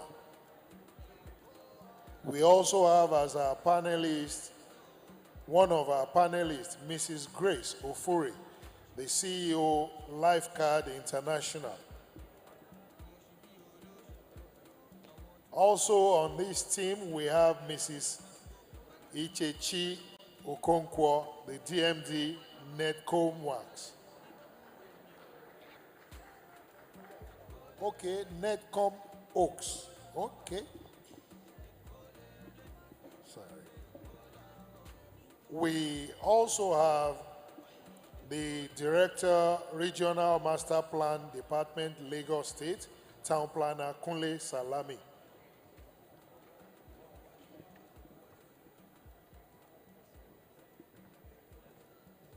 Also on this team, we have the Chairman, Nigerian Institute of Town Planners, Lagos State Chapter, Town Planner Dele Akindele.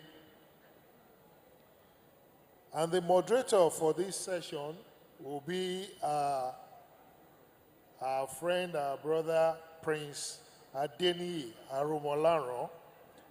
I will be looking at the environmental considerations for sustainable development, integrating green building standards in Lagos real estate. Oh, sorry. Our Reverend Gentleman is also one of the panelists, Reverend Adiola Olusodo, the Executive Director, Business Development, Lagos State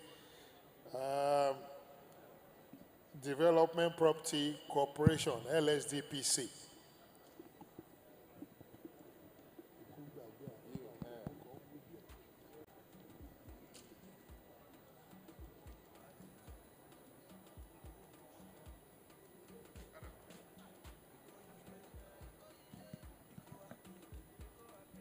All right, good evening.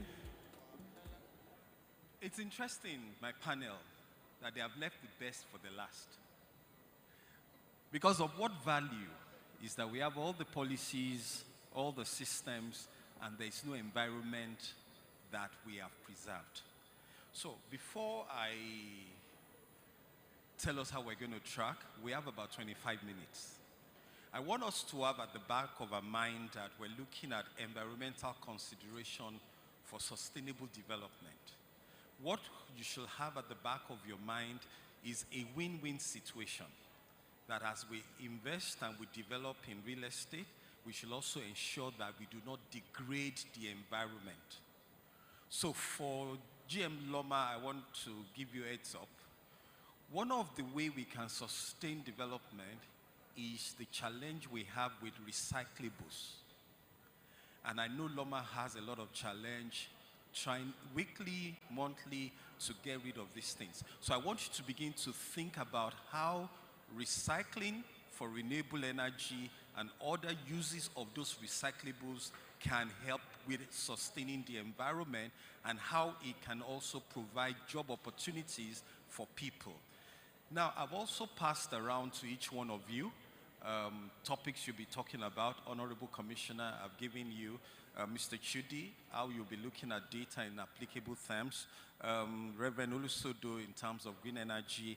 Now, TPL, Dele, Akindele, and I'm going to be throwing questions at you in the area of the impact of ecological changes on real estate development, and as well as I think there's also somebody else, Mr. Gbadigeshi. Okay, TPL Kunle Salami. And so, to set the ball rolling, Mr. Honorable Commissioner, I want to start with you. Because we have 20 minutes to 25 minutes, let's go straight to the point, thinking win-win. And we have 3 minutes each to go through the first round of questions. And then 1 minute you will wrap up, and then we'll close. I will try and manage the time as best I can. So your question was, what are the most significant environmental challenges facing Lagos real estate sector, and how do they hinder sustainable development? Thank you very much. Okay, let us start by looking at the existential nature of Lagos. A coastal state, a bit below the sea level, and is at the receiving end of the 52 tributaries of the Ogun River at a discharging point to the Atlantic or the lagoon. So that existential challenge alone puts us at a disadvantage. Now, the size of Lagos is 3,500 and something square kilometers of land. A third of it is water, the creeks, the Atlantic, and the lagoon. These are existential issues. If you now add that to a portion of the wetland, wetlands globally are meant to be like a sponge to take the rainwater, keep the rainwater pending when the sea level is low and it discharges gradually. The real estate sector, however, is also looking at a growing population of over 20 million people. People coming to the state daily to stay. So there's a demand for real estate. And the land, as a factor of production, is limited. It's constant. Save for where they want to do reclamation and all the stuff. Now, from the environmental leg of it, what are the challenges? We can't allow people build on wetland. We can't allow people build on drainage paths. Channels are determined. Secondary collector paths are determined. If we allow people, because they want to build houses, put structures on this path, it's a recipe for crisis. Bearing in mind at the back of our mind that global warming is real. We can't play the ostrich. So whilst we're putting in place resilient infrastructure against global warming, our conduct as humans must complement it. And that's where the environmental people in my ministry will come in. The past 1.5 years or thereabout, they think we've been high-handed. No. It's about enforcing the laws. So we're back with enforcement. Enforcement of the rules of engagement, laws. You can't build on drainage paths. You can't build on wetland. In as much as we desire you to have properties for people to occupy, you have to also build in a way that will speak to the environment. Don't make Lagos a concrete jungle. Leave some green areas in your building to take the rainwater. All right, thank you very much. I'll come back to you, but there are 3 things from what you have said I would like you to begin to think about. Number 1, recyclables is also constituting a major nuisance to environmental issues, challenges. Number 2 is the fact that hydropower generation, there's so much water around Lagos. What do we do? How do we take advantage of that to sustain the environment? And then if we take the issue of Amsterdam, how they have created those large gutters that enables them recycle the water and it creates a non-flooding. I'm going to also throw that question to the town planners.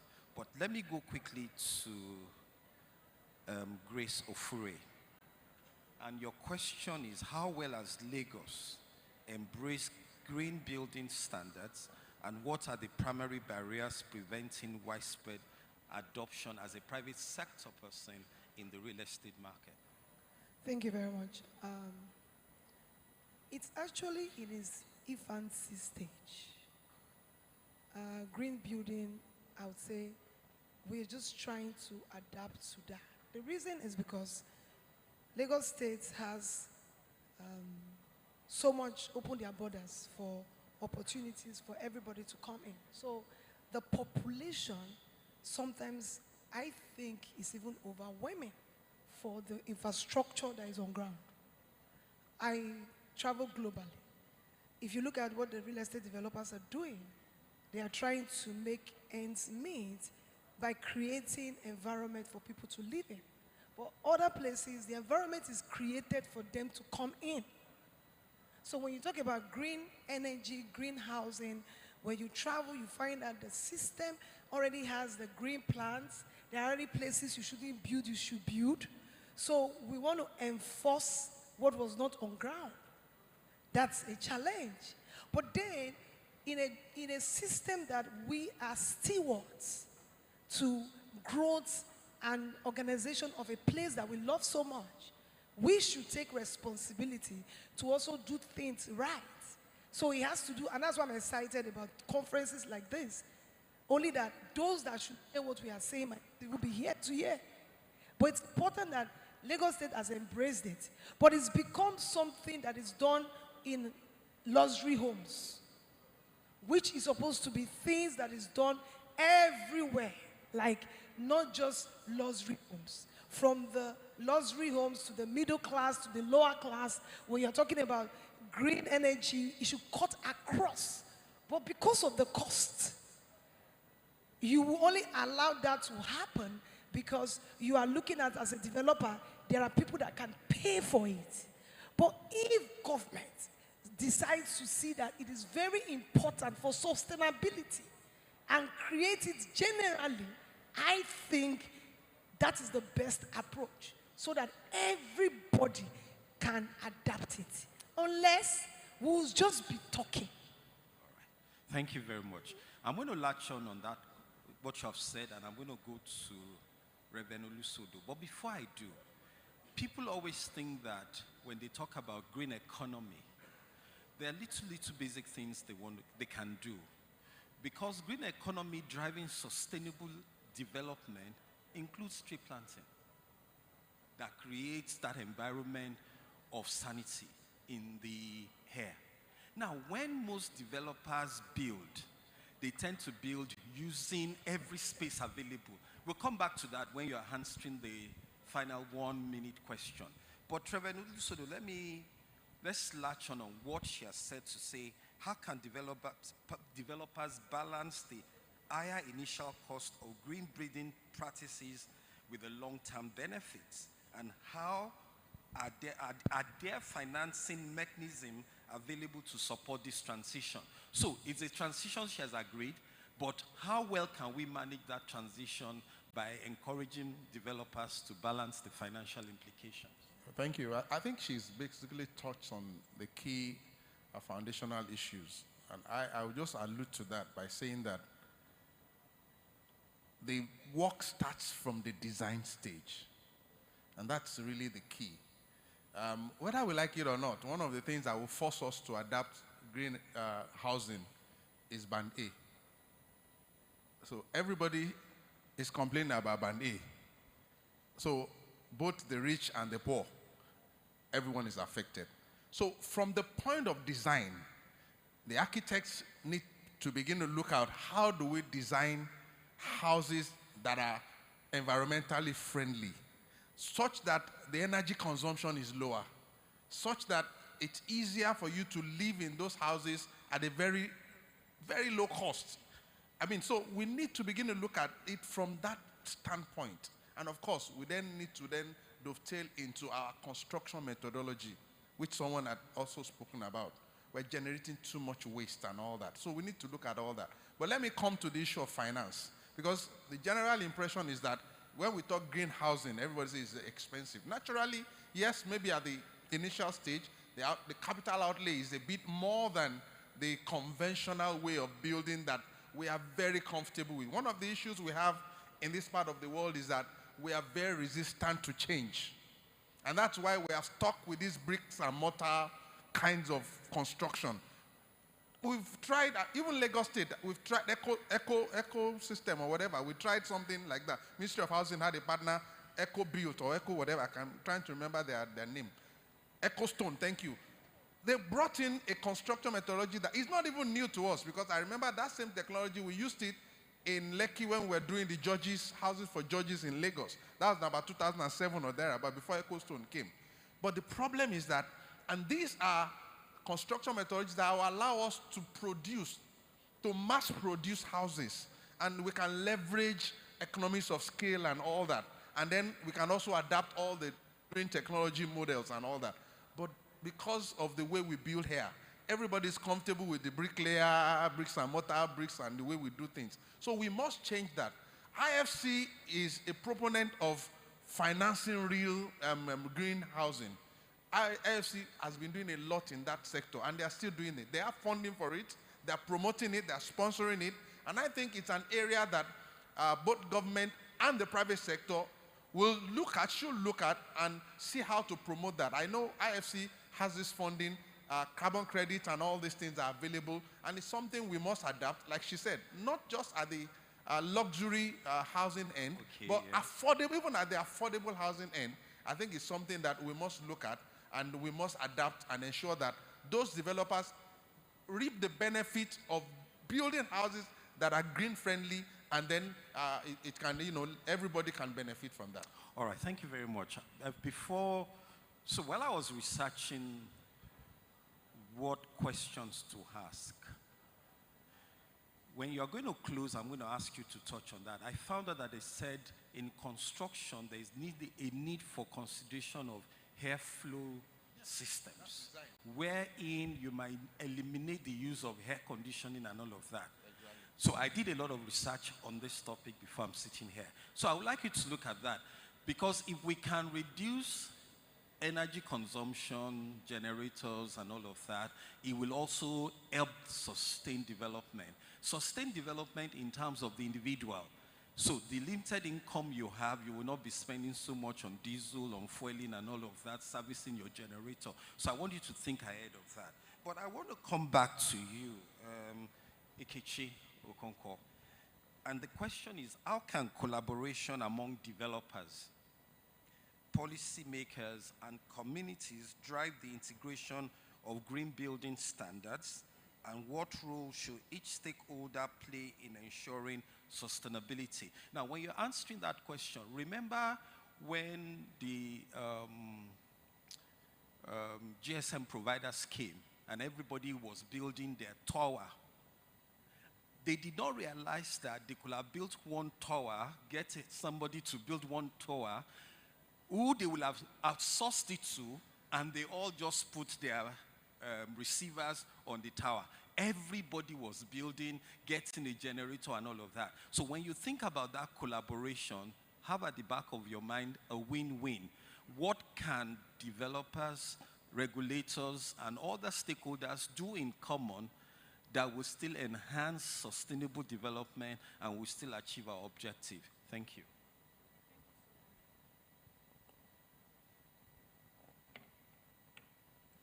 Thank you so much. So it is critical that all stakeholders come together to ensure that sustainable development practices are able to, kick off, especially within our built environment here in Lagos. From policymakers to the developers, to the financiers, because everybody keeps talking about how expensive it is. And if we had the financiers, spearheading, providing green funding, that would maybe make it a bit easier for it to, kick off quicker. And then, of course, the part of the community in ensuring that this is achieved. So the policymakers essentially have to enforce the green code for this to take off, because I'm so sorry. Sorry, the policymakers have to enforce the green code, right? If we're able to enforce the green code, because these policies are there, it's not like they're not there, but enforcing it is what the major problem is with the built environment. If we're able to enforce this and incentivize the developers who adopt these processes in the real estate industry, it makes it easier for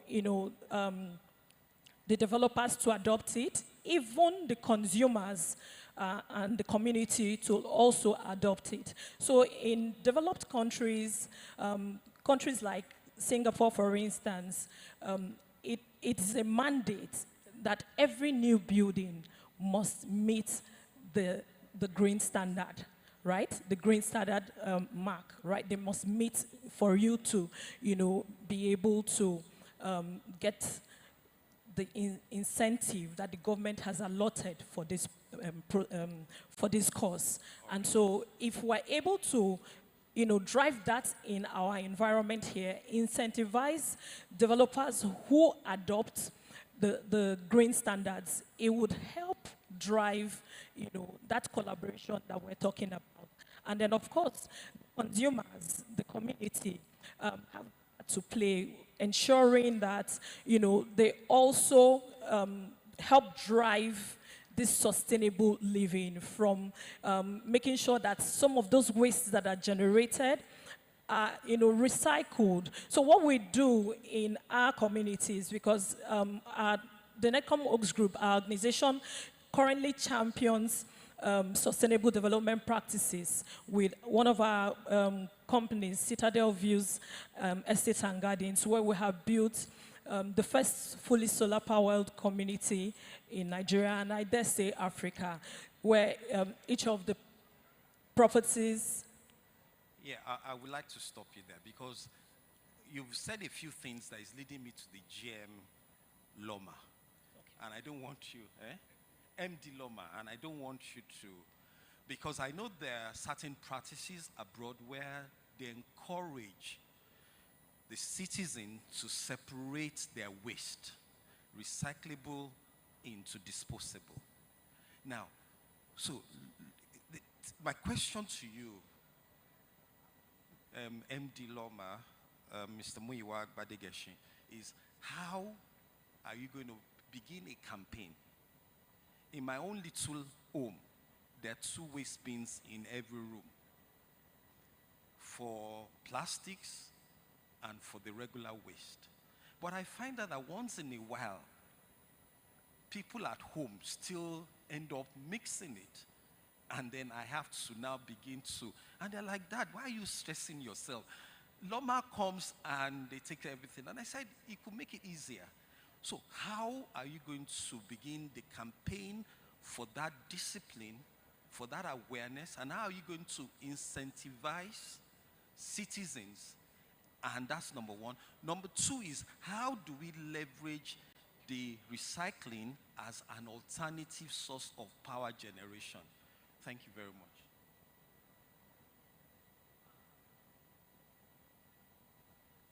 Hello? Okay.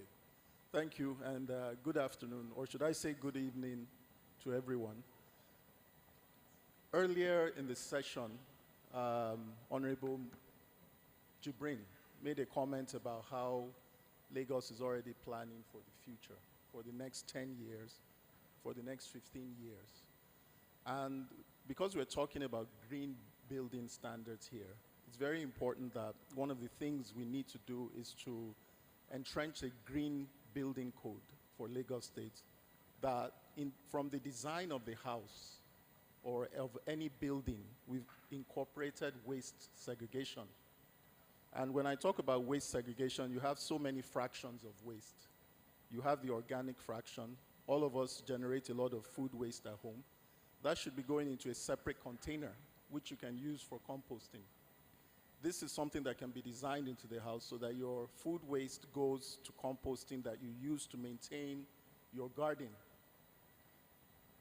Similarly, the plastic waste should go into a separate container. And the system we are developing for Lagos right now is a 2-bin system. Eventually, we're going to go to a 5-bin system. And we plan to legislate that you must separate your waste at source. And that waste will now go to dedicated material recovery facilities where it can be weighed and stored. The value can be determined and a price will be set to it. Subsequently, the off-takers will be able to have access to this material. When they pay for the material, the residents will get an incentive. So that's the answer to your question. There should be something in it for everyone. Now, this obviously is going to be easier for planned areas. But most of the larger parts of Lagos, let's say the central part, is already built up. What do we do for areas where the houses already exist? And that's why we've introduced a new model of waste disposal with the material recovery facilities. We are with the leadership, and I would say for too long, we've been doing things the same way in Lagos. For too long. It's true that we have one of the most advanced waste management systems, but I think in the last 1 year, you would have seen a lot of new things. We have signed MOUs for material recovery facilities for transfer loading stations with the leadership of the Honorable Commissioner who is here and has given a lot of support to waste management. Sometimes I would like to think that he was a waste manager in a past life, but it's necessary. In addition, we have waste to energy plants on the table now. One is going to be in Ekpe, and the other will most likely be in Badagry. These are fast developing areas of Lagos, and like once again, for the next 10 years, we will not have a situation in Lagos where we have a dump site like what we have at Ojota, which is going to be closed. So for the built-up areas, we're introducing that two-bin system. We have 80,000 bins in stock right now, which are being rolled out, are available. You can buy online at buylomabin.com. And like I said, it's two. There's a green bin for your general waste. There's a blue one for your recyclables, mixed recyclables. I think in Lagos, for the commercial areas, there are already buildings that have incorporated waste segregation. There's one LED LEED certified building I'm aware of, which is Heritage Place on Kingsway Road. But there are also other buildings like the Wings Tower by Oando that actually incorporates waste segregation. And I think it's something, these are voluntary steps that those developers took. But it should be something in our building code. If you live in a high rise, you should have chutes where you can put, you see blue, green, red, yellow, and you put each item into the proper place and it goes down into the building. I think we should do that for the Lekki axis, for the Badagry axis. All right. So when you're doing your 1 minute wrap up, I would like you to talk about when do you want to start the awareness campaign? Because one challenge we have is that there is no bad implementation of a good policy. Sometimes we don't communicate it to citizens early enough. Chudi, you're going to close the session for us as you take all this data. I'm deliberately allowing everybody to speak so that you can curate everything into how you use all this data for sustainable development. No, don't answer now. I'm just helping you at top. Okay, so let me go back to TPL Dele Akindele, Chairman, Nigerian Institution of Town Planners. Ecological challenges. We have a lot of it. It could be soil movement by reason of water underground. It could be the issue of rainfall creating soil erosions and all of that. What are the major impacts of these ecological changes on real estate development for sustainable development? Yeah, thank you, Mr. Moderator. Well, we all know the nature of Lagos State. You know, first, we know it is below the sea level, and in most cases, surrounded by water bodies. But having said that, I think we are lucky in Lagos State because most of the disasters that are seen or witnessed in other climes, we've not had the experience here, in Lagos State. We need to thank God for that. We have seen cases where we have mudslides. We have seen cases where you have a hurricane giving different types of names, Despite the fact that Lagos is surrounded by water, most part of it even built on water, we've not had such horrible and environmental disorder, so to speak. And I would want to say this. You see, if you have to go back to creation, when God created the heaven and earth, going biblically, we were told that in the Garden of Eden, you have about 4 rivers that flows, around the place. God gave man, the earth, to till. And we planners, we always say something that God is the first planner. He now handed over the earth to us as planners to plan. And the most difficult problem or challenge we have is not even the natural resources that surround us. I must admit, it is even we, the human element. And again, don't let us forget that when God created man, he regretted that he created man. Why? Because man disobeyed what God told him not to do. So it's the same thing. The same thing still applies to today. What nature tells us not to do, we do. What nature tells us to do, we refuse to do it. And that is the genesis of most of the problems that we do have. Even though God has so much endowed us in Lagos State, and like I said, that we don't have much of this natural disaster, but at the same time, what we do on a daily basis, the way we live our lives, we create room, we give room for such disasters to happen. And it's quite unfortunate. But as time goes on, and that is why we as planners, and there was a forum sometimes ago where I did say, and it's a fact, that I do not know of any state that can match up to Lagos State in preparation of broad master plans, model city plans, and every other plan that guides development in Nigeria. But despite that, what we see is that maybe because people will say, in Yoruba, permit to say, only ìyà ò jẹ, ó sọ pé ó gbọ́n, ta ni tíṣà ẹ̀. But because we have not experienced most of these disasters, it will appear as if we have not learned a lot of lessons. And that is why many of us, developers inclusive, professionals inclusive at times, we do things that negate, environmental, factors. And as such, whether we like it or not, if we do not take proper planning into consideration and take preventive measures, what we are enjoying now, we may not be able to enjoy it forever. All right, thank you very much. So we can be self-indulgent. So finally, TP El Kunle Salami, I'm going to ask you a very profound question. Recently, it rained in Lagos, and we noticed there was as if a reversal of flooding in quantums that we have never seen before.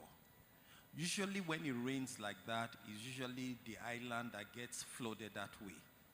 But we saw Oworo area getting flooded. Should we be concerned that there is an ecological shift that could mean areas that were not prone to flooding need to be put on caution? That would be my question to you, sir. Well, thank you very much, everybody. Good evening, and the organizers, I appreciate this opportunity. To your question, like a comment, I quickly want to react in this way. Lagos State are taking a bold step in ensuring that all sectors of the state has plans that are expected to be followed. And if you don't forget, the Commissioner for Environment came in boldly and very courageously, begin to pull down houses along floodplains, along wetlands. What that tells you is that those ecological consequences are beginning to show faces.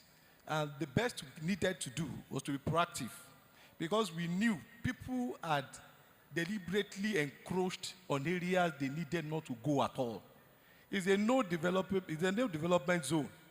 When you build to obstruct path or ways of water, it comes to say that the water will fight back. So essentially, we must obey the rules and comply willingly to all relevant sections of our laws and regulations. We can do more better in helping governments to do whistleblow. When you observe anything that is wrong, when people build along drainages and watershed and floodplains, cry out, let us know, so that you never can say, when water comes, it enters anywhere. We have good plans for Lagos. And as I speak with you, very soon, the Lagos State Building Code will become implementable. And that will ensure sanctity and religious package to ensure people build right. You see, there are soft landscapes that are supposed to be around buildings. These allow water to percolate easily. When you concrete all the floors, the water finds its way onto the streets. And what happens? You have volume of water flowing onto the gorges. The moment they get blocked or clogged along the way, then the water flow freely. So it becomes a responsibility to everyone, and we must take it as important because there's a civic responsibility to the state government that we must ensure we clean our drainages, we clean our floodplains, and we don't allow people to block our watersheds. Those are here paths to allow us breathe and to allow us live in a manner that is sustainable. Greater Lagos moving forward, it is for all of us. Our focus should be sustainable development towards ensuring better, livable Lagos. Thank you. Thank you very much. Now, Chudi, I want you to take what everyone had said. How do you use data to manage all this environmental, ecological risk that confronts us as a people, as a community, and as a nation? Even though we're blessed, we don't see the kind of hurricane that some nations, we don't see the kind of earthquakes and all of those things. But how will this data prepare us better to help us plan better? That's my question to you. Okay, thank you, moderator. I'd like to start with resonating very heavily with the Reverend when he said that Band A is going to be the beginning of, a greater awareness for green energy and for basically green, when it comes to building. The truth is that we all know what the right thing is to do when this construction is taking place. However, there's an economic motive where people are basically trying to get the best deal for them. Now, in an era of subsidized energy, people are very free to build as they like with no thought to the impact on the environment. So even though Band A is hurting everyone, myself inclusive, I think that on the long run, it's going to be a benefit, a big benefit to basically environmental awareness or the awareness on the impact on the environment on how we build. Not because necessarily we are considering the environment when we are building, but we are now considering our pockets, and in considering our pockets, we are now considering the environment inadvertently. So at Venco, we are really a real estate data company because we build an operating system that many multi-tenanted communities use, to optimize their operations. But in doing that, a big part of what we do is, for example, on the energy side of things, helping with energy vending, metering, and the likes of that. In doing that, we've built up a reasonable amount of data that kind of shows trends that enable us to correlate how much people are spending on energy, which is also a proxy for the impact of the way they live on the environment. And we're able to correlate that to where they are situated, to the types of buildings that they're in, and all of that, because one way or the other, we are capturing that on our platform. I think that applied at a broader scale, this has a very huge potential to help both the regulators, and the government, as well as developers, to enforce rules and behaviors around how real estate should be built. Because the data is very clear. You can see, places where people are spending hundreds, in fact, tens of millions annually just to, get power in their homes. When you see a 10 million spend a year, you can imagine what that means in terms of diesel, in terms of the impact on the environment, and all of that. So being able to enforce or at least encourage systems like this, today smart city is all the trend. But a lot of people, when they think about smart cities, visualize the things in South Korea or Saudi, NEOM, for example, that's built from the ground up, really high tech and everything.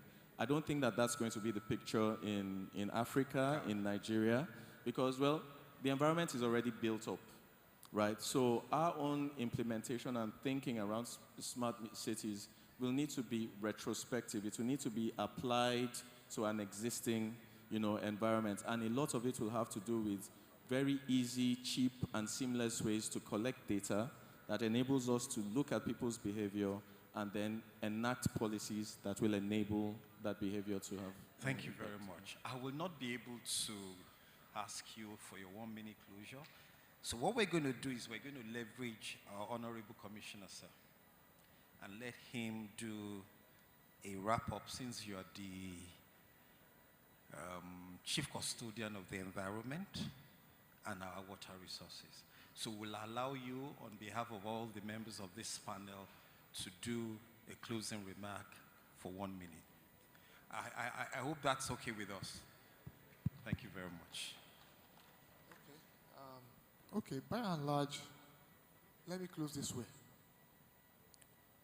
As a state or as a society, development comes by way of enforcement of your laws and your regulations. The difference between us and the developed climes we go to, UK, US, wherever, is their ability to enforce their rules. When you have a law, you don't enforce it. It becomes an Obesian state where life becomes nasty, brutish, and short. That is the way we have seen the environmental ecosystem. If we get it right environmentally, it has a multiplier effect on housing, on transport, on health, and every other thing in the ecosystem where we live. So, are we there? I'll tell you no. It's a journey of 1,000 miles, and we've taken that step. And like the Bible says, we can't look back. We put our hand in the plow. So, green buildings have their own positive. The greenhouse emission, the carbon footprint, but by and large, it's existential for us as a state now that we can't afford to drop the ball.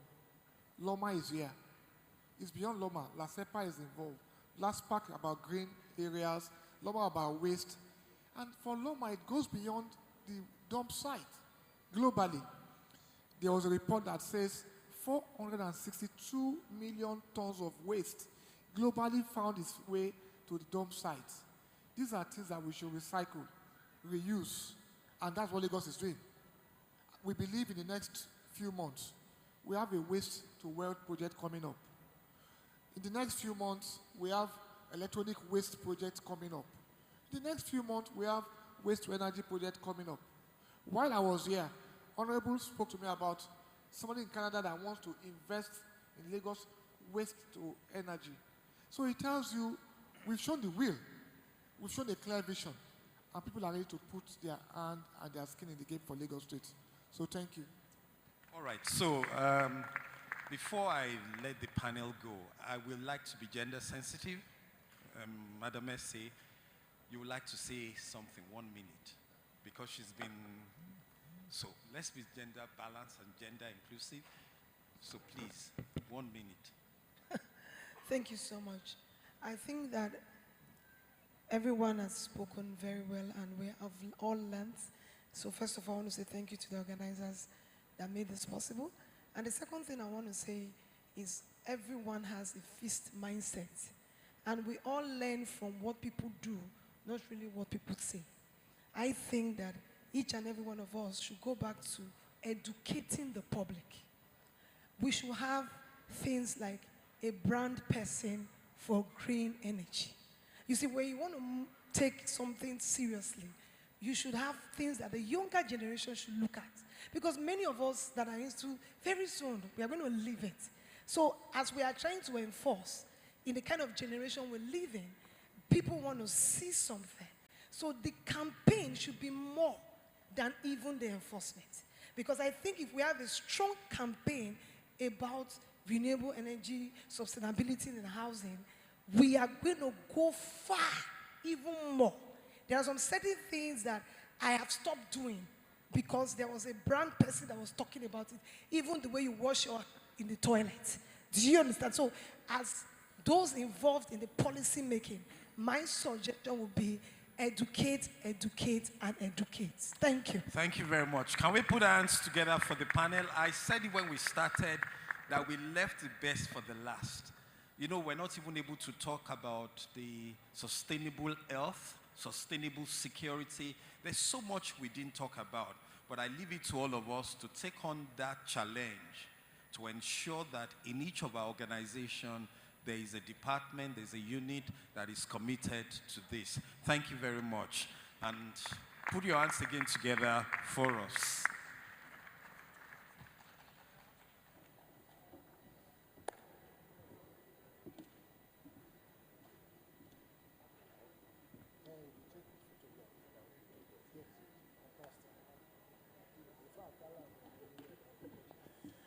All right, thank you very much. Group photograph. You come.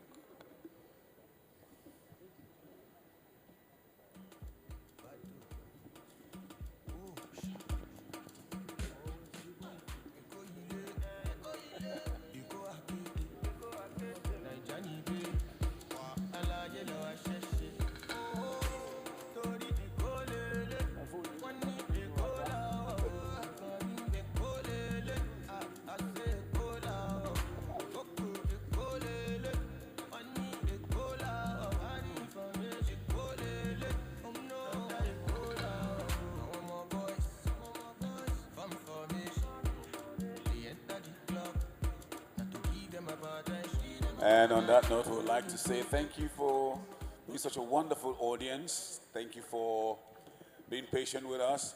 We look forward to seeing all of you tomorrow morning, 9 a.m. It's been a lovely journey today. Mr. Bajulai, want to say anything?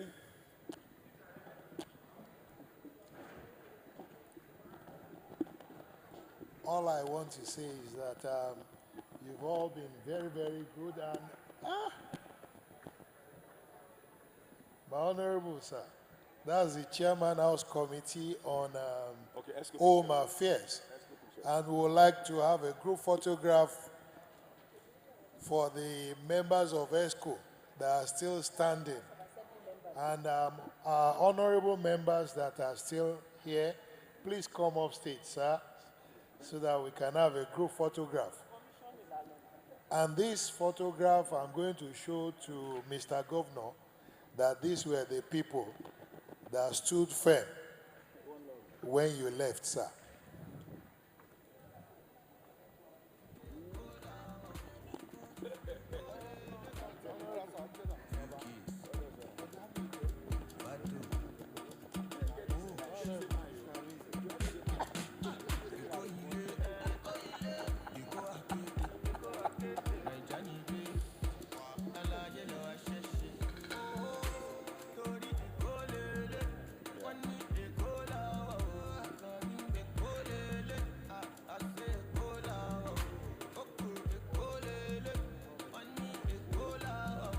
All right, see you all tomorrow, 9 a.m. We intend to start very early so that we can finish.